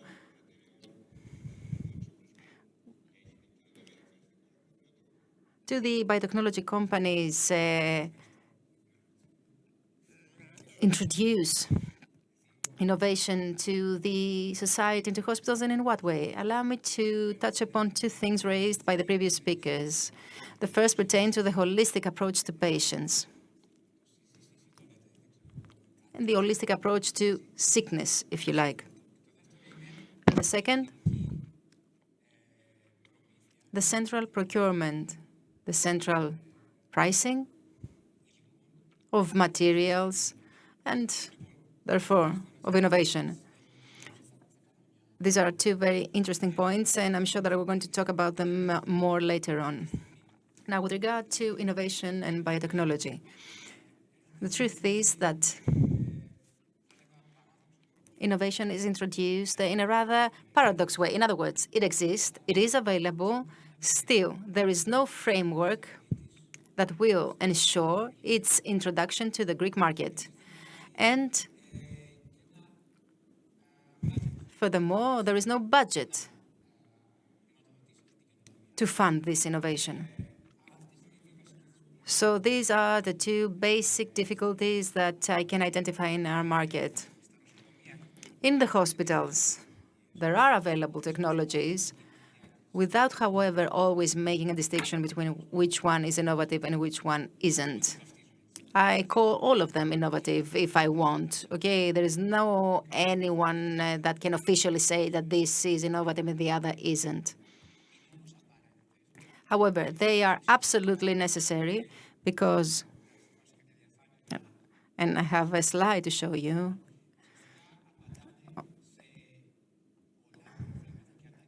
So the point is that innovation can provide a solution to the needs of many patients. They can also ensure result for the patient, and at the same time, they can ensure a reduction of the time of treatments as well as the cost.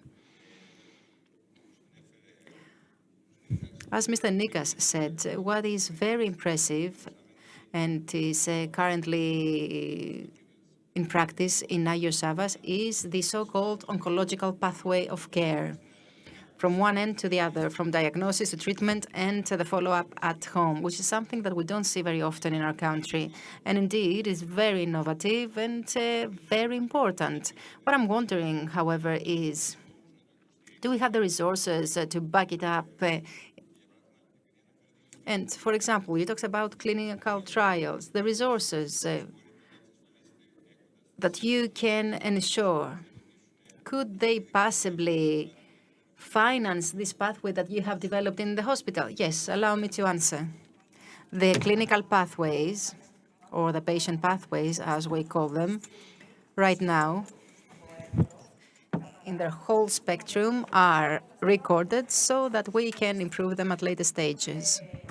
Something that we do thanks to the certification we will get. In order to do that, we have received financing in order to improve all the patient pathways and in order to have the final procedures for the management of the patient. So this is an important step. In order to proceed to the following steps, we need financing. And I can assure you that we can actually maintain this pathway thanks to our own resources. We do have the resources. It all comes down to operation on how we're going to proceed. We have the available resources. In ECOFEN, the 100 patients that we have at home, we actually manage them with our own resources. However, we need to set a ceiling. But at the next level, yes, we're going to need financing. But apart from financing, we will need human resources. Now, with regard to reimbursement, or better, from the resources we get from the clinical trials, yes, clinical trials could be a considerable source of resources for the hospitals and a very important incentive. What I have repeatedly said is that as managers, we have no incentive to go after the clinical trials. And now I'm speaking on behalf of my doctors and nurses who also don't have an incentive to go after clinical trials and to do patients recruitment. And we have the other phenomenon as well. There are clinical trials that do not proceed because we have no patients to take part in them. So when the hospital cannot make the most of the resources, you understand that there is a problem. Now we can actually use our resources since we can buy medical devices, for example. However, the ideal would be to use them in order to serve other purposes. For example, to increase our human resources or to staff the unit that is responsible for the clinical trial with more people. These are very important issues, and we need to approach them in a more flexible way.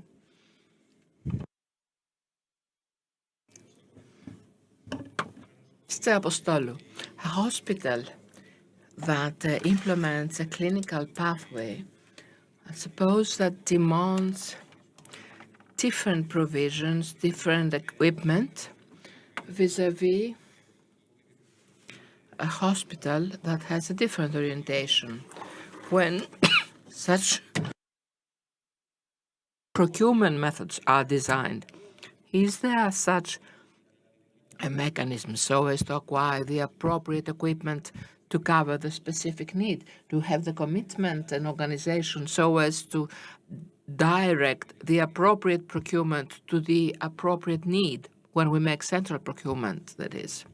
Well, it doesn't mean that having central procurement means that we have a horizontal approach. I can give you the example on valves, on cardio valves. It's one of the procurements that is in a process.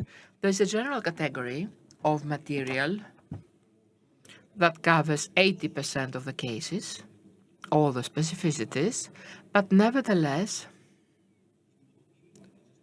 there are sections in the procurement so as to cover specificities. Therefore, we cover both the specific and the generic. It doesn't mean that a central procurement puts the level down to something common. On the other hand, in each case, every hospital, once they collect the procurements they need, gives its direction, its guidelines. I use Savas Hospital, for instance, that does the specific, which is the cancer center, that uses specific material. A will place greater order for this material than any other hospital. How would you view the private sector?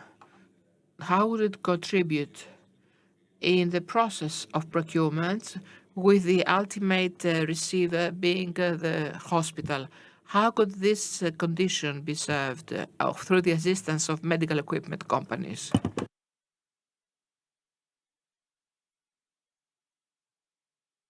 Do you mind me adding comments in previous things? Just to have open discussion. I will reply to this, but I'd like to say the following.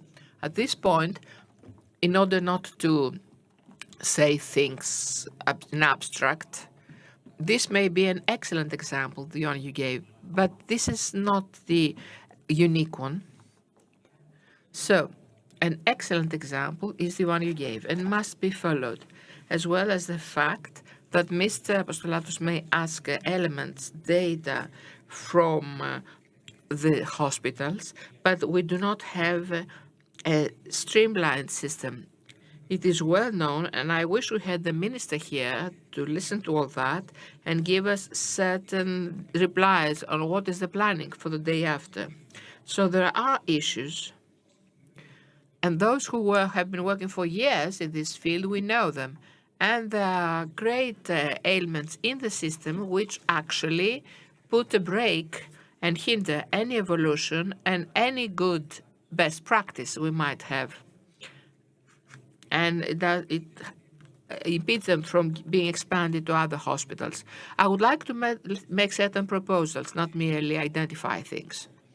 We see, first of all, that the part of the digitization of the system is critical. It must be accelerated. We made the digitization as a government, as a state, as a society, you name it, during the COVID stage. It has happened at that level, but not in the hospitals. The hospitals lag behind. And what does this mean? Not merely introducing certain systems, it means recording data, keeping data, the e-patient file, the interlinkage, interconnection of machinery. It's a huge issue and will greatly facilitate things.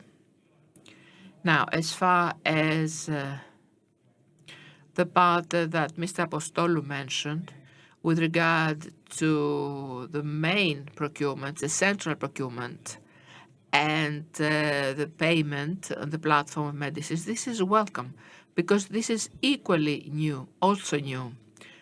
That way, the procurement allows for the payment to be effected quickly.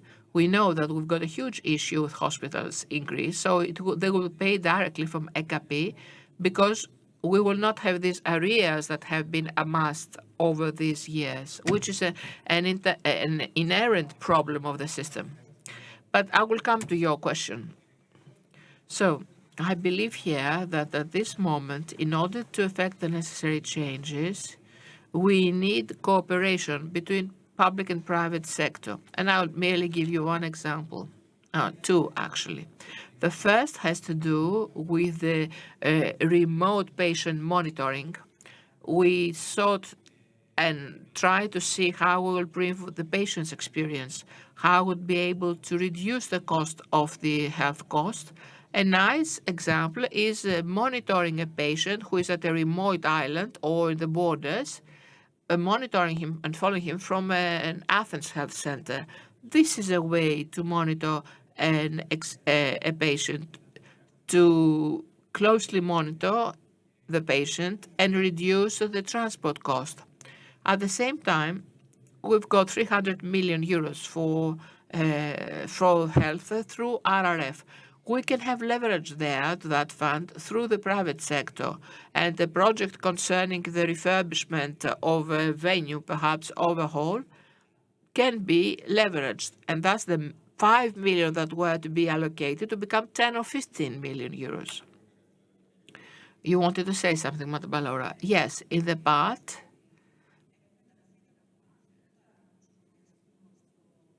these parts vis-à-vis to digitization have been saved, and at this moment a large part of procurements and interlinkage are issues that have already been solved. We have other more important issues, but at least at the first level, this has been solved.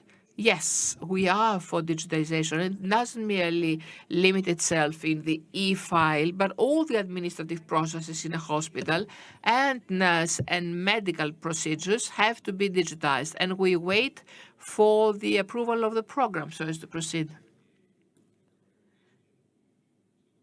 Well, actually, the accreditation you're working for, you need to follow specific quality indices.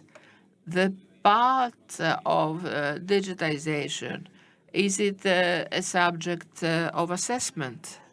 Well, listen, now you open a new, brand new chapter because the hospitals abroad are in the other stage. We are at a situation where we still try to collect data, have serious problem in our collection, and we'll also have problem with the data quality. Now, when hospitals abroad are at the other side, they say, okay, whatever we've got as data, but they've got data, they've got a culture of data collection. They have learned how to feed their systems with data, so they do not go deeper. So having this trend in mind, the various organizations and international organizations that will be accrediting us, and that's why we did the first self-assessment. They saw what data we collect, and they thought that they suffice. And on the basis of our data in our system, we can proceed. I consider, therefore, that all hospitals have sufficient data at their disposal. Of course, for cancer patients who have other issues.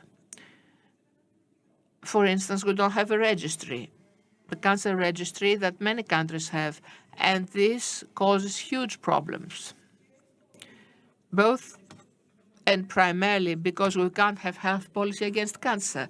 We are of the very few countries where we have no national plan against cancer. I saw that the Ministry of Health has already made the first contacts with all the involved, the stakeholders, towards this direction. I only hope that we proceed quickly. And also with the cancer registry. So we have no national policy, and we cannot have implemented health policy. We cannot have pharmaceutical policy for cancer. So we do have such issues. Mr. Apostolou, you wanted to add something? Yes, I would like to address both Mr. Nikos and Madam Balauro. One issue is data collection from hospitals with regard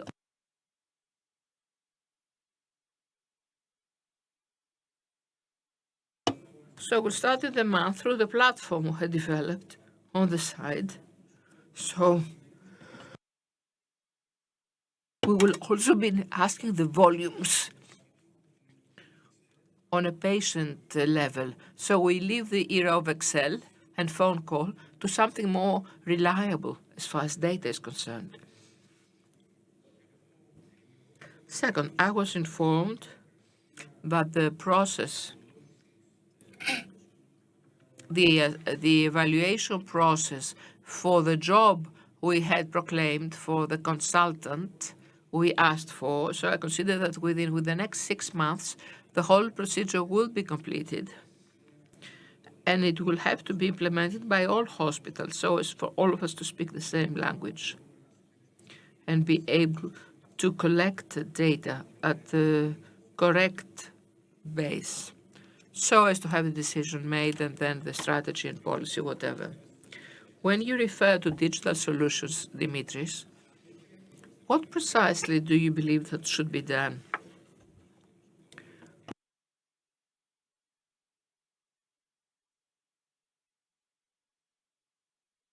First of all,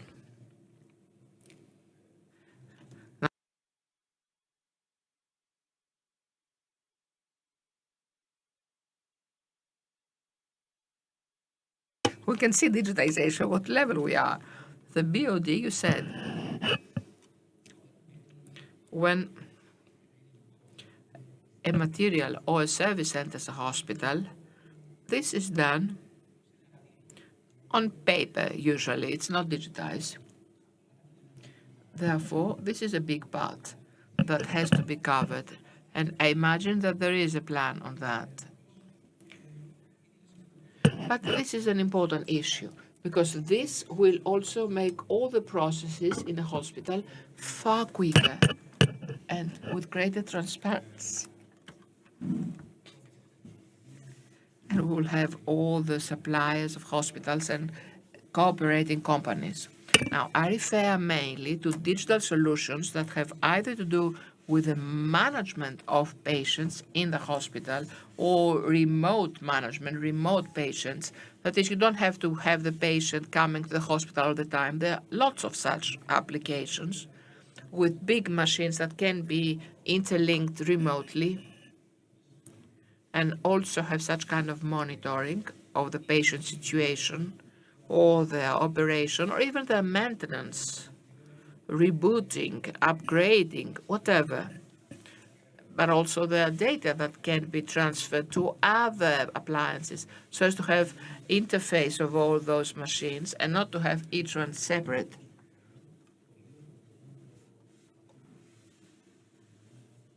So as to exploit the bulk of data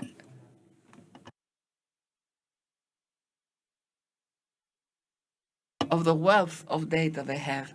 We have much data, but the problem is that perhaps that all these are currently useless if we can't interconnect all that. What is there? We have the technology, we have AI, and all other solutions that may help towards this direction.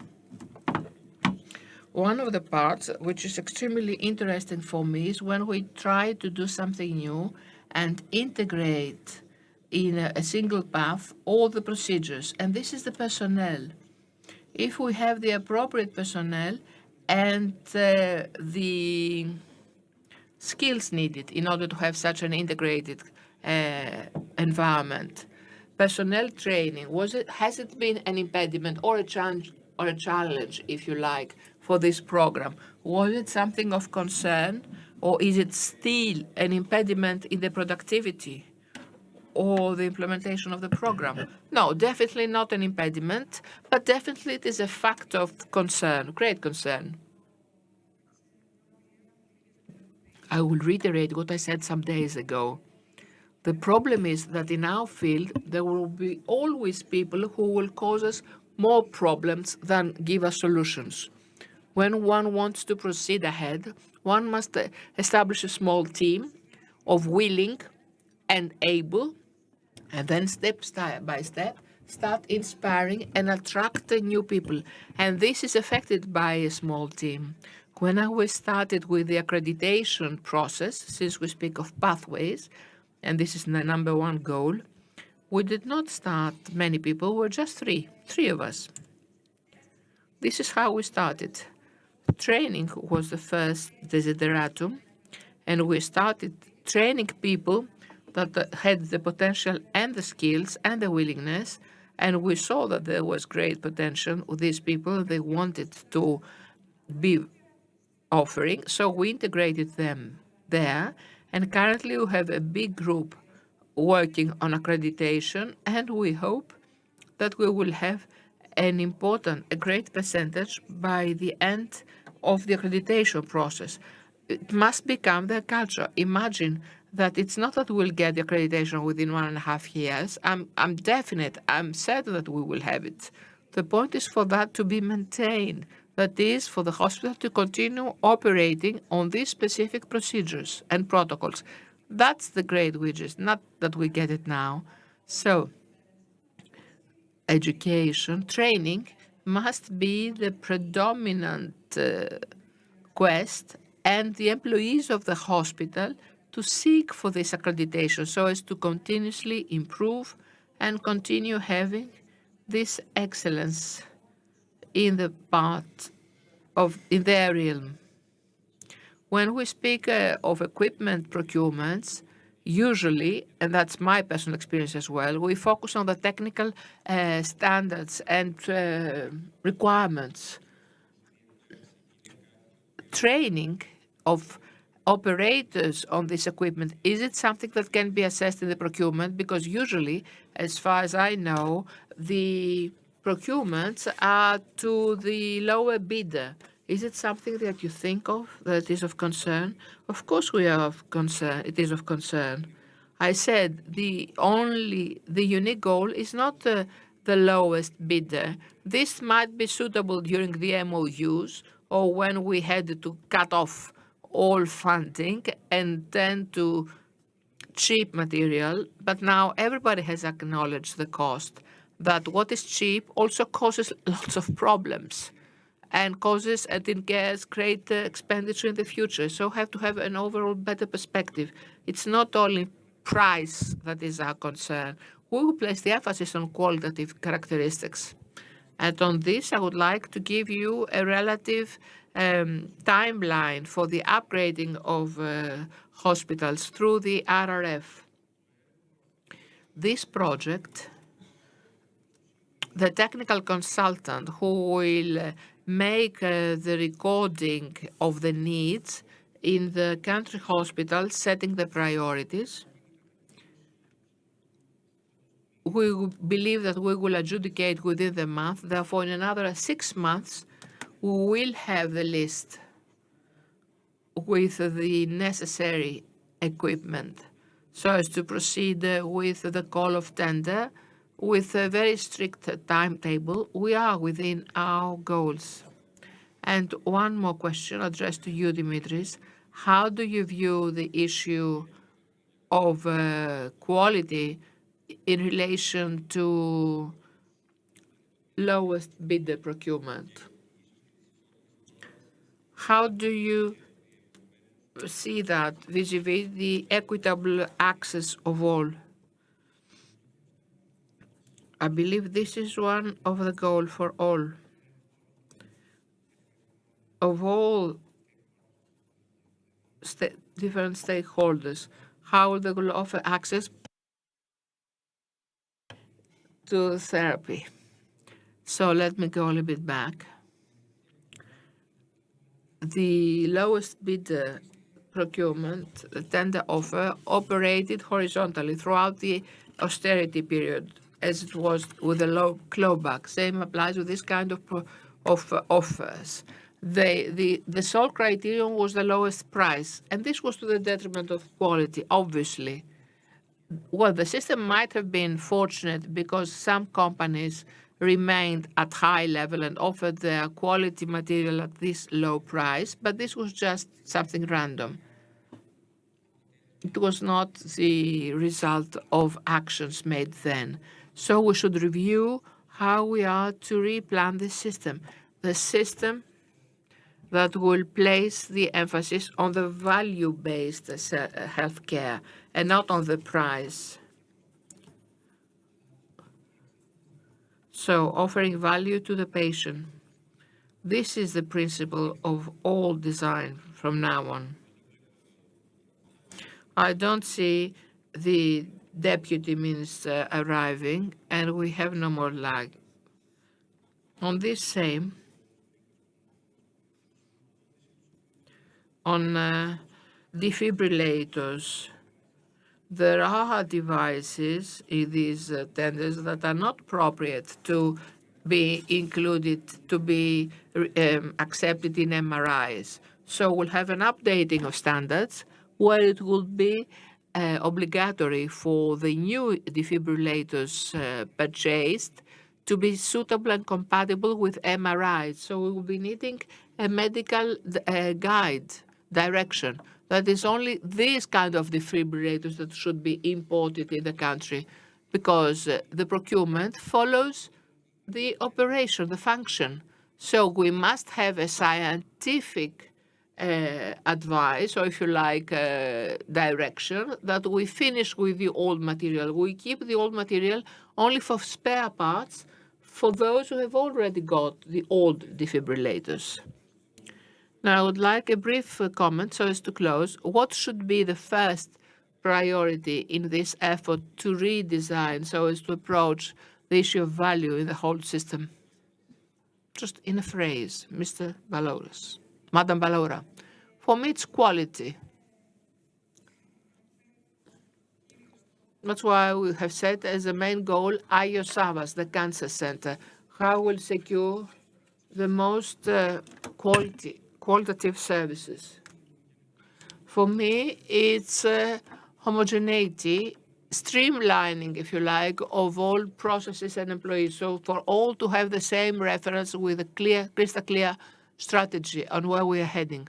Mr. Nikas, I don't know whether I can, but this is a challenge to say it just in a phrase.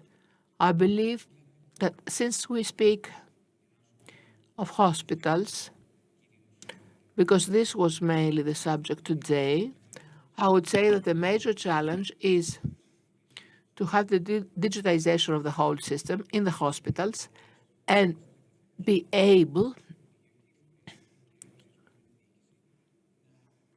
all the stakeholders that is, to be able to change the paradigm, that is, bring about the change in the way hospitals operate. This will help everyone, patients, health system, and companies. And the ministry. I warmly thank you for the discussion. Well, the minister unfortunately had to stay in Parliament and he could not come. Thank you.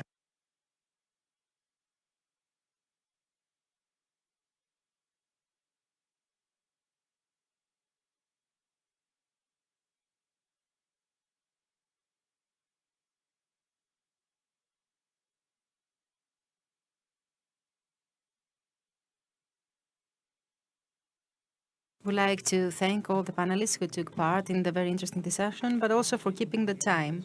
And now we proceed to the last session of the day. We are all talking about AI and technologies. This session is entitled The Role of AI in Ensuring Access to Holistic, Patient-Centric and Fair Healthcare. The moderator of the discussion is Ms. Maria Gazzulli, Professor of Biology. I would kindly ask the panelists to take their seats. We have two guests remotely. Ms. Gazzulli, you have the floor. Thank you very much. Can we start?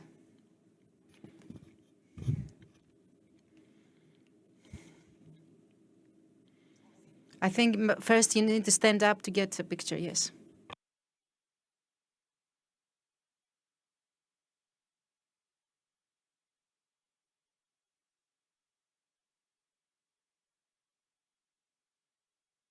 So we can start with the last discussion of the day. We talked about the need for innovation, and now we're going to talk about the most innovative matter of all, AI.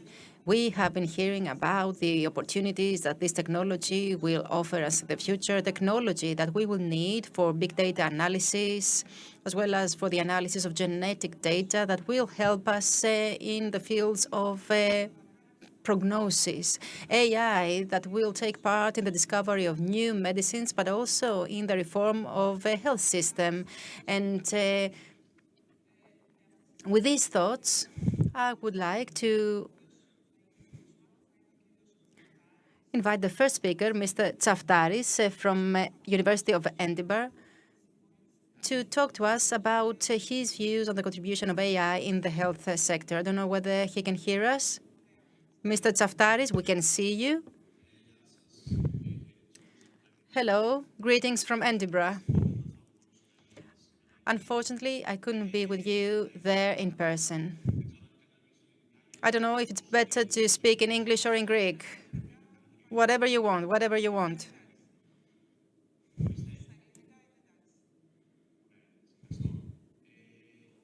So, Greek, okay.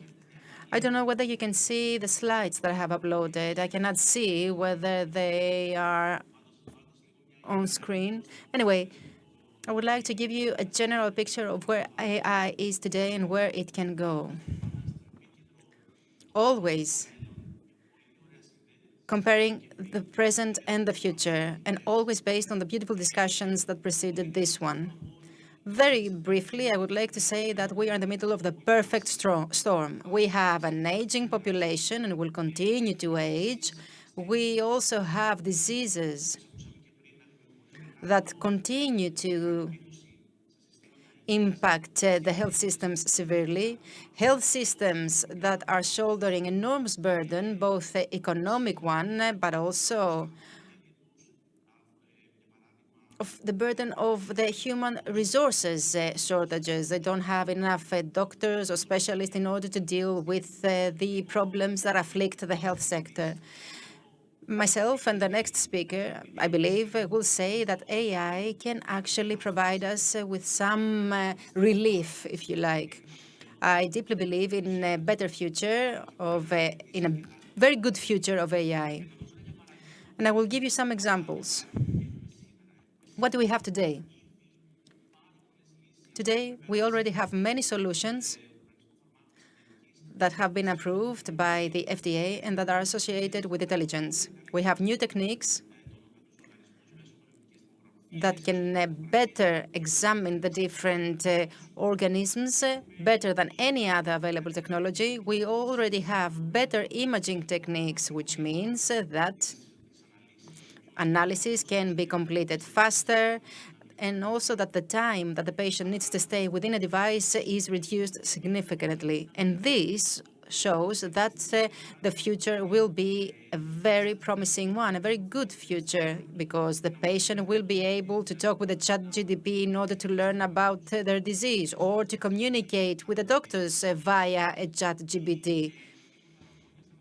Or maybe patients will use a smartwatch, the wearables, or will use other smart devices that will allow them to lead a better life, or even to ensure some monitoring of the disease from home.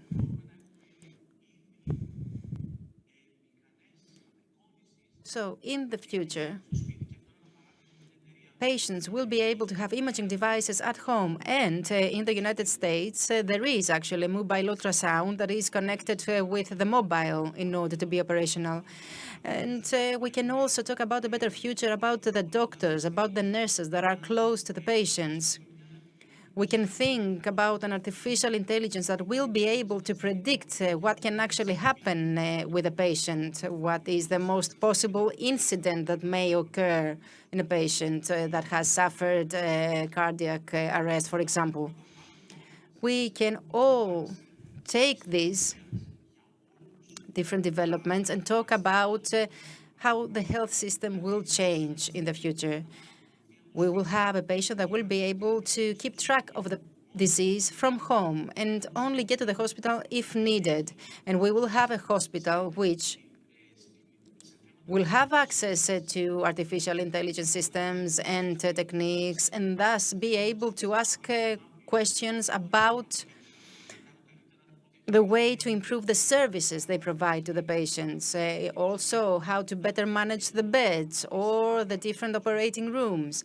Very important development, since they will improve the operation of the hospitals in terms of cost, but also in terms of effectiveness. But in order for all this to happen, we need to do some work. Despite the effort we are making,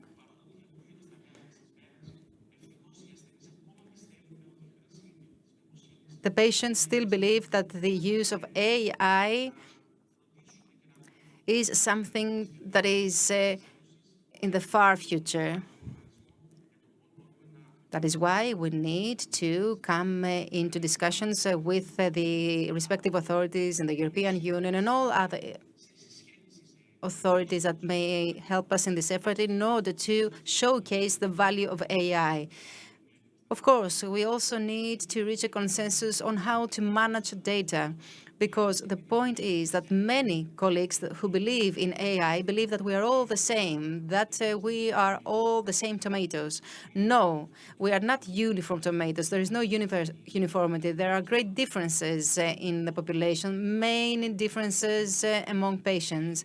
And these are the differences that will make us be more effective in diagnosis and in prevention.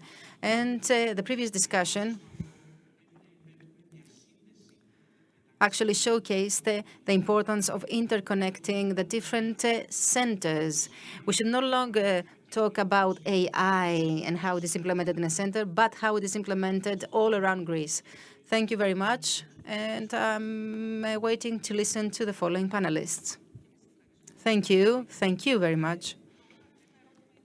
And now a question is, how quickly, how easily can we reach that stage? And I would like to invite Mr. Pinto to share with us his opinions about the use of artificial intelligence. Να μας πείτε πόσο εύκολο είναι να πετύχουμε αυτόν τον μετασχηματισμό. Σας ευχαριστώ πολύ. Καλησπέρα σας. Είναι η τέταρτη φορά που συμμετέχω στο συνέδριο HEALTHWORLD. Θα ήθελα να ευχαριστήσω τους διοργανωτές που με προσκάλεσαν για άλλη μια φορά. Θα ήθελα εν συντομία να σας δείξω κάποιες διαφάνειες και να δώσω λίγο περισσότερο χρώμα, πάντα συμπληρώνοντας την πρώτη παρουσίαση. Τις διαφάνειες, λοιπόν, σας παρακαλώ στην οθόνη. Θα μιλήσω εν συντομία για την κατάσταση της τεχνητής νοημοσύνης σήμερα και τι πρέπει να κάνουμε εμείς περισσότερο ως κυβερνήσεις. Δεν ξέρω αν υπάρχει κάποιος κυβερνητικός εκπρόσωπος στην αίθουσα. Αν όχι, σας παρακαλώ να μεταφέρετε τα λεγόμενά μου στους αρμόδιους της κυβέρνησης, ώστε να γνωρίζουν τι μπορεί να μας προσφέρει η AI. Εμείς, λοιπόν, Digital Europe είναι ένας οργανισμός που εκπροσωπεί ψηφιακές εταιρείες. Έχουμε πάρα πολλές εταιρείες που δραστηριοποιούνται στον τομέα της υγείας ως μέλη μας, αλλά και πολλές τεχνολογικές εταιρείες. Πραγματικά αυτό που κάνουμε είναι να εξετάζουμε πώς θα χρησιμοποιηθούν τα δεδομένα. Και ακριβώς σε αυτό το σημείο παίξουν σημαντικό ρόλο η τεχνητή νοημοσύνη και οι τεχνολογίες. Τα νοσοκομεία συλλέγουν δεδομένα και πιστεύω η κυρία που καθόταν στην θέση μου νωρίτερα μιλούσε για τα δεδομένα, για την ποιότητα των δεδομένων. Αλλά υπάρχουν τόσα πολλά δεδομένα τα οποία έχουν που δεν μπορούν όμως να αναλύσουν, που αυτό δημιουργεί πρόβλημα. Και εκεί ακριβώς θα μπει η τεχνητή νοημοσύνη. Δεδομένου ότι μπορεί να πάρει όλη αυτή την πληροφόρηση, να διασφαλίσει ποιότητα σε αυτήν, στη συνέχεια να τη χρησιμοποιήσει με τον πιο αποδοτικό τρόπο. Και έτσι να έχει το μεγαλύτερο αντίκτυπο κυρίως στον τομέα της έρευνας ή της ανάπτυξης ιατροτεχνολογικού εξοπλισμού. Όταν μιλάμε για την τεχνητή νοημοσύνη, πρέπει να έχουμε κατά νου τρία πράγματα. Και αυτό που μου άρεσε μέχρι τώρα είναι ότι, σε αντίθεση με την Ευρωπαϊκή Επιτροπή, η οποία λέει μην χρησιμοποιείτε τεχνητή νοημοσύνη, είναι επικίνδυνη, πρέπει να ρυθμιστεί και ούτω καθεξής, και ότι πρέπει να την αναλύσουμε πριν αρχίσουμε να την χρησιμοποιούμε. Εδώ, ο Υπουργός σας, κυβερνητικοί εκπρόσωποι, εκπρόσωποι νοσοκομείων, ήδη σκέφτονται να τη χρησιμοποιήσουν εδώ και τώρα. Μπράβο σας. Διότι, επιτρέψτε μου να σας πω κάτι, η Ελλάδα ίσως να είναι μία από τις καλύτερες χώρες όσον αφορά τον τομέα της υγείας. Άλλες χώρες δυστυχώς αντιμετωπίζουν τα προβλήματα της υπερβολικής ρύθμισης και των πολλών κανόνων, ενώ χώρες οι οποίες είναι υπέρ της αλλαγής μπορούν να προσφέρουν καλύτερες και πιο ποιοτικές υπηρεσίες υγείας. Όταν λοιπόν εξετάσουμε την τεχνητή νοημοσύνη, πρέπει να έχουμε κατά νου τρία πράγματα. Πρώτα απ' όλα, ότι στο κέντρο όλων θα πρέπει να βρίσκεται ο άνθρωπος, ο οποίος θα είναι και υπεύθυνος για την παρακολούθηση, την επίβλεψη. Ποτέ δεν θα έπρεπε να γίνεται συζήτηση υποκατάστασης αυτού του ανθρώπου.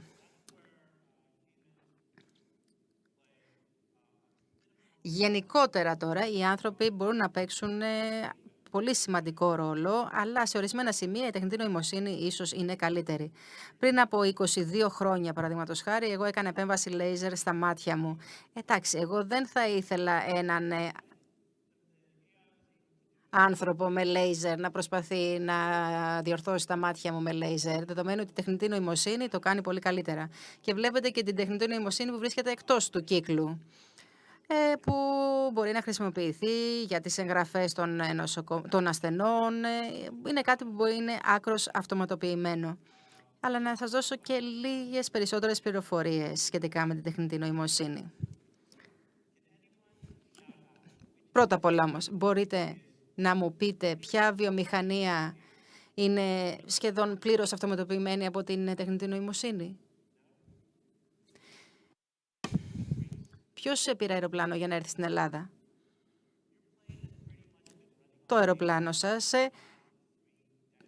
κινείται και πλοηγείται από τεχνητή νοημοσύνη τις τελευταίες 3 δεκαετίες, με πολύ περιορισμένη ανθρώπινη συμμετοχή.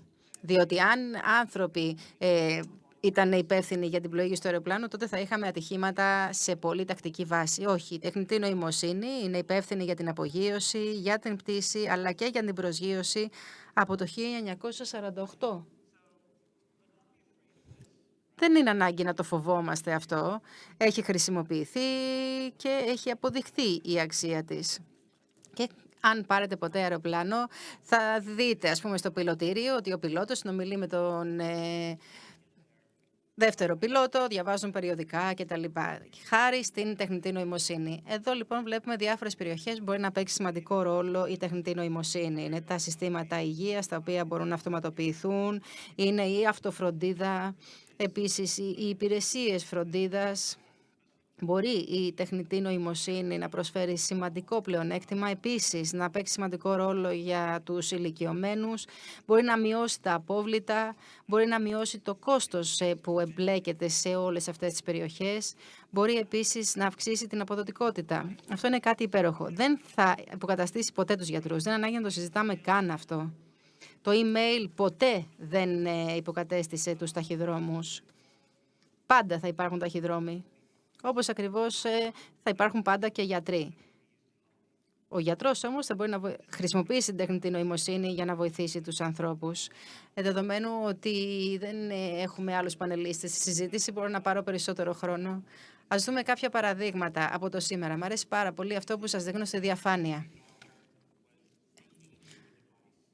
Ένας γιατρός μιλούσε σε έναν εξοπλισμό για έναν ασθενή. Αμέσως έγινε η μεταγραφή σε αυτό που βλέπετε και στη συνέχεια φορτώθηκαν αυτά τα δεδομένα στα αρχεία δεδομένων. Ουσιαστικά αυτή η συσκευή χρησιμοποίησε αναγνώριση φωνής, αναγνώριση γραφής και είναι και σε θέση να επικαιροποιεί τα δεδομένα υγείας σε τακτική βάση. Βλέπουμε λοιπόν την περίπτωση των αρχείων, των φακέλων που μπορούν να ψηφιοποιηθούν. Που αλλού μπορεί να παίξει πολύ σημαντικό ρόλο. Βλέπουμε πραγματικά σημαντική κόπωση. Στην χώρα μου, παραδείγματος χάρη, τη Γαλλία, υπάρχουν πολλές περιοχές όπου δεν υπάρχουν γιατροί. Είναι οι επωνομαζόμενες ιατρικές έρημοι. Οπότε καταλαβαίνετε ποια είναι η πίεση που ασκείται στους επαγγελματίες υγείας. Και οι περισσότεροι από αυτούς έχουν φτάσει στα όρια της κόπεσης, του burnout. Και αυτό είναι ένα φαινόμενο που παρατηρείται και σε παγκόσμιο επίπεδο. Η τεχνητή νοημοσύνη μπορεί να μειώσει αυτό το βάρος που υπομίζονται οι γιατροί και να διευκολύνει τη ζωή τους.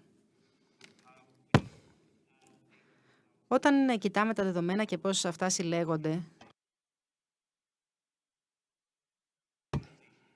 και όσον αφορά και την οργάνωση των δεδομένων και την αποθήκευση αυτών με ασφάλεια, τότε βλέπουμε ότι αυτό γίνεται εκτός της Ευρωπαϊκής Ένωσης. Υπάρχουν κάποιες χώρες, όπως η Γερμανία, οι οποίες έχουν κάνει σημαντικά βήματα, αλλά κυρίως όλα αυτά γίνονται εκτός της Ευρωπαϊκής Ένωσης. Και αυτός είναι ένας κίνδυνος που αντιμετωπίζουμε. Σύντομα θα δημοσιεύσουμε μία εργασία και θα δείτε σε αυτήν ότι η Ευρωπαϊκή Ένωση αντιμετωπίζει τον κίνδυνο να μείνει πίσω, ενώ θα έπρεπε να έχει την ηγετική θέση. Και εδώ πέρα βλέπετε κάποιες περιοχές όπου θα αντιμετωπίσουμε μεγάλες δυσκολίες. Αν κοιτάξετε το GDPR, που είναι ο κώδικας για την προστασία προσωπικών δεδομένων, θα δείτε ότι δεν υπάρχει ακόμα σαφήνεια σχετικά με το τι σημαίνει αυτοματοποίηση. Με το τι σημαίνει ανωνυμία. Και αυτό αποτελεί πάρα πολύ σημαντικό εμπόδιο, όπως και ο νόμος για τα δεδομένα, το Data Act, και καθώς και η συζήτηση που λαμβάνει η χώρα για την τεχνητή νοημοσύνη. Και υπάρχουν τόσες πολλές επικαλύψεις στους κανονισμούς για τον ιατροτεχνολογικό εξοπλισμό, που ακόμα και πολλές νεοφυείς επιχειρήσεις δεν θα δραστηριοποιηθούν στην Ευρωπαϊκή Ένωση και που θα το κάνουν εκτός της Ευρωπαϊκής Ένωσης, όπου θα βρουν πρόσφορο έδαφος. Ενώ εδώ στην Ευρώπη υπάρχουν πάρα πολλά εμπόδια σε πάρα πολλούς τομείς, όπως είναι και η ροή των δεδομένων, τα οποία πρέπει να διορθωθούν. Η ελληνική κυβέρνηση πρέπει να συνεργαστεί με την Ευρωπαϊκή Ένωση, ώστε όλα τα κράτη-μέλη να φτάσουν σε μία συμφωνία, δεδομένου ότι υπάρχει ο κίνδυνος η Ευρωπαϊκή Ένωση να μείνει πίσω.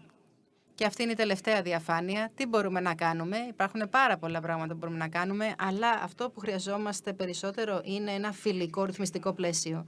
Αν η Ελλάδα το καταφέρει αυτό, τότε ξέρετε ότι θα πάρει την πρώτη θέση, το πλεονέκτημα. Οπότε κάντε το. Αυτό σας λέω. Όταν εξετάζουμε τα ιατρικά αρχεία, πρέπει να διασφαλίσουμε ότι θα υπάρχουν τα απαιτούμενα δεδομένα, ούτως ώστε να είναι πλήρη αυτά τα αρχεία και να μην υπάρχει η επωνομαζόμενη προκατάληψη. Επίσης, θα πρέπει να γίνει η χρήση της διαθέσιμης τεχνολογίας και θα σας ρωτήσω κάτι τελευταίο. Η Ευρώπη θα έπρεπε να είναι ένας μεγάλος εξαγωγέας τεχνητής νοημοσύνης και ψηφιακής τεχνολογίας ή θα έπρεπε να είναι ένας μεγάλος εισαγωγέας? Αναρωτηθείτε κι εσείς το ίδιο πράγμα. Θέλετε η Ελλάδα να είναι εισαγωγέας ψηφιακής τεχνολογίας ή εσείς να δημιουργείτε τεχνολογία και να εξάγετε? Το βλέπω αυτό να συμβαίνει στη Βουλγαρία, στην Πολωνία. Δεν μπορώ να καταλάβω γιατί εσείς να μην ανταγωνιστείτε τη Βουλγαρία. Ας είστε ο εξαγωγέας και πιστέψτε με, θα έρθω να πάρω τη σύνταξή μου εδώ.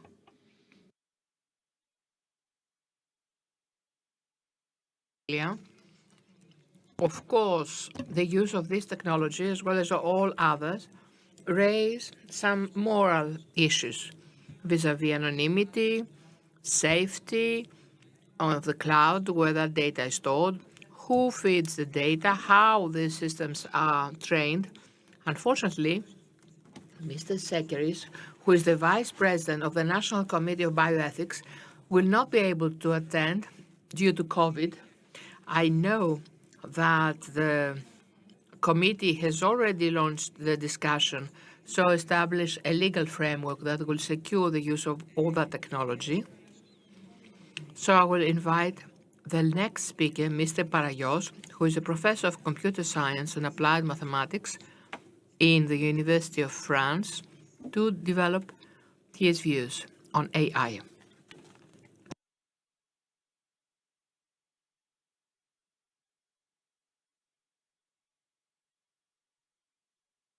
Good afternoon from Santiago. It's 6 o'clock in the morning. Good afternoon, Greece.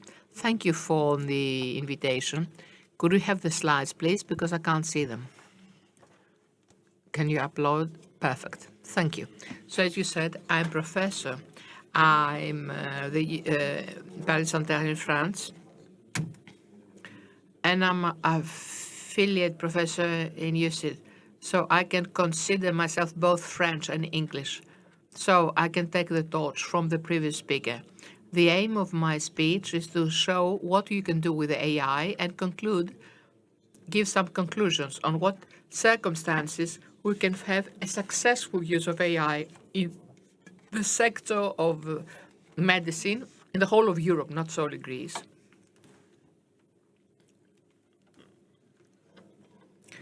First thing to do is to define what we expect by AI in health sector. We actually expect three different things that we can. The first thing that we expect is something very simple, that is to use more or less automated systems that they will be able, once we explain how the job is done, to do something similar. So have to do with automation, where the software in very simple tasks will perform them in repetition. This is very simple to do once the man can explain the rationale. This operates for automation, for communication with the patients, how we fix an appointment, and so forth. The second thing interesting is something completely different. Because if we do not understand the man's rationale, the overall idea is to create a similar rationale, which on a specific query will always offer the same answer. To be more specific, take a simple example. Let's take breast cancer as a diagnosis. We know that more or less all women must be tested, have a mammography every 2 years after a certain age. Once this is done, a physician can decide whether there is a problem or not. The idea of AI is to take many mammographs, hundreds of thousands or millions of mammographs, ask the doctors, they can tell them whether there's something suspicious in each mammography, and then after having on one hand the mammography, on the other hand the area where there's something suspicious, we will train an algorithm that will be able for any new mammography to indicate whether it's something suspicious. The specific case, instead of understanding the man's rationale, what we do is to produce the man's rationale on a specific query. The algorithm does not understand that looks at mammography, but has been trained with multiple data so as to be able to perform accordingly, which is most interesting because for countries such as Greece, with many regional hospitals and remote isles who do not have specialized physicians, we may have there softwares that a physician can do that can help us have a health system which in a way is able to offer the same health quality of health care, regardless of the area of the country. The third area, which is of greater interest for me, is to move further ahead and for the AI to do something more than man can do. When we speak of cancer, for instance, we speak of breast cancer. Breast cancer is not a disease, it's many diseases in which are all covered under the same description. Depending on the phenotype of the disease, the therapy, the treatment is not necessarily the same, And the patients, although receiving the same treatment, some will respond positively and some will respond negatively. So AI can be used so as to have data where originally we know what were the patient's data, we know what is the treatment received, and then knowing which of the patients managed to have a positive response and which ones did not, to find in the original data the piece of information that will allow us in the future to select which is the best treatment for the patient. So here we speak of prognosis. So the algorithm will help us see what is the possible evolution of the disease in the future. And according to this prediction, select the best, most suitable, tailor-made, if you like, treatment. I'll speak of clinical trials here when we see where AI is currently used. The first is in diagnosis area.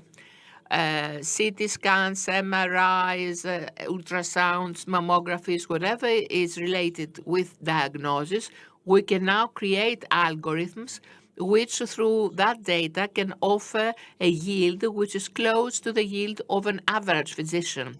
Of course, these AI algorithms will not be better than the best physician, but the more the data we feed, we have collective intelligence. The algorithm will be all the better.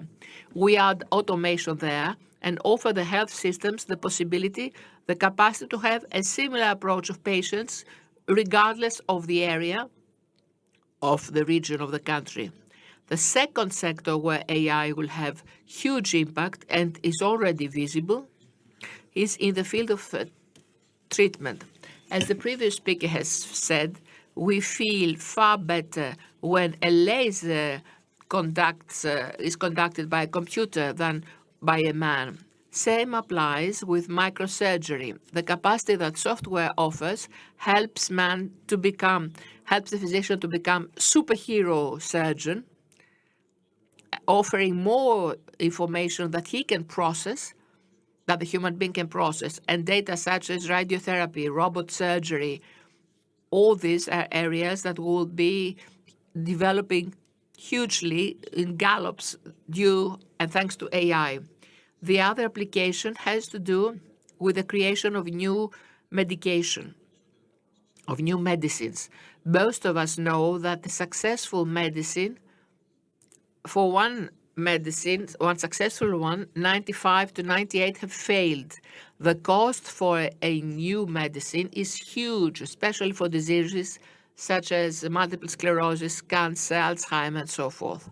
So AI is not that it will give us the ideas what's the best medicine, but will help us select for a specific medicine who is the appropriate patient, the subgroup in the population where it will be successful. So if we view the future, this is already the reality. In some hospitals, we already have applications that address the specific questions.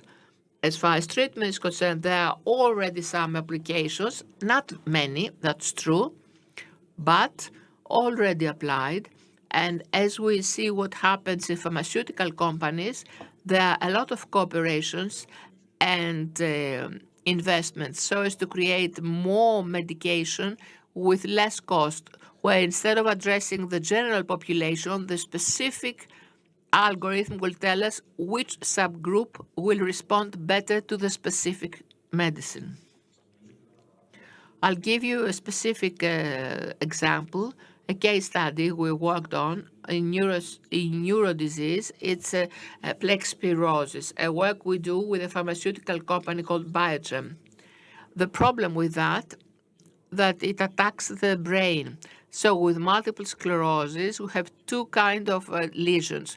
The first is the so-called chronic multiple sclerosis. That is, a part of the brain is gradually deteriorates with a small change in time because we can't do much because the impact on the patient is quite limited. The other kind of multiple sclerosis is the so-called acute activity. That is, we've got incremental deterioration of the brain with a big number of tumors that will appear and which have disastrous impact on the patient's health. because they have huge impact on the senses, on the move, and so forth. The medicines used currently aim at avoiding these sudden assaults on the brain. The point is that we do not know when a patient is hospitalized, which part of the attack responds to the chronic appearance of the disease and which part is due to acute attack. So we try from one single CT scan to reach the phenotype of the disease. We had 5 data banks that arrived from different medicines. For each data bank, we knew what was the original state of the patient, and at the end, after the completion of the treatment. And the goal was, by following the evolution of the disease, to go back and see, on the basis of the original tomography, which part of the disease responded to the chronic change and which part responded to instant assaults, the acute stage. What you see here is a depiction of the evolution of disease. You see the various clinical trials we used, and you see how the algorithm could, from one single mechanical CT scan, understand which part of the disease is chronic and which part is far more aggressive. And depending on this correlation, we can select what is the best possible treatment to be administered. What you see here is the part. How is the CT scan? What is the area with multiple sclerosis? And what is the area of the brain if we had not multiple sclerosis? So by comparing the brain with and without MS, which was caused artificially through AI, we managed to have a response up to 80%, and we could characterize the phenotype of the disease and therefore select the appropriate treatment. Now, if we look a little bit into the near future, this is an example which is not of diagnosis, it's of prognosis. But we can also understand what is the phenotype of a disease, and depending on that, to select the appropriate treatment. If we look 5 years ahead, what we can say is that artificial intelligence will help us identify things that the human eye cannot catch. We know that the human brain has huge capacity, but when we come into the 5 dimensions, which is a new mathematical model, we can no longer process data. AI idea is precisely to help us see things that the man's eye cannot see. We will find information that is hidden amongst our data, and this will be used so as to offer answers that we can currently not give.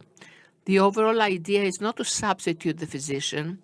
In many applications which are uninterested, of course, AI may substitute the physician so as to earn time, so as for the physician to deal with more interesting things.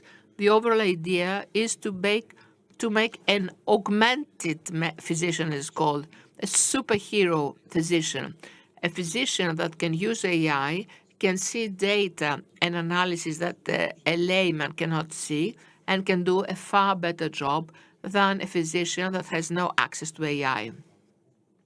And even further down the road, I believe that in 15, 20 years, on the basis of this evolution and having data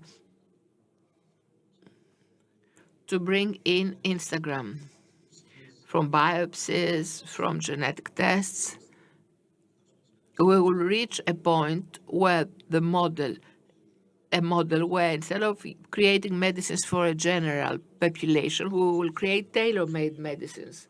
We'll reach such a point vis-a-vis the phenotype of the disease that we will be able to choose for each patient the appropriate version of the medicine. In order to do that, many things are needed. First of all, if we see every hospital at least as far as France is concerned that I know, believes that it's better than the other. In the same hospital, each physician believes that's better than all his colleagues. We have no standardized process. Each physician, each hospital does different things. In order for AI to operate, however, we must create data banks that will be more or less uniform. The overall idea is to learn the best practices. Have practices will be used with similar way from one hospital to the other. The second thing that is very important is to make a difference between reason and causality. That is, all these models have huge number of parameters, tens and hundreds of thousands of parameters. On the other hand, which is millions of parameters, we have data banks, which in the best case will be some thousand in number. So we must be certain that what the algorithm finds, what the AI finds, is not something random, where indeed the two parameters just corresponded due to luck, but there's a whole biological and medical explanation on why the specific parameters that the algorithm uses are capable of giving us an answer. Last thing, most important, we must be able to view the whole of the disease. What I was saying to my students, when we want to write a paper, we look at the peak of the iceberg. But when we do something for the hospital, we must work on the part that is visible. But the truth is that all these diseases, all these problems are so complex that we see only 20% of reality. So it is a continuous and constant effort where physicians use their knowledge so as to reach the desired effect. In order to conclude, if we want to predict the future, I believe that AI will have huge impact in the field of healthcare. Two prerequisites must be fulfilled, however. First, it's important to see the problem in a holistic manner. Instead of solving only one part, full-scale problem, it is most important to see the overall pathway of the patient. What is used very much in our days is so-called holistic pathways. When you have some cancer patient, the selection of the treatment that you will do has immediate impact on the effectiveness of the treatment that you will introduce in the next step. So having the capacity to overlook the overall course of the therapy, you will have the capacity to do far better choices. The other thing, equally important, is that technical assessment is based on data analysis. Medicine is a subject where we have knowledge in that for some 2,000 years. In order to be able to use in the best possible way the two different knowledge fields, we must find ways where biology, medicine, the knowledge we have affects the AI algorithms. It is a combination of the knowledge and the model. It is also important, all those methods, they use data. So it is equally important. It's like a child. If you've got a bad professor and give bad data, the student will also be bad.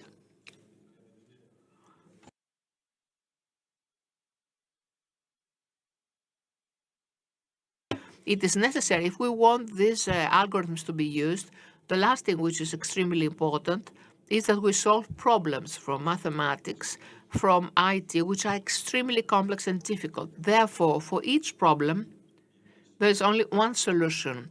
For each problem, the selection of the appropriate algorithm that produces the solution is equally important. That is, the choice is important. We can't believe that for each problem, we can take an algorithm passepartout that we will solve all problems. So it is important to have the big picture, to use the knowledge of the subject from the physicians, the biologists, the geneticists. It is important to have a very thorough and concentrated data bank with reliable, good quality data, but it's also important to know how to select the best possible method. Thank you. This was a very important example that pertains to diagnosis and also of the application of AI in practice. You said that the AI will be complementary to the doctor. It will never replace the doctor. And now, in the second round, I would like to ask Mr. Tsaftaris to comment on what we have heard. We talked about diagnosis, we talked about the importance of having databases, but how would you see AI contributing to the improvement of the health system in terms of monitoring, supervising, more effective management of health in general? And in combination with diagnosis treatment, could lead to a reduction of the cost that the patients for the patients.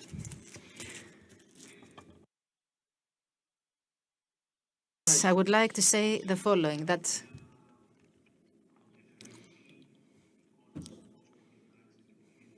I talked about the way that AI will evolve over time. I didn't have time to elaborate on that. The point is that if we really have this assistance available at the hospital, we will be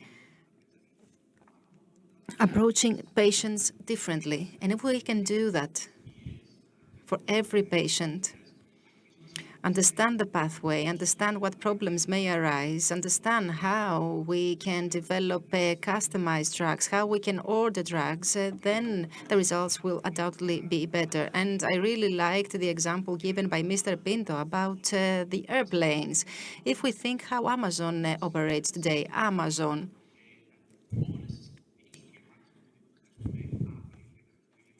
doesn't have stock of everything. No. They know exactly what the demand will be for a specific product, and based on that, they will develop some stocks.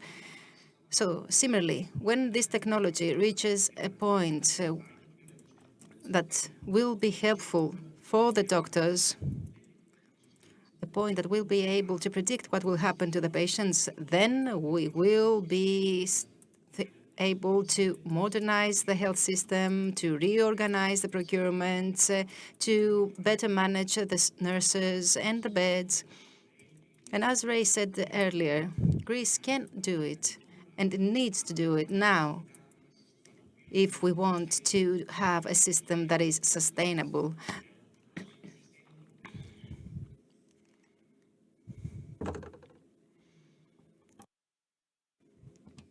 Δόκτωρα Πίντο, ποια πιστεύετε ότι θα πρέπει να ήταν η προτεραιότητα για το σύστημα υγείας, πάντα σε σχέση με την τεχνητή νοημοσύνη και προκειμένου να γίνει πιο αποδοτικό? Πιστεύω ότι είναι μια πολύ δύσκολη ερώτηση αυτή που μου κάνετε. Και όποιος δραστηριοποιείται στο σύστημα υγείας γνωρίζει ότι πολλά νοσοκομεία έχουν δοκιμάσει διαφορετικές τεχνολογίες, όχι πάντα με τα αναμενόμενα αποτελέσματα. Η απάντηση, λοιπόν, είναι πολύπτυχη. Πρώτα απ' όλα, υπάρχουν τρεις παράγοντες που πρέπει να υπάρχουν προκειμένου όλα αυτά που αναφέρατε να είναι πραγματικότητα. Πρώτα απ' όλα, δεδομένα. Ξέρετε ποιοι έχουν πολύ δεδομένα, πιο πολλά δεδομένα? Οι κυβερνήσεις. Στη συνέχεια, πρέπει να διασφαλιστεί ότι οι άνθρωποι που αναπτύσσουν αυτούς τους αλγόριθμους μπορούν να συνεργαστούν. Και εκεί ακριβώς μπαίνει ο ιδιωτικός τομέας. Ο ιδιωτικός τομέας μπορεί να χρησιμοποιήσει τους πόρους, να εκμεταλλευτεί τα κίνητρα, ούτως ώστε να αποσυντικοποιήσει αυτά τα δεδομένα, να τα τσεκάρει ως προς την ποιότητά τους, δηλαδή να αντλήσει τη σωστή πληροφόρηση από αυτά και στη συνέχεια να τροφοδοτήσει τους αλγόριθμους. Ο κύριος πρωτήτερα είπε ότι οι αλγόριθμοί σας είναι τόσο καλοί όσο και τα δεδομένα σας. Δηλαδή, όπως ακριβώς και στο παράδειγμα μας έδωσε με τους δασκάλους και τους μαθητές. Και τέλος, αυτό που χρειάζεται, μάλλον αυτά που χρειάζονται, είναι τα εξής.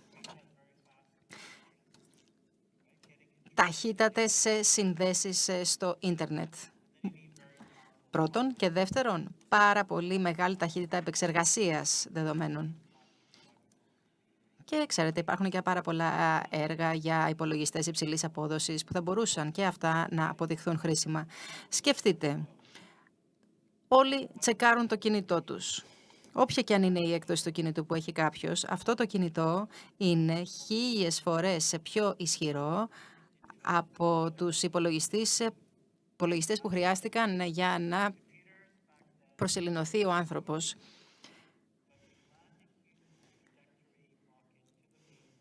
Τότε λοιπόν πριν χρόνια οι υπολογιστές όρισαν την πορεία, την τροχιά και έτσι έγινε και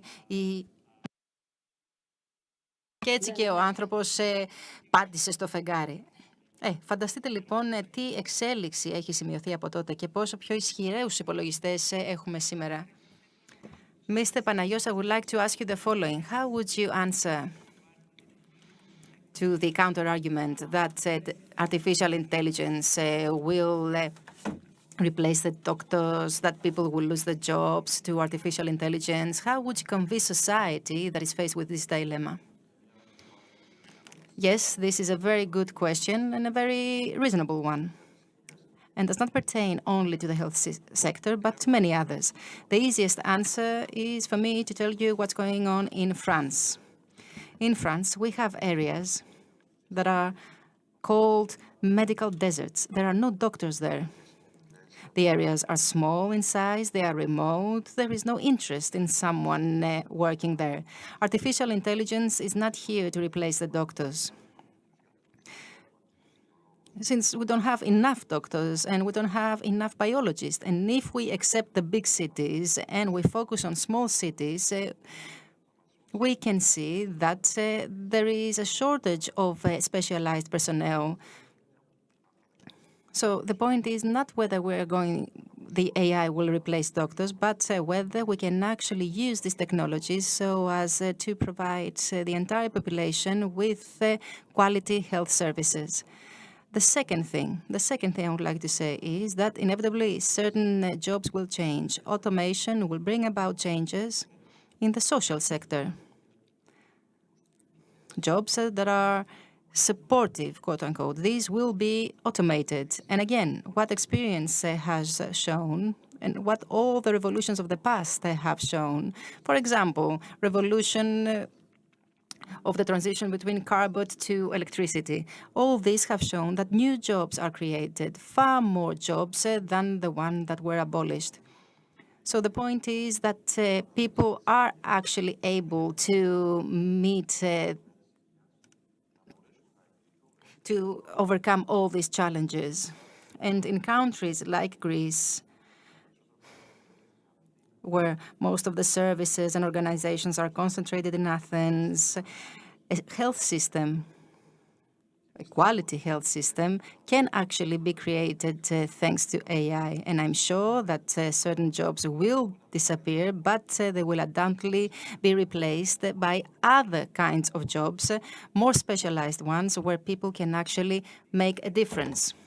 We'd like to thank all the speakers for this beautiful discussion. Let's all keep in mind that AI will provide us with solutions and will help us. And it's better to focus on the positive side and not to be suspicious of the new technology. Thank you very much.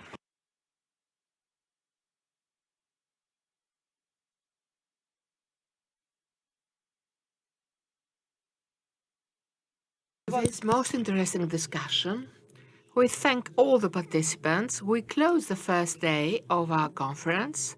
I hope you enjoyed the discussions and what has been said. See you again tomorrow, the second day of our conference. We expect you. We wish you a nice afternoon and evening. Goodbye.